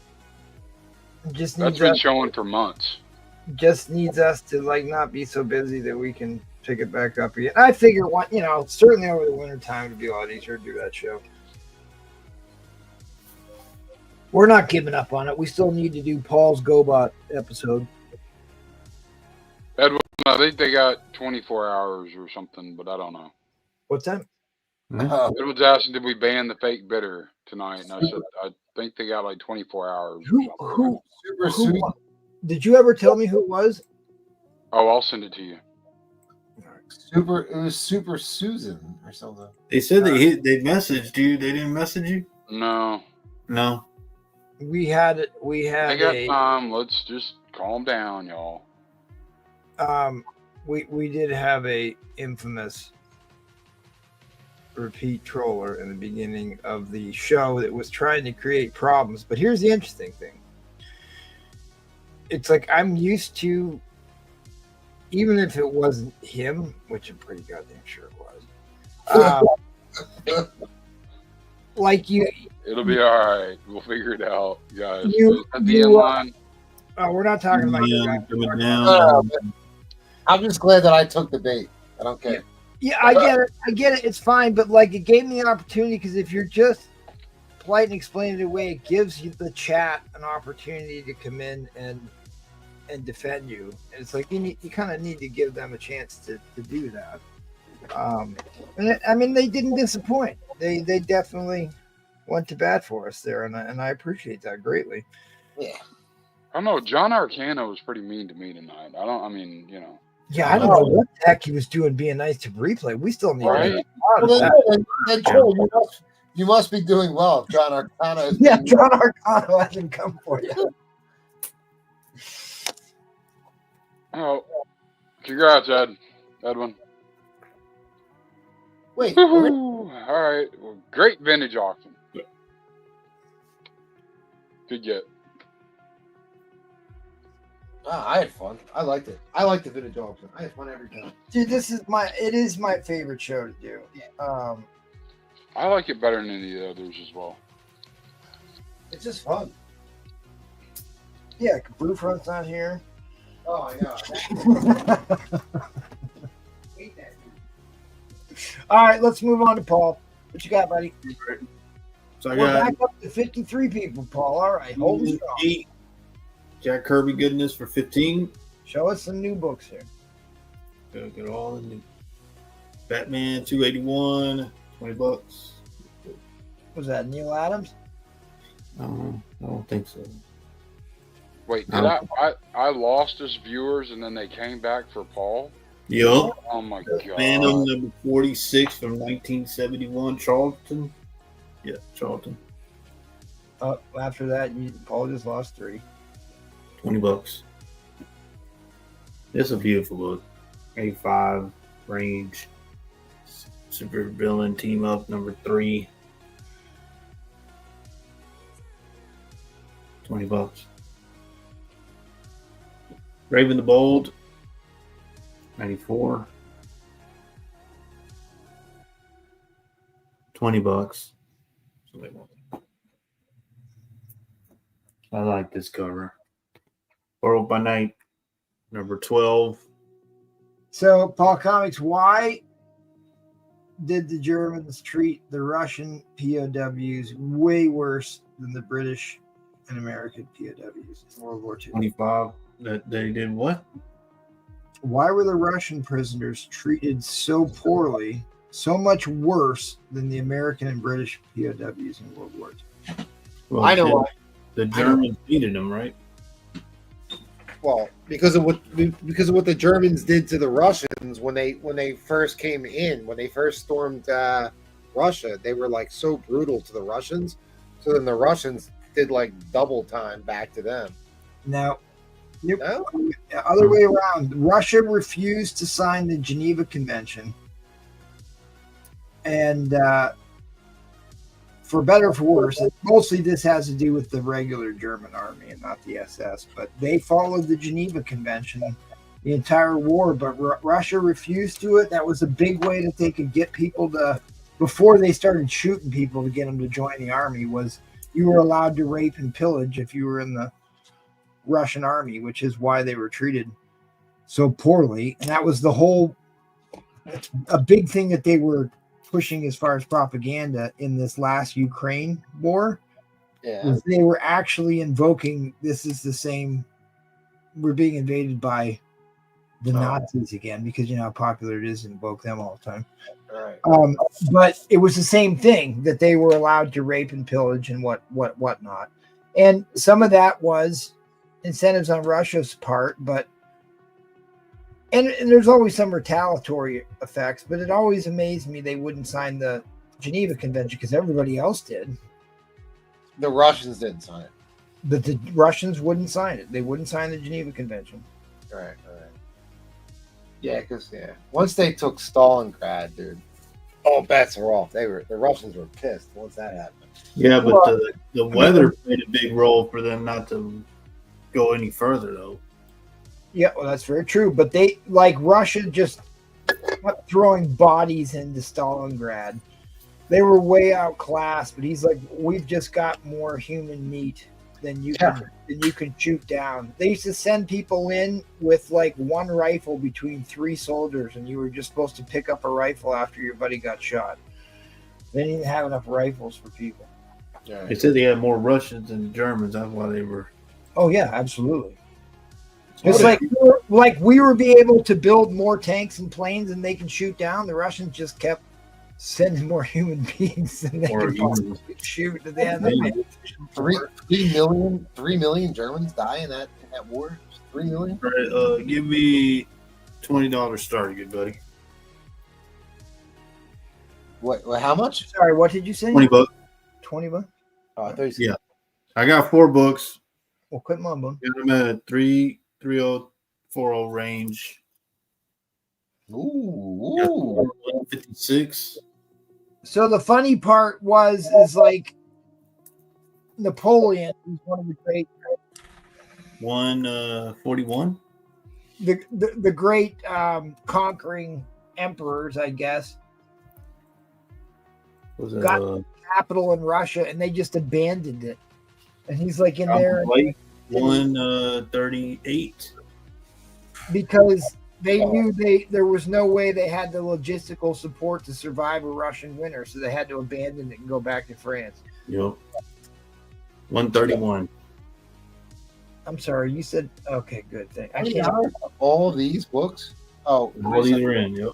All right, so that book right there, go back one. The split cover. You hate the split cover. No, this, I swear to you, this was the inspiration for the TIE Fighter. Ah, yeah. Without a doubt. I'm sorry, the X-Wing. The X-Wing. Right. Looks eerily similar to the X-Wing. Split cover. Yes. Favorite cover. There's him throwing Mjolnir. All right, I really enjoy that cover, and I really enjoy this cover as well. Like Jack Kirby. That is a double entendre cover there. $20. $20. Yep. $20. All complete, nothing missing. Come on. Am I a history teacher? No, I'm just a tinfoil hat lunatic that has questions about the moon landing.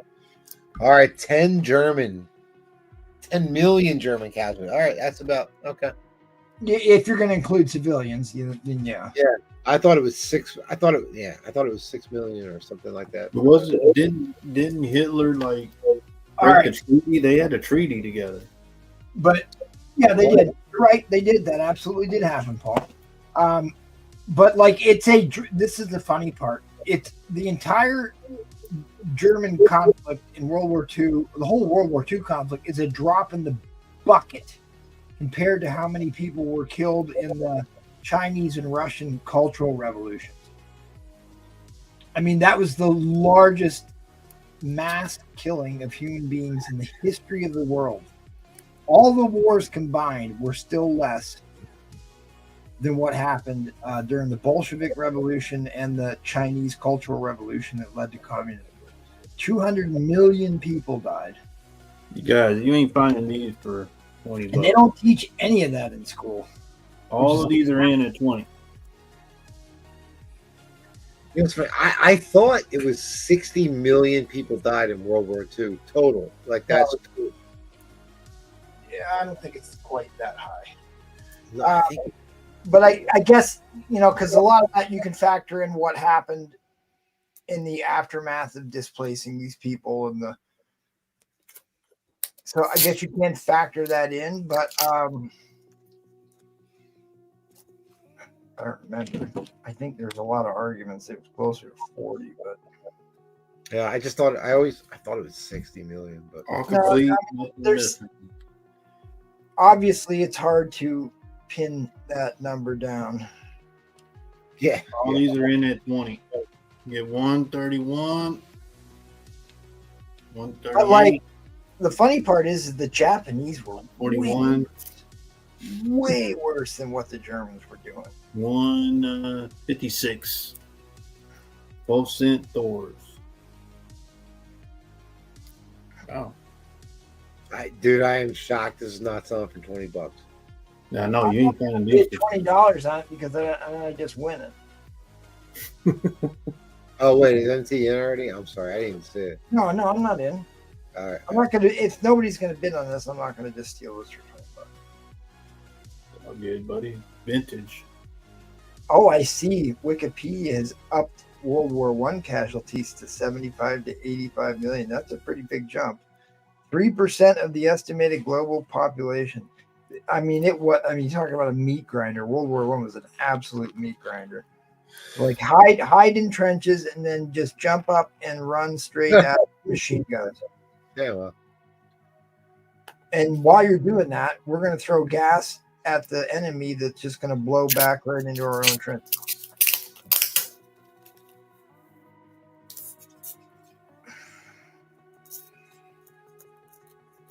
Complete, nothing missing.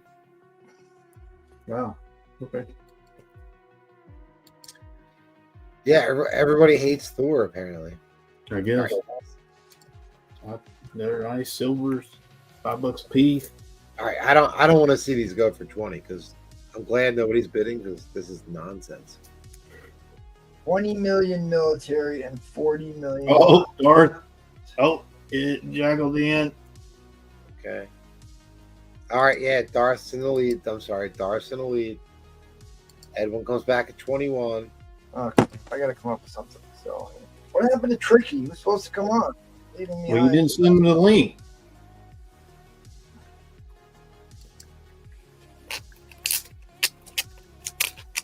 All complete, nothing missing. Look at that. All right. Moving to overtime. Look at that. Oh, Edwin comes back at 25, resets the clock. Oh, wow. We're at what? $5 a book? What do you got? 4 books? 5 books? 4 books. 26 to Darth. Silver Age Thor.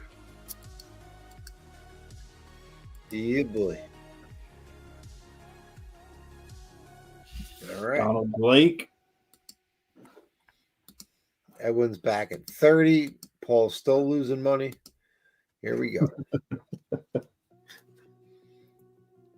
Darth Danger's back at 32.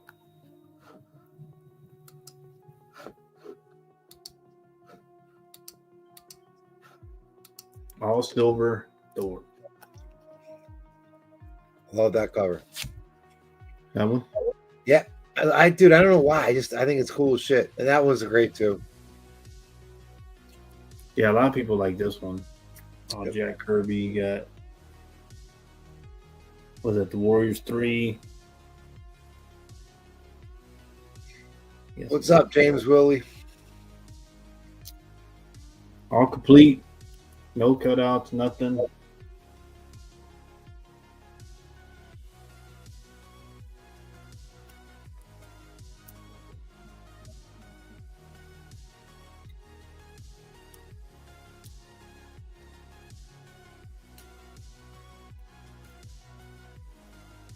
All right. Darth said that. Oh, wait a minute.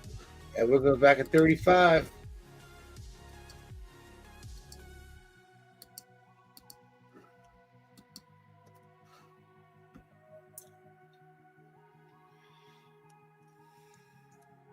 Yeah, Donald Blake.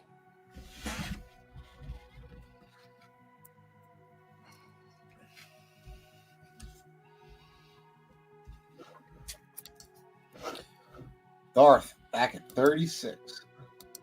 You got to get to at least 40, right? For these, like, we have to. Oh, there you go. Edwin throws down the 40. $10 a book.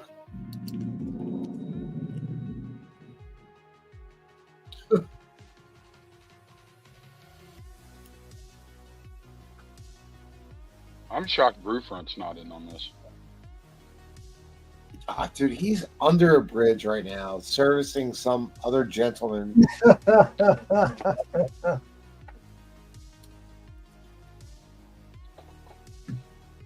You know what? I'm actually was about to put up a Thor lot.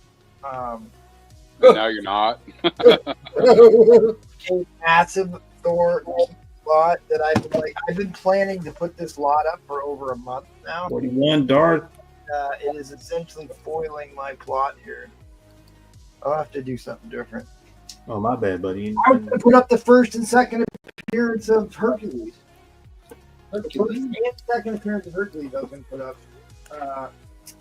But I don't know, this doesn't bode well. Man, this is the first auction, or the first Silver Age auction or whatever, that I didn't actually get a book. I didn't buy one book. I didn't win a single auction. Yeah, I should have won that Silver Surfer lot. I just should have kept going. I want one. I held off making a deal with him before the show. Because I was going to.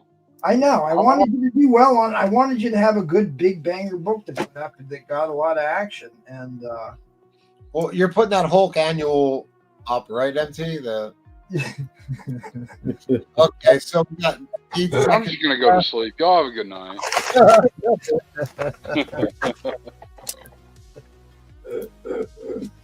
All right, Darth folding to Edwin. Looks like Edwin's going to take this down for 45. Fair warning on the end line, everyone. I can't Appreciate believe that, Paul Doc. wore that hat all night long. Well, he is special. Yep. Yep. They hand that out on the short bus. All right, so.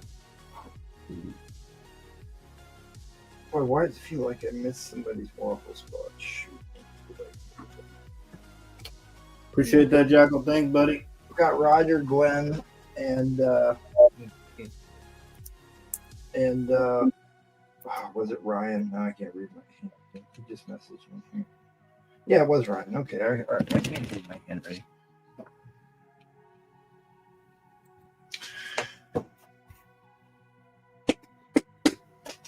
Yeah, I did forget about that. I gotta go. It's in the press right now. I'll go pull it out. All right. I will pull out a major key that's relevant. There's 2 books in this lot. It's very relevant. It has a project coming out in the very near future. Right now, what you could do is you could win yourself a first appearance of Alex Summers, who becomes Havoc, for $10. For $10, get yourself an 8.0 X-Men. Literally one of the first 54 issues ever printed. I wish I got Nola to come on here. Keep trying to have a conversation with him. I feel like I'm being short with him. Too distracted. All right, no takers on the waffle. All right, well, I tell you what. I do have a giveaway. I've been teasing it all night. The amount of entries are kind of depressing on this.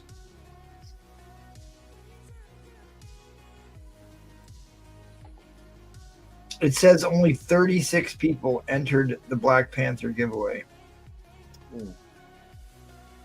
Wow, come on, guys. Hashtag Black Panther. Come on. First appearance of Clea. You will remember that I put these up in the near future.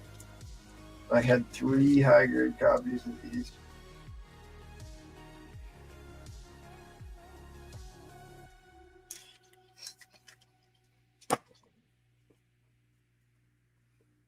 Here's another book that I cracked, cleaned, and pressed.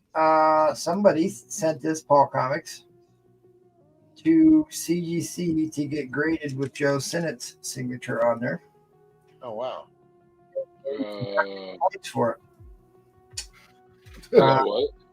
Yeah. So Joe Sinnott, creator of this book, signed this issue, and this is back before they had signature verification. So they took like 2 points off for that or something ridiculous. Wow. But it wasn't pressed either. I cleaned and pressed it. I mean, I don't see where it should definitely get in the 9s. Definitely get in the 9s. If anybody's interested in one of those.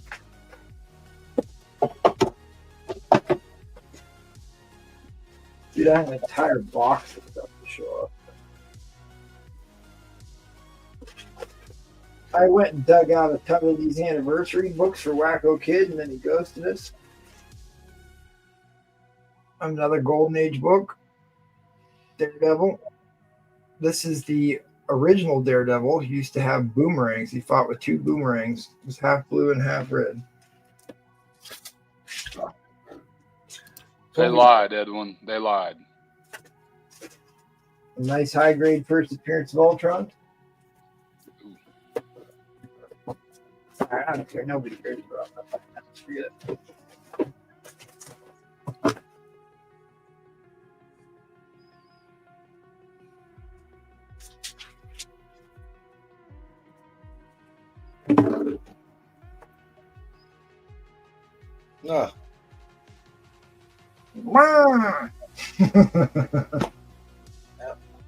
This is a big key. This is actually a really expensive book. I was shocked to find that out. Giant Size Flash Annual Numero Uno from 1963.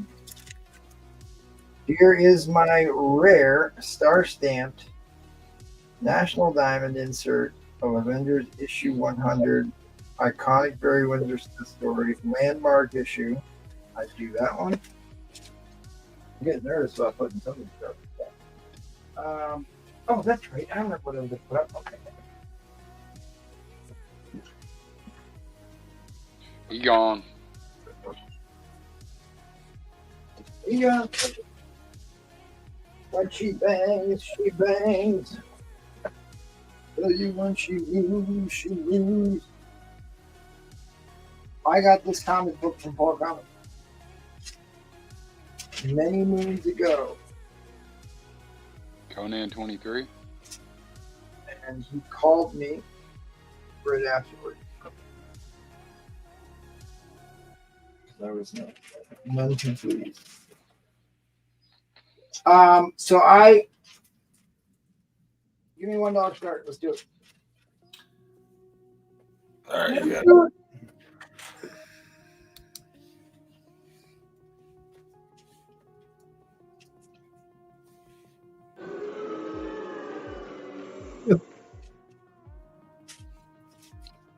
That was uncalled for.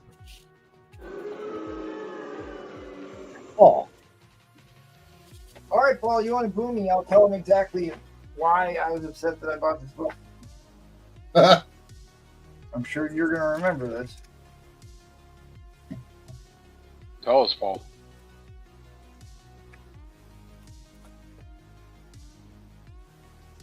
I paid you a lot of money for this book. So this book had staining on it, and I have washed it. I have since washed it. So I washed the tanning out. The faintest little line is there, but it's been cleaned. Oh wait, I know what this is. This is first appearance of shit. First appearance of Red Sonja. It's a major key.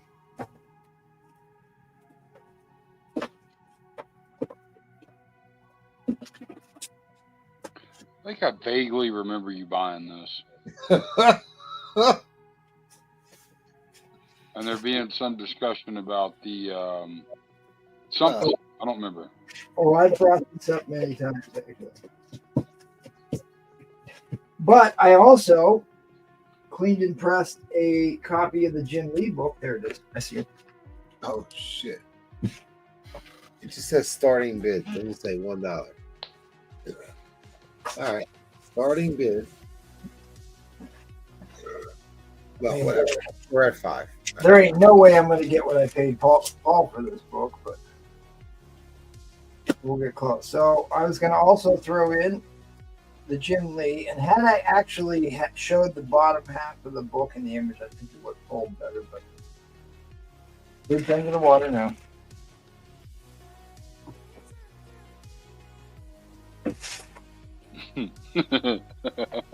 Yeah, Brian Close. I hear you, buddy. What did he say?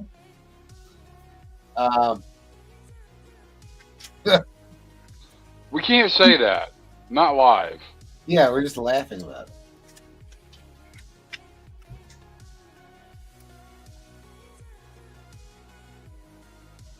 Weren't that bad. They weren't as bad as the Japanese. Oh. They were pretty bad, though.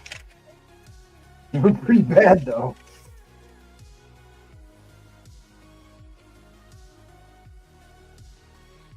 Rat Daddy's at 23, but I don't know if that's legal. Well, the funny part is Japan devastating the Pacific, bombed us, and then we just decided to completely abandon that and go fight in Germany and Europe. So. Well, I don't think we abandoned the Pacific. I mean, it took a minute to build back the we abandoned the ships. Well, what he's saying is that we went to Germany first before we went to. Paul, tell them about what happened to the people in the Philippines when that happened. Oh yeah, Where MacArthur got whatever. kicked out of there. Yep. MacArthur abandoned a ton of our troops in the Philippines. It was a hot Uh-huh. mess. So But he what's was in really at sorry 23? about it.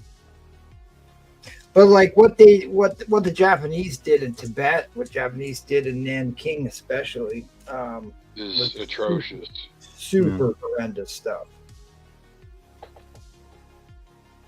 I mean, What are the grades on this? North Cali's asking. the Germans were a little bit more efficient, that they kind of hid their stuff behind factory walls, what they were doing, but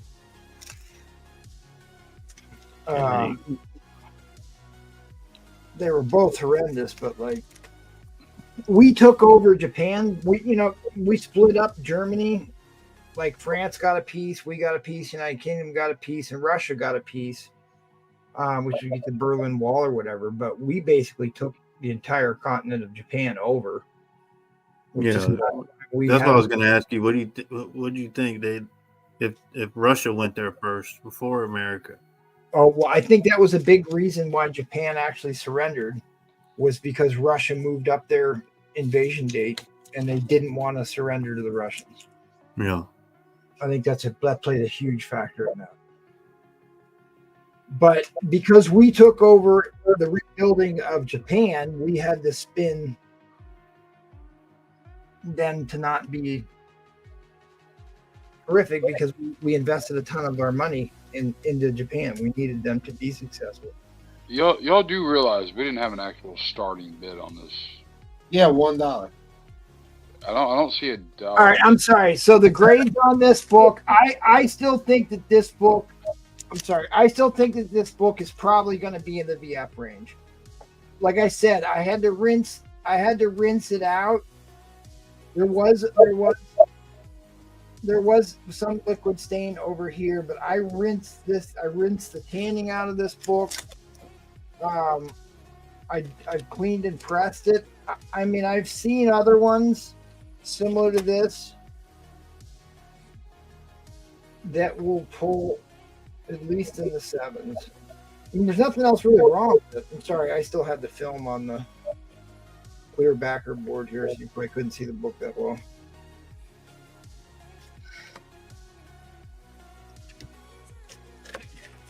So, like, I've already washed the tanning out of this book. I dry cleaned it. I wet cleaned it. So it's as good as it can possibly be. But, you know what I mean? It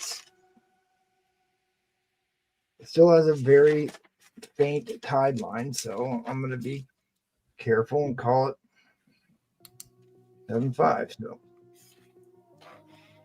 this book, let's do some spine slides here, because the spines on these are pretty nice.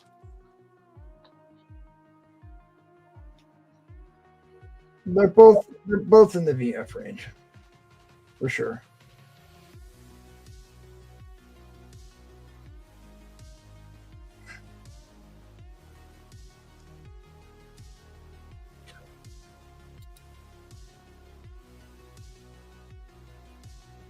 I paid Paul $140 for this book.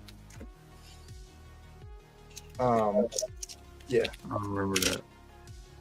I certainly do. I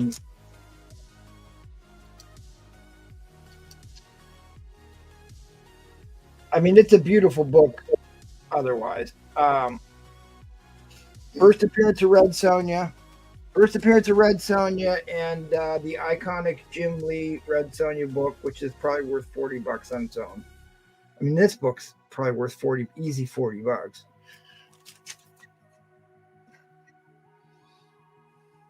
But maybe I need to call this up in the price guide. Maybe people don't know what this is.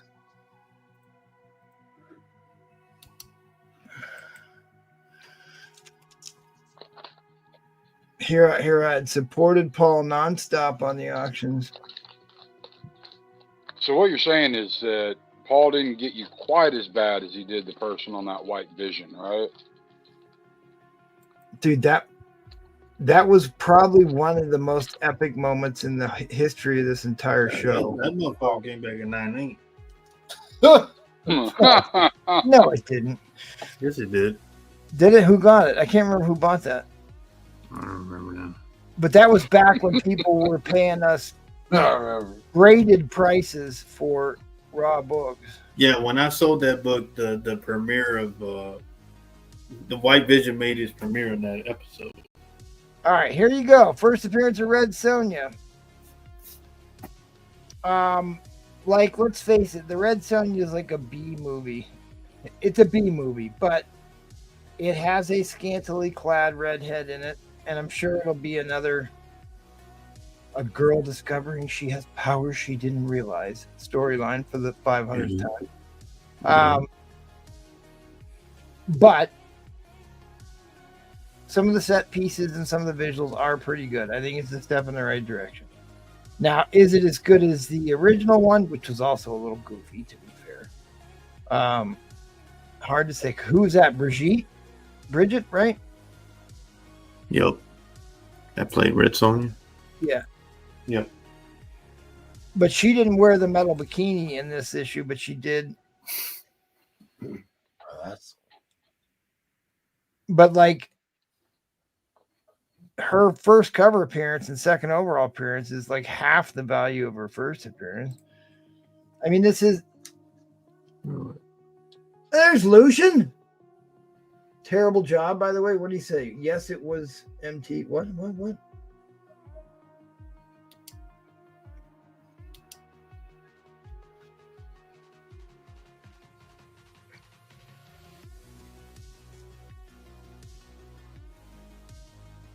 What are they saying?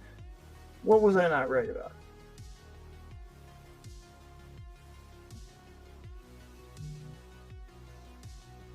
Yeah, absolutely.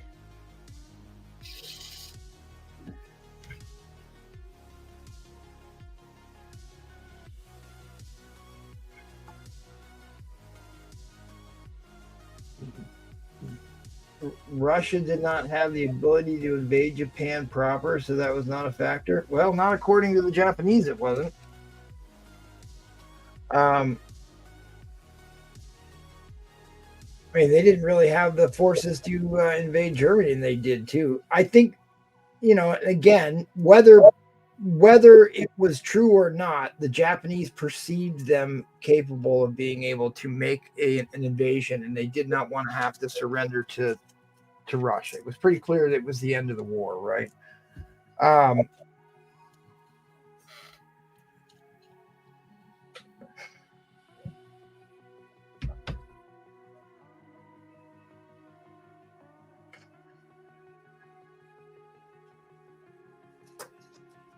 What? Wait, what? Lucian, you were in the Navy. What are you saying here, buddy? Why did we abandon Philippines? Why did we leave all those troops on the Philippines? Well, they wanted MacArthur out of there because they didn't want the. Why did they put him on the forced death march? Why did we not go back for so long to rescue those people? Why did MacArthur make that big speech about I'll be back for the Philippines? My grandfather. Well, he went to Australia, didn't he? My grandfather served in the Philippines. Well, that's where I got my Japanese bayonets from. Well, what's his name? Didn't Roosevelt want him out of there? Yeah. We had to rebuild. We did not. You're right. The British had the far superior navy by far at the start of World War II. I mean, they're a little island nation, right? We didn't have the aircraft carriers quite ready to go yet.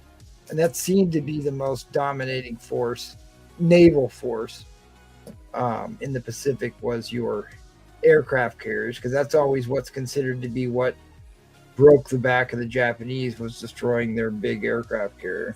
You already know. Midway.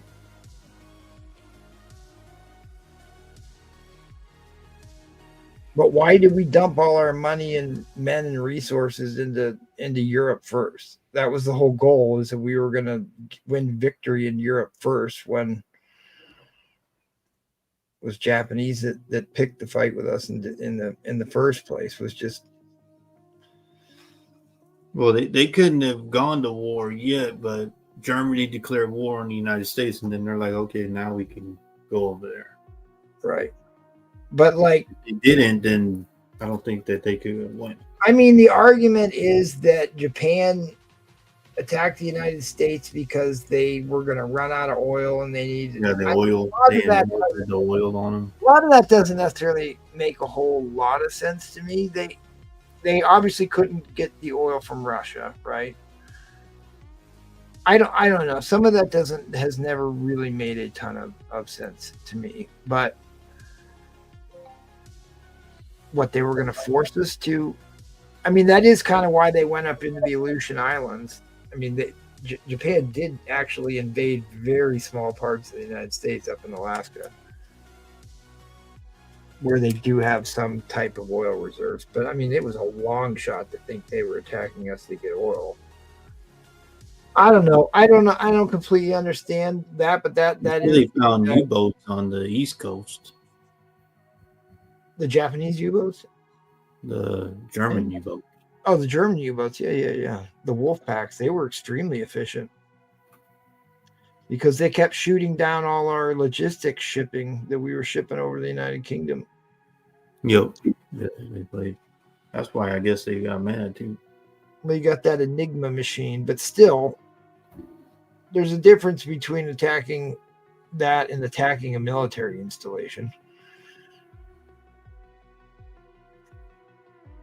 Let's see what Lucian is saying now, because I'd love to. I still have a hard time understanding what he's trying to say here.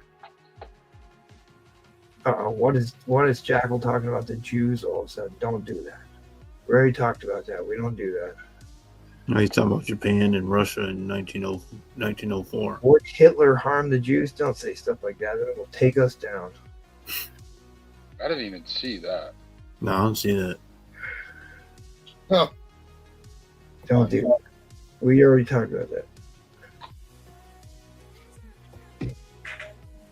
All right, Norris Cali. Wow, this went cheap. All right, that was the timer, guys. Inline coming down, inline coming down. I mean, China was actually a really good ally for us in World War II. Yeah, just not so much in Korea. Yeah, I mean, that was kind of a big thing that Japan very much wanted to take over the Korean peninsula. It was like one of their earlier conquests. A lot of resources in Korea. Yes, it was empty. What was it? Terrible job, by the way. All right, Roger's the winner at 105. Bridget Nielsen's. Yeah, there you go, Lucian. Oh, yes, I have more time to count. I guess maybe I'm missing. I'm behind on this.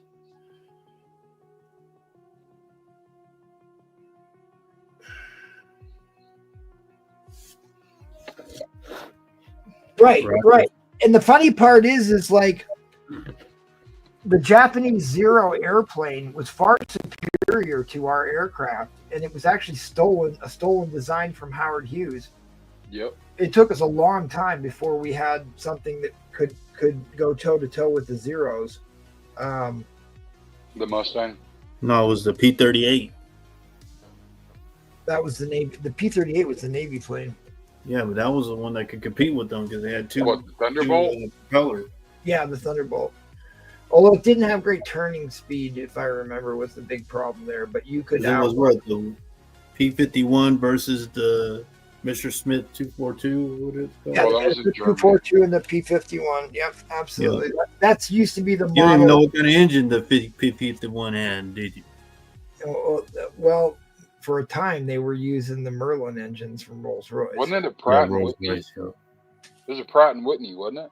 Yeah, it did. Eventually it was, but I'm pretty sure it didn't start out with the Rolls-Royce. Yeah, it started out with the Merlin, and it was like way underpowered at altitude. Yes, that's correct. We just built. That's the joke, because we built more planes and tanks and boats than Germany could shoot down, and Russia just sent more bodies in the. Yeah, that's what Rommel said. They just keep coming with tanks and planes and people. Yep. Is anybody still watching us? Probably not. Yeah, there's 45 in here listening to MT. Where the Japanese lost to us was they did not utilize. Yeah, that's also very true. I just don't think that.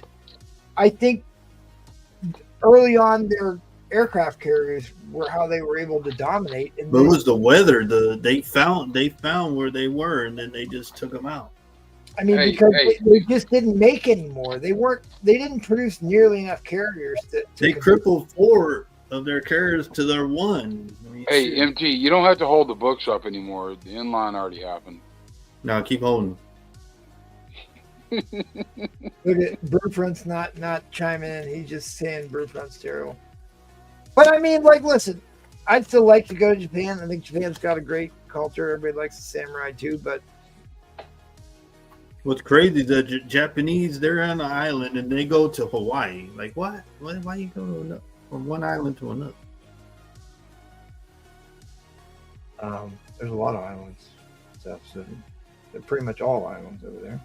Yeah, I guess because they have earthquakes and then they have volcanoes over there, so that makes sense.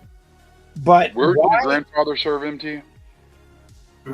He was in the Blackhawks, and so he went to France, and then they went through Bavaria, killing Nazis through Bavaria, liberated Dachau concentration camp, and then once we got victory in Europe, they shipped him off to the Philippines, and then he was over and fought the rest of the war in the Philippines.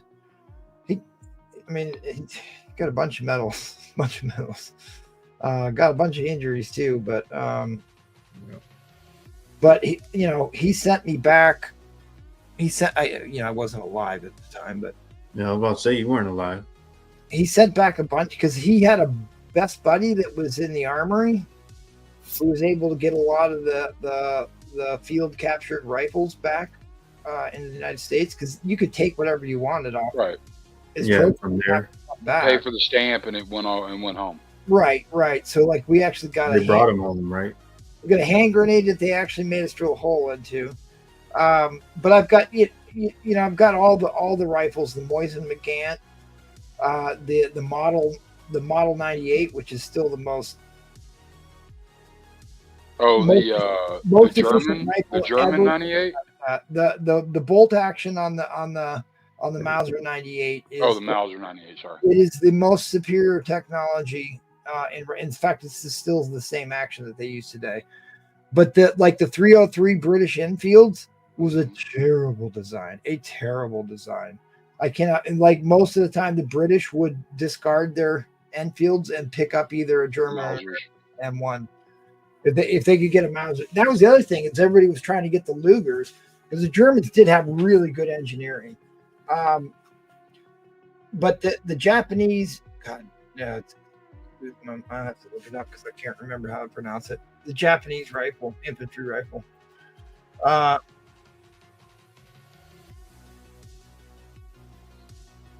I've got one. Arasaka. Thank you. Appreciate that. Well, somebody woke up Eddie this Fury. Like the Mosin McGant wasn't terrible. It wasn't all that great either. But like all the stuff in the Model 98 to take it apart and clean it was like all built into the stock. So that's why a lot of the other soldiers would pick it up. Plus they, sometimes it was easier to get ammunition for that than get the ammunition for the M1. Well, the other funny thing about the M1 is that when you were shooting, they would know you were out of bullets because there was this really loud ping when the clip ran out. The ejector, it was the there was this little metal bar that they slid all the cartridges into, and then you would drop that whole thing down into stripper clip. Stripper clip. So when you were out of bullets, it made this really loud pinging noise, and like the enemy knew when you had to reload. It was kind of not a very good design as far as stealth goes. But then they started carrying those clips and they throw them down to make that ping on a rock, and then they'd kill them. Right. So they started playing that game once they got wise to it. But let me see if I can lay my hands on my bayonet. It's got bullet holes in it.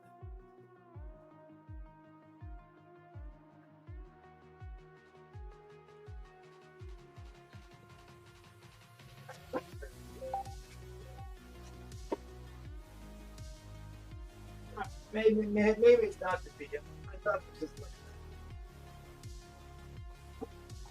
But regardless, like I've got this big map of when he went through Bavaria and they chased down the Bavarian crown jewels and recaptured him after they liberated Dachau concentration camp. And like I've got his whole, like they used to, I can't remember what they're called. Maybe Paul knows. There's like a yearbook for your battalion or your division. And then they had these books at the end that kind of showed your trip through Europe. They didn't do that in the Pacific though for some reason. But they made these big elaborate maps and books that detailed their time throughout Europe that all the troops ended up getting. I never saw any of that for his time in the Philippines though. But I mean, if you guys have ever watched The Band of Brothers on HBO, they made this companion series called The Pacific. The Pacific. It was actually pretty good. Oh yeah, I have to give this away. Sorry. Yeah, I'm dragging it out. I'm really sorry. All right, good luck, everybody. Last chance to get in on your Black Panther. Please buy my waffle spots.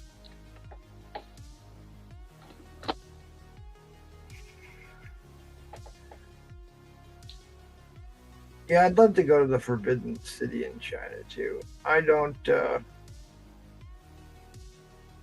that I'll ever make it over there.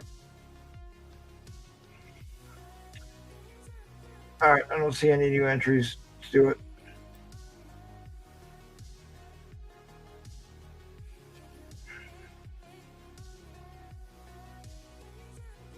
Not much, Lucian Kerwood, and went for an absolute steal. 650, way less than it should have. I think it was Way 630. less. 630. What was it? 630 that book went for. What is Masters of the Air, Aaron? I don't know that one. I don't think I'll probably link that. All right, if you guys want Rafferty, who I just shipped you books today from your Patreon win, congratulations. Had I known, I wouldn't have shipped it. But at any rate, you've got a free book here. The Paramount Plus did this Rogue Soldiers, which was like very similar like to Band of Brothers. That was the start of the SAS, the Special Air Service, which is like the British. The British version of the Commandos or the Navy SEALs or whatever, right?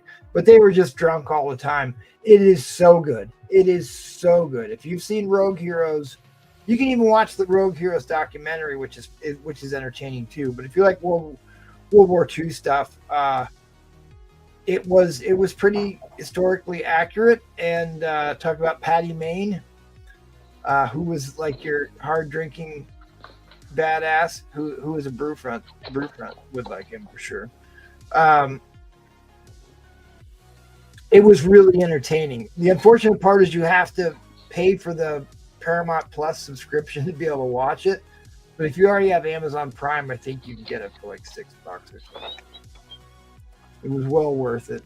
I loved it. Both seasons were really good.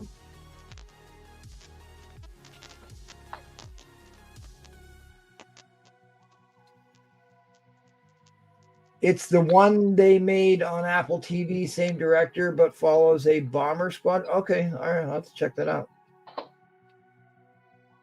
I will check that out. Yeah, Rogue Heroes. Paul's already gone. Yeah, Lucian, I tried to tell you that I worked on that book. I pressed and cleaned that book. I knew what grade it was. I knew how good it was. I did get pulled away because I really thought they weren't going to let me win that auction. And I went, and then I had to talk to the wife for a minute. I came back, and it's like it's sold for $630, which is a tragedy for that book. I tried to get them to put up another one for $1. There's still a $7. I tried to get them to put up another one for $1 so I could win that one. I don't know. I just thought, it didn't go over too well, did it? No, it didn't. No, it didn't. Oh, But wow. I mean, I pressed and cleaned that book. I mean, I have it here. I mean, I worked on it. I know what shape it's in. I thought you'd want to get in on it, but I don't know. You were busy. Busy out looking for Martin. So be it. I will. I keep trying to find another one, but it's like I can't. For me to go out and find one that I can resell on here, I have to get like a really good deal on it. And that opportunity has not presented itself, but I am constantly looking for that opportunity. Especially with what they're going for lately. Oh, dude, they just have blown up. They're getting out of hand. Like I showed at the beginning of the show, and I'll go back. I can't believe what I just sold that red Sony lot for. Holy.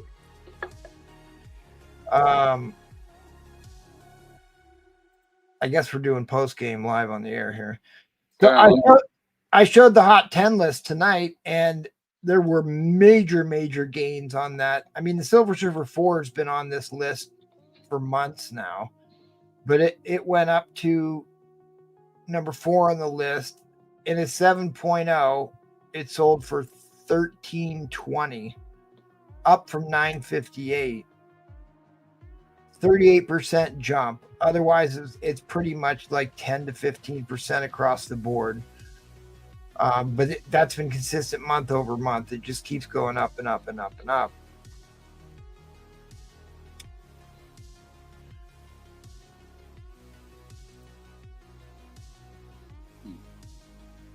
I still have that open. But at any rate, oh, you're not looking at what I'm looking at. I'm sorry. It made the hot 10 list here. This is your big jump. 7.0 sold for $13.20 this past week. So, I mean, 38% jump's pretty massive. But otherwise, the rest of the grades were... somebody posted a 9.8 of this book for sale. They wanted $53,000 for it. Off-white to white pages. Off-white to white pages, even. In a 9.8. I mean, dude, the book is straight fire. I mean, it just evokes something visceral here. It is that good.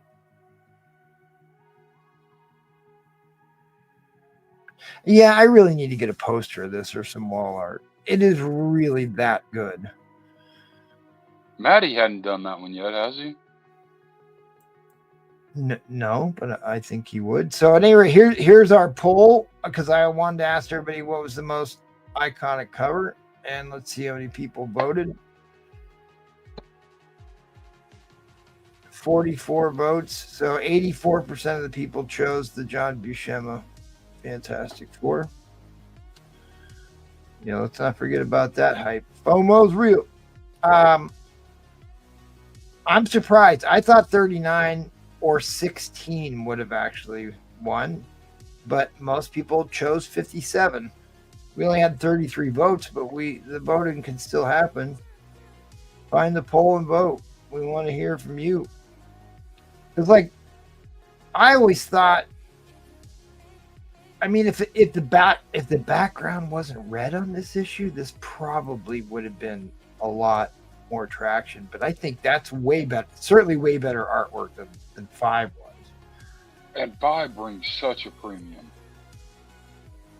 And this to me always looked a little wacky, just a little goofy, like a little oblong, little egg-shaped type of thing. But like that one, I always thought was extremely detailed and menacing. You know what I mean? And then of course, how much I love that one, because it's been homaged so many times. But I mean, they're all Jack Kirby covers.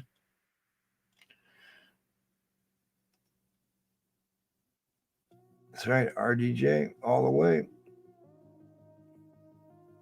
And then there's your best Jim Lee covers, but won by a large margin. And since Paul left, we'll do his thing. Which version of Paul do we want to see? The Malibu Paul with his frosted tip highlights got 68% of the vote.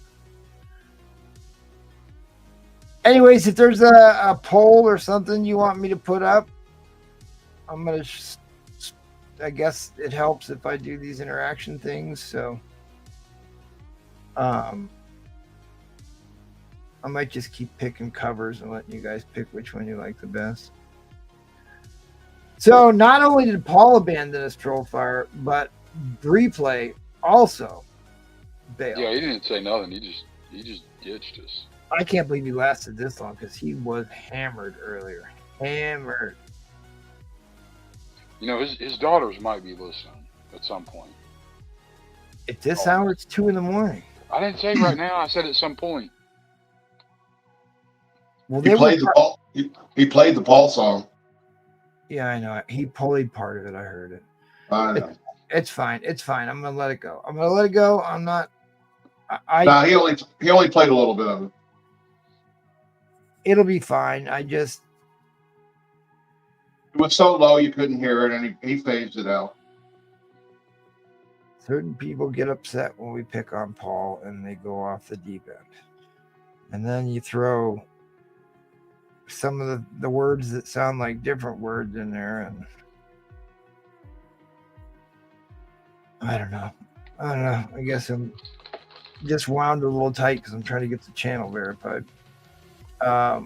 We'll get through it. But we gained 1 subscriber tonight. Tragedy. I thought we had 2.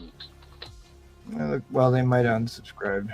Probably somebody's burner account to enter in on a giveaway. No, I think we were at It was me. 34.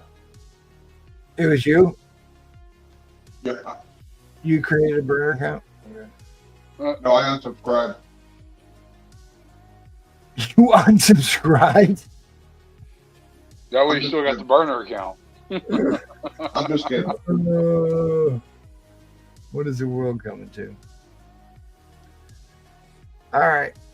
Did I get one of your raw copies, MT? I got your text, sir, but I was... Oh, okay, that's fine. I just wanted to make sure you knew, Lucian. I know, you've been trying to get one for a while, and I got you that 1 copy. And there ended up being quite the bidding battle. And I've been trying to get you... Because I know that you want a decent copy, right? You don't just want a VG... beat up copy. I know you want at least something in the 6s or better, probably preferable into the VF range. So that's what I've been trying to get for you.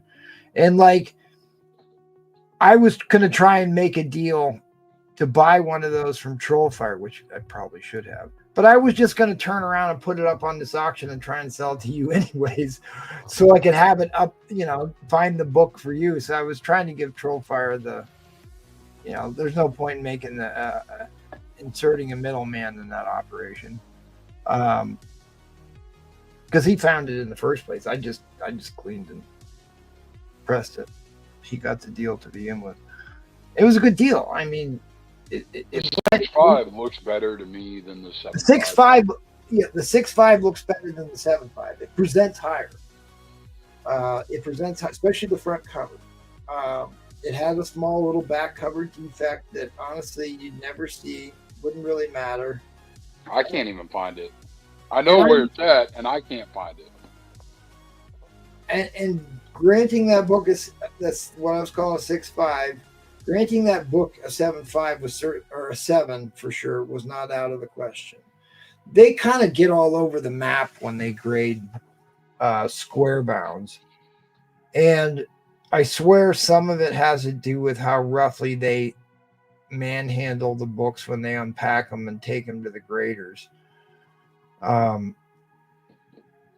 Because if you fool around with it too much, you can tick up the spine a little bit. Not necessarily. Well, you were saying that earlier. It gets to CGC. There's one person that unboxes it, goes through it, checks it against the invoice.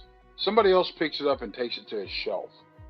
Somebody else takes it from the shelf to the graders. They grade it. Then it goes to encapsulate. I mean, do you think that there's any chance if one of those guys unpacking dropped or damaged the book, they're going to cop to it?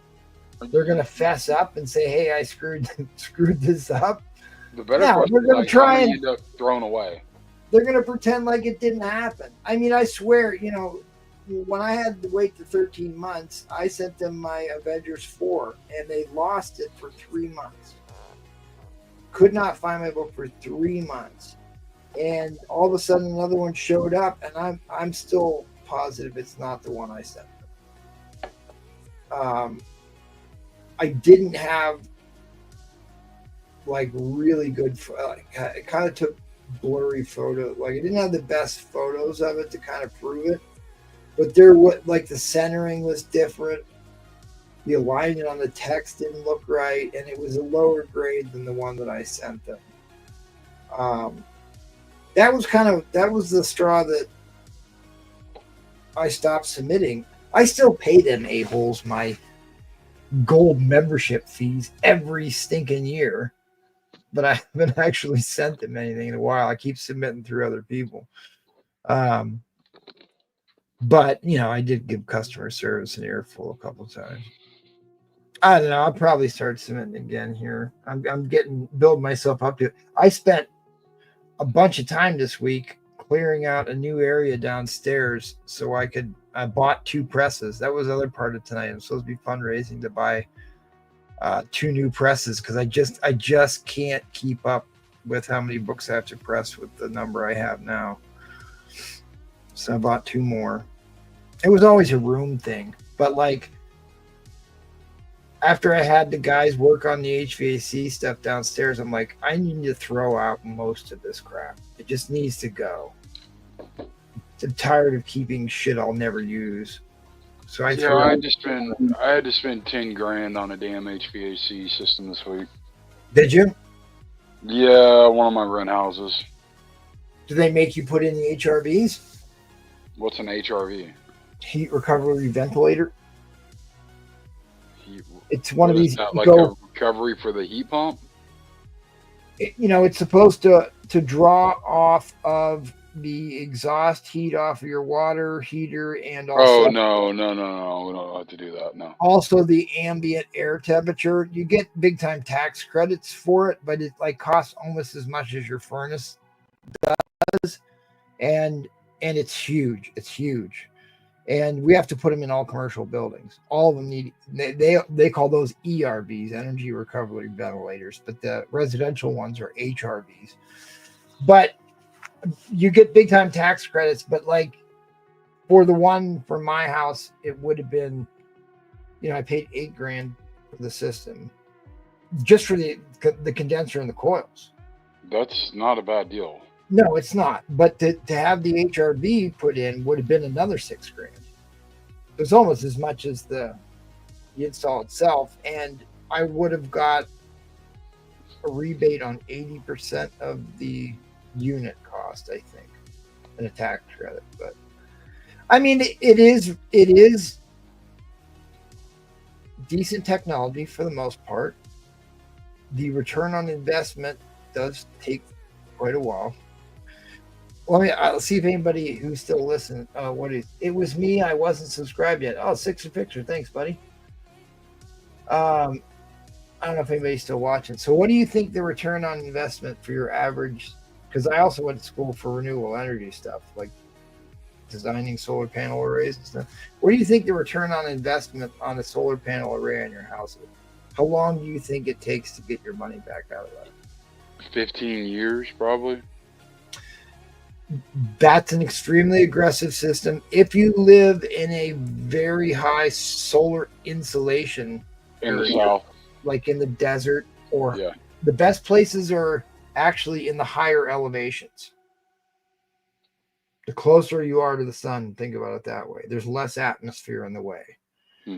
Like the solar panels where I live are a terrible idea because we get all the humidity that blows over the lake right over where we live. So there's that much more blocking the solar insolation, not like insulation in the walls. It's insolation, like sol, the sun, is your available energy to be converted in your photovoltaic cells. And the interesting thing, why solar is only going to be one of the really only viable renewable energies in the future, is it's really cheap to make them. Right. It's cheap to make solar cells. We can integrate them into windows that you never even know they exist. We can integrate them into roofing materials. We can put them into roadways. It's like you already add it to the things we're already building anyways. And all it is graphite and aluminum and glass. That's it. That's all it really is. Those are the three big components in a solar cell. The problem lies is in the storage of that energy if you're not dumping it back into the grid, right? But it decentralizes power, because right now it's like everybody buys power from the Niagara Falls power plant, and you lose so much of that power transferring that energy from Niagara Falls to Pittsburgh or Niagara Falls to New York City. So if you can decentralize power, everybody has this integrated into their buildings. You could buy excess power from your neighbors when they're not using it, right? You don't need all these huge transmission lines and transmission loss. The problem with us down here is like we can do solar and we can connect it back into the grid. Yeah, smart but meter. We don't get paid on it. Anything. They will not buy it from us in my state. Yep. They won't buy it from you. No, you get no credits. It's just like, I think you get like a tax deduction. They will not pay you for the electricity that you produce. Your overage that you put back into the grid, they will not write you a check. Interesting. It is the dumbest thing. Because that's the whole idea, is a smart meter. I know, exactly. Instead of the whole idea of it. Right. Because like here's the expensive and dirty part of any renewable energy is the battery system. The battery banks has all the conflict minerals in it. We build batteries so their built-in obsolescence happens rather quickly. They're dangerous, they can explode, and they cost a ton of money, and they're really hard to discard of the heavy metals and stuff that are in. So it's kind of a ecological hazard to dispose. Lithium's not a nice, No, it's a nasty business. It gets wet, it blows up. But until we get some better battery technology, I think that's actually the really big hurdle. I was in Friesburg, Germany, the #1 solar institute in the world, and they had a solar panel there, which I still haven't seen on the market yet. It's basically like you know how you would hold a magnifying glass in the sun to light something on fire. Right. They have that same technology, because a lot of the power loss in the solar cell is from overheating. You want the sun to be beating down, but when it overheats, it loses its efficiency. Right. So now they've got these magnifying glass that go onto smaller squares of a photovoltaic cell. Isn't like right next to one another in like a big egg crate. They're actually spaced further apart so they can cool themselves. And it went from us having like 26% efficiency up to like 47, which was almost double, which is a game changer.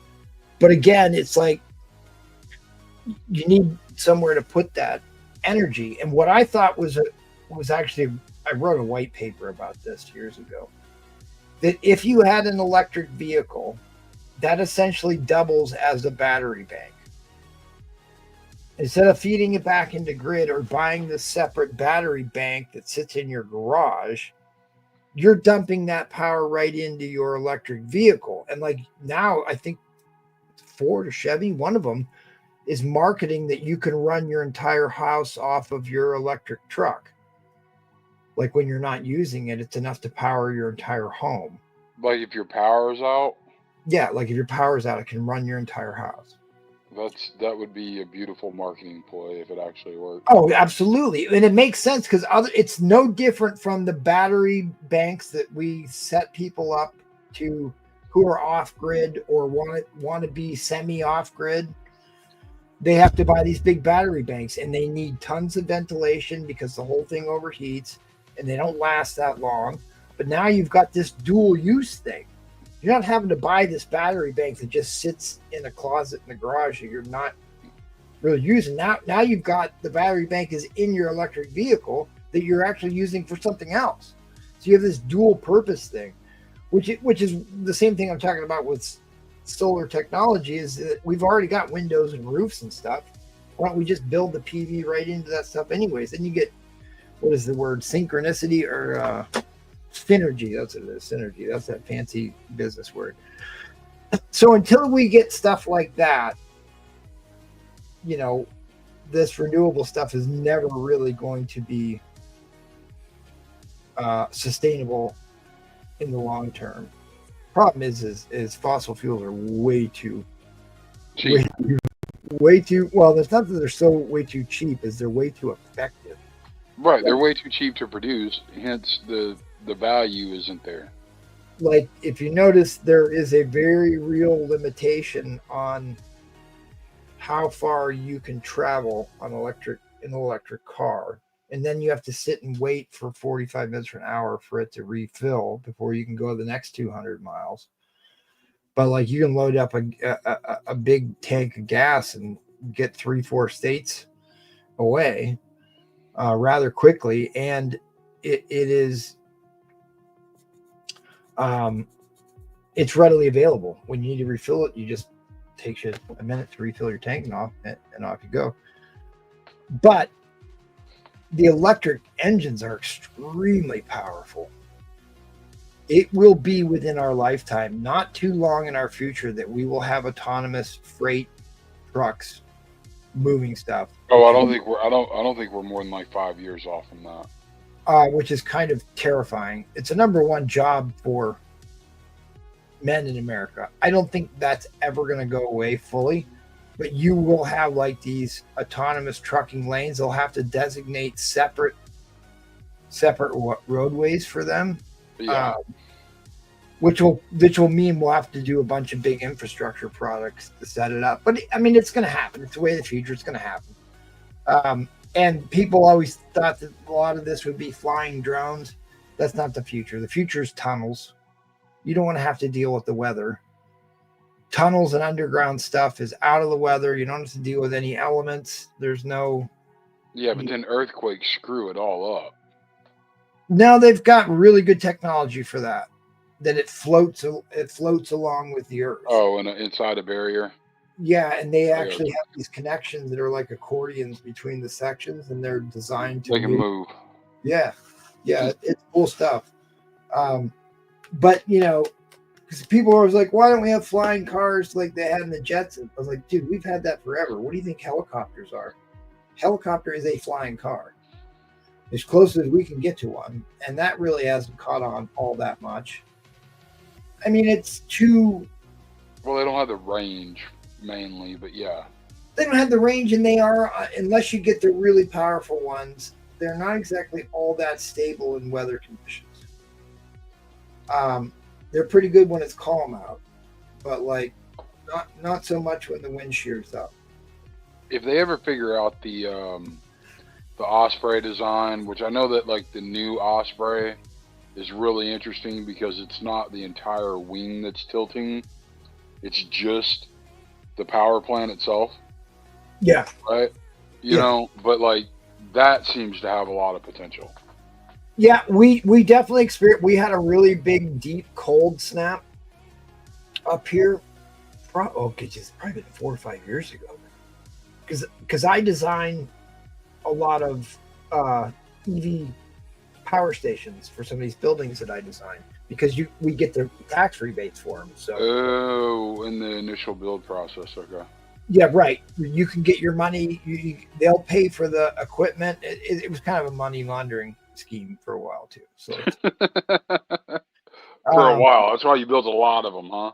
Yeah, and like all of a sudden, like magically, all the fun. No, I mean, they promised everybody that they could have money to get their equipment paid for, and like within a month, all that money is completely gone and not available to anyone, and nobody can figure out where these EV stations were ever built. It's like somebody's got to be getting this money to build this. I mean, there was $500 million in that account. That buys a lot of EV stations. We can't figure out where any of them are. And so it's like the money just disappeared. The money just disappeared like instantly. And like people were like, well, what the fuck's going on? And they're like, okay, because they pulled up such a holy stink that they're like, all right, we're going to have another round of funding and you can apply to get it next year or whatever. And we did. We did end up getting it eventually, but like, I got to tell you, I come in contact with some very shady government spending stuff that happens because I've done a lot of public projects. And, you know, obviously if it's there and nobody's calling you on it, people are going to abuse those systems. But it's unfortunate. It's unfortunate, I guess, is the bottom line. It kind of paints a bad picture of some of this technology, which I think is ultimately going to help us. But Darth Vader's Zone had a great point. Once we get to graphite batteries, which I have seen some decent examples of that, because graphite is readily available and dirt cheap. Readily available everywhere and dirt cheap. If we can make the graphite stuff work, we're in a whole new world. But that world's coming. It's just lithium sucks. It's too volatile, but it's not even necessarily the peak of our technology right now either. We do have I'm trying to remember the name of the new battery type that they started using. But it seemed to me like the safer one would definitely be the graphite one, because it's like they could make it out of this putty and they could cut pieces of this chunk of putty off and it would still hold the charge and not explode. Because that's the problem. See, Tesla makes their battery banks waterproof, watertight. Right. Not all EV companies do. So there was that flood and it like basically caused all that, the whole car dealership to light on fire.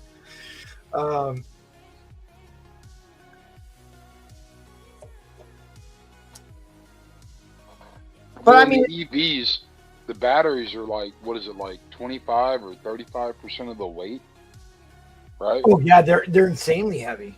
Right. Insanely heavy. And like you go through a pair of tires like every year. They just chew through tires, right?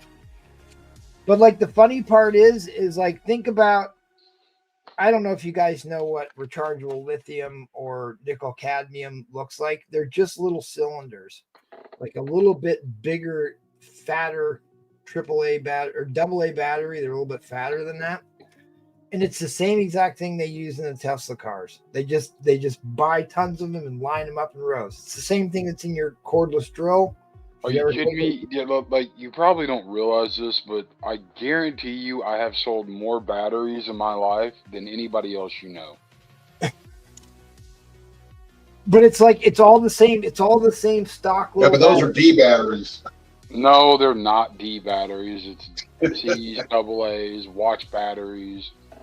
So like even like all the cordless power tools and the EV cars, the ones that run the electric lawnmowers, they are all just made up of stacked little cylinders about this big. That's what's in an EV car. Oh, I've seen those. Yeah, I've seen those. So it's just like, because that is the standard unit of a rechargeable battery. It has been forever. So that's all it is just different ways to stack up these little cylinders. You think I'm joking? I'm not. Like, I generally buy batteries by the pallet. I know you do. By the pallet.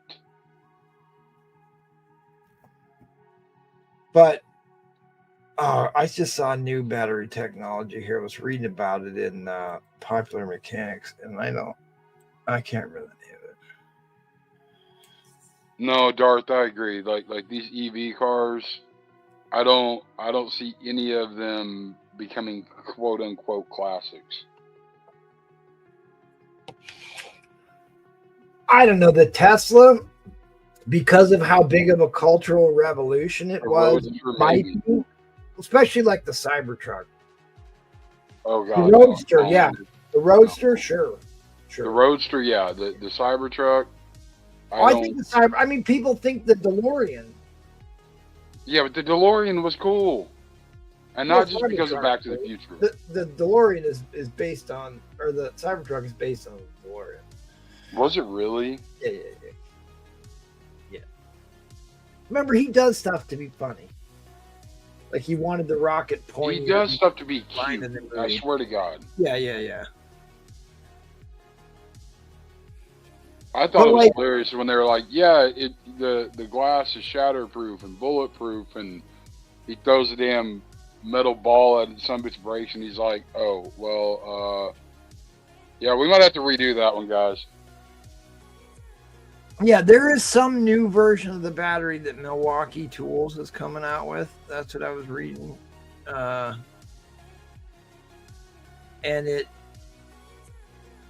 it's not like a regular lithium ion. It's something slightly different.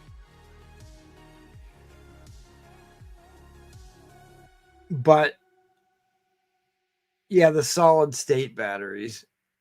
Now, now in motorcycles, those solid state 12-volt batteries are really nice.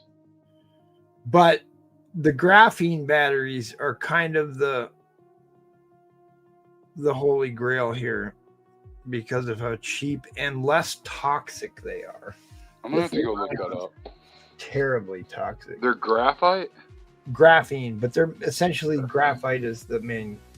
Graphene batteries incorporate graphene, a single layer of carbon atoms, as a material of the electrodes or the electrolyte. This can increase conductivity capacity and charging speed of the battery, optimizing your cordless tool performance and reducing time spent waiting. Or there might be doing this? No, this particular. No, I don't. I'm trying to find. I still can't find what it might have been solid state, but I really thought it had something to do with copper too. It had some copper ion in it. I don't know. I'll have to dig out that issue of Popular Mechanics.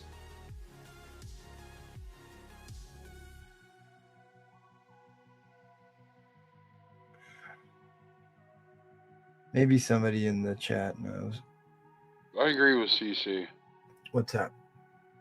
He said, "I'm good on the Cybertruck. Give me a 69 Charger." Hard to go wrong there. Hard to go wrong. They don't really steer that well, though. The suspension and the steering is not. If you can get that upgraded, it's definitely a lot better. Catch you guys later. I'm out. All right, see you. Buddy. Yeah, I got a call tonight too. It is. Went to high school with his dad, had a DeLorean. Man, he must have been the man. The DeLorean also didn't rust. It's stainless steel. No, it was stainless steel. Yeah. I always think they're aluminum. The Fords are aluminum. The DeLoreans are stainless steel. That's why they couldn't paint them. Yeah, and the argument is they make that stuff aluminum to meet these unreasonable fuel efficiency standards. I think it's also because you can't fix it. They're not durable, and once you get in a little bit of a fender, they crumple and it's done. They crumple in a beer can, and you have to go buy a new truck all of a sudden. I'm sure they were more than eager to adopt that policy. Good luck replacing the whole bed. They're gonna total it. No, because here's the thing: is aluminum is very rigid, but it's brittle. Right. Stainless or steel is strong but flexible, which is why you can pound it back into place, But once well, correct me if I'm wrong, but isn't stainless steel with chromium added? Yeah. Am I wrong? Yeah. I mean, they make stainless steel aluminum alloys. That's what my pressing plates are made out of. That's what road signs are made out of. Marine gas tanks are made out of an aluminum stainless steel alloy. And that is, it's expensive stuff, but it really works. Which is why I use it. Because here's the thing with your pressing comics, pressing plates. You want the heat to stay in the plate longer, which means you want steel, because steel has more heat retention. Yeah, more heat retention, more latent potential energy, right? So it holds the heat longer, but steel warps under temperatures. So the plate warps and doesn't stay perfectly flat. So then molecules speed up and move around. Right. And because there's different hot spots in the heating coil in these presses. right? It's not even. Right. So aluminum distributes heat very efficiently and very evenly. So then you get the aluminum pressing plates, which is what the vast majority, 90% of everybody uses, is aluminum pressing plates because they don't deform under heat and they spread heat very evenly. But they don't hold that heat for very long. And the key to getting a comic book to not revert to its pre-pressed state is have an extremely long, slow cool down period, which is why I leave my books in the press for at least 12, 16 hours.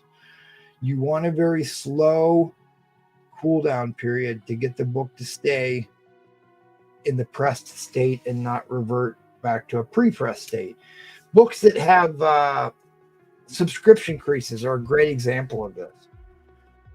If you have a really bad subscription crease, that book will revert after a couple of weeks or a month. You'll go back and look at it. You're like, oh, geez, I know I pressed this book. What is it doing? It's already popping back up again. There is reversion rates on some of the stuff, which is why you need to press it and send it in and get it graded a lot, or know how to actually keep it rigid in the bag. Maybe I'll do a show on that because there are ways to do it. Well, we got a couple guys watching. Pull my screen up big for me, will you? I'm curious what y'all think. Now, you see the grade on this? Yeah. Oh, look at this book. There we go. Your internet's actually looking good for once. It was terrible through most of the show. I don't know why. I really don't, because... You got a hard lined in, or are you still dinking? Yeah, I'm hard lined in. Right. Did you pull the grader notes? Yeah, I think I've got the grader notes on. Yeah, I've got the grader notes on this. What did they say? Hang on, I'll pull it in just a second. I mean, this does not look like a 6.0. No, it doesn't. Well, I mean, that was the thing with that Neil Adams book. Like when I bought it, I'm like, why is this a 7.0? I was like, this is nuts. And I looked it up because there was like dried pizza sauce on the cover that like cleaned up real easy. And the plastic has fingerprints on it. That's what. Yeah. I'm used to looking at that. I mean, is that a little tick in the top in the center? What's that? Is that a tick in the top in the center? Right there. Let me look. It looks more like a little bit of a color rub. Okay. You're talking about right there? Yeah. Yep. That's fine. I mean, still, that's nothing. That's nothing that's going to put you into a 6. Right.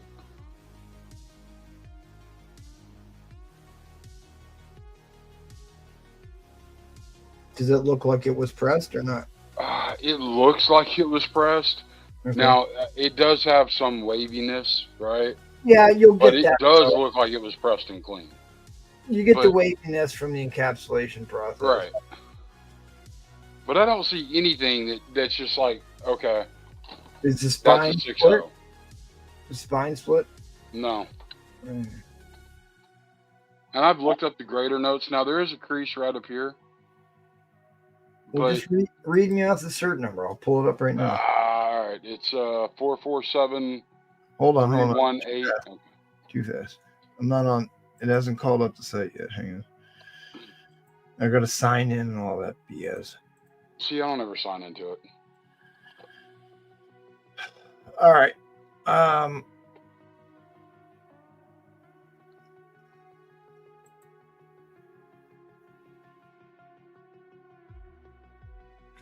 Honestly, I was going to send this book to you and let you do your thing on it because it. Well, I mean, I'll be able to look at. We can pull the scans up on the screen and everything. All right, what's the number? 4473184003. Did I get enough zeros? 2 zeros or 3 zeros? 2 zeros. Off white to white. Very light, multiple reader creases, full left of front cover, breaks color, light, multiple stain, full left of back cover. Okay.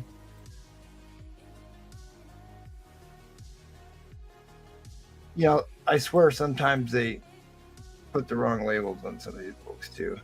So full stain. Oh, I see it. Very light right there. You see Shit, it? you can't even see that with the eye.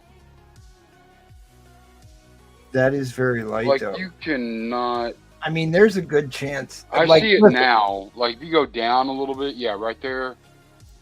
But I you're know that I say I will refuse to clean square bound books because it's impossible.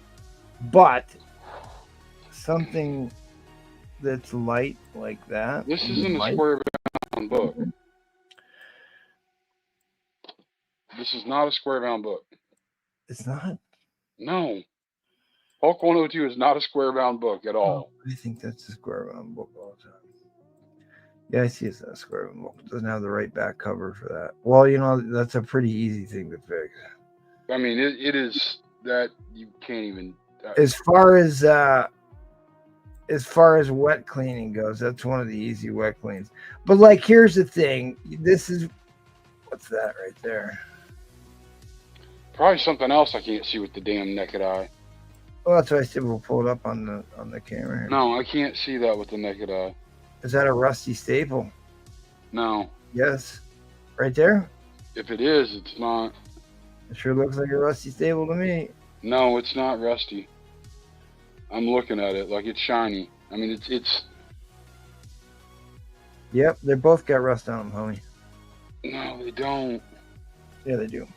No, they don't. See right here, you got oxidation on the top half of the staple. The bottom half of the staple is shiny. The top halves have oxidation. It is not showing up with the naked eye, I'm telling you. That's true. Probably doesn't. But like, either that or I need glasses, which I'm not saying I'm done. I'm okay, maybe. But that's part of the reason why I don't like when they give those reader crease things, because the staples were stapled through the front cover of the book. So the only way you could open and read this book was to put these reader creases in there. So essentially, the guy who's got to flip through the book to grade it is making a reader crease by doing it. I don't know. There needs to be some concession. Does it look like a 6.0? Well, I'm not done looking at it. But we're getting there. Not as far as I can tell. Nothing so far. This is one I just need to send to you and like take pictures of it and dude, this is track it and we'll submit it, because I'm telling you, like this book looks like an 8.0 all day long. Yeah, that's about where I was gonna say. I think an 8.0 is a safe assumption for this. I just want to make sure there's nothing else here that would keep us out of that range.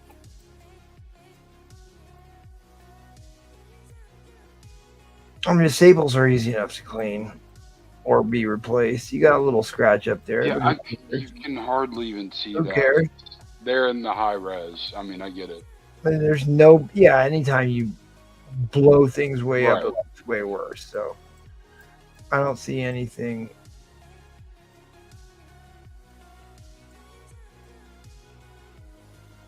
Yeah, I don't see anything. It's just this reader crease, and I guess that one of these things, I guarantee that they knocked you for rusty staples, and it didn't even mention it. They just didn't listen to the notes. Yeah, right. They're lazy like that. Multiple stains, full left of back cover. Full left of back cover? That's a little exaggerated. You can see they're just little moisture ripple lines, like dew. Like if you left a book out on a table outside on the back patio and, you had the evening dew set in on it and it, kind of sucked up along the edges of the book. That's exactly what that looks like to me. Like it's not heavily saturated. So light. I'm telling you, like I didn't even see it till we blew it up. And I'm like, okay, I see it. Right. That's what makes me think it's probably just from being left out on a table on a patio somewhere.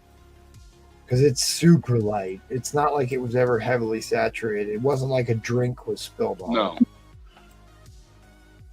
And it's got some light stuff to be cleaned up there, you know. It has a little bit of that right there, but man, you got to zoom in super tight to even see that. A little bit of a grease spot, but that also could just be an imperfection in the paper stock. I don't see how it's not an 8.0. I mean, 6.0 seemed really, really hard to me. What off-white to white? Yeah. Yeah, I'd say that was a hell of a CPR find for sure. I mean, I get it because of the length. Yeah, everything that adds up. I understand. Right. But this is like, again, one of those highly subjective defects. But again, look at how thin those are. And it isn't like it's like one big heavy subscription crease from the bottom to the top type situation. You've got really light spider web breeder creases, which need to be taken into account here. But yeah, I don't have any problem calling that an 8. No problem calling that an 8 after a C&P. It looks like it to me.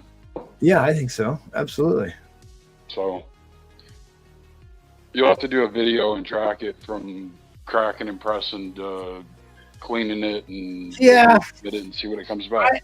I'm just so busy that it's like I don't want to deal with that because then I have to like edit the video, like do 2 or 3 takes. But I spent a lot of time this week actually creating little video clips. I'm like, man, I need to hire somebody that will edit and post all these videos for me. I just make them.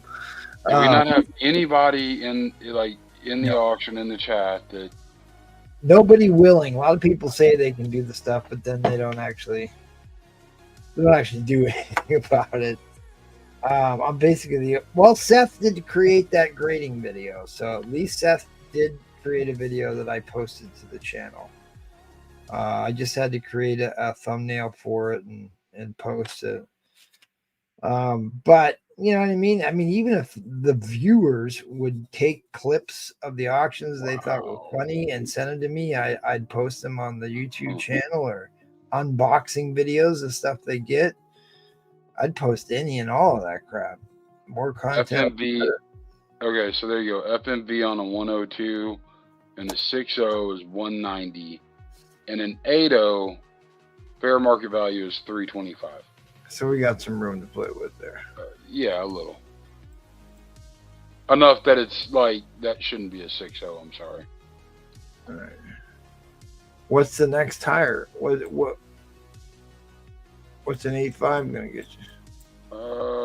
There's not a lot of recent sales, not in the last 30 days. Well, in an 8.0, the 1 year average is 353. In an 8.5, the 1 year average is 378. Effectively, there's $25 difference in fair market value. Yeah, that could be one of those anomalies too. That's hard to kind of track some of that. Yeah, I mean, because there's not a lot of sales. Right. I think that's some room to play with. It's not like that book is going back out again. That book's always going to be a strong book. It's what, number 8? Number 9? Number 8. 102? There's what, 6 issues? There's 6 issues in the original run called The Incredible Hulk. Right. And then Incredible Hulk takes over Tales to Astonish in issue number 102. And so I guess you could say it would be the 7th appearance, the 7th solo titled Hulk book. Maybe that's the best way to say it. There you go. I'm falling asleep though. Yeah. All right, buddy, I'll talk to you tomorrow. Later. Good night, everybody. Good night, y'all.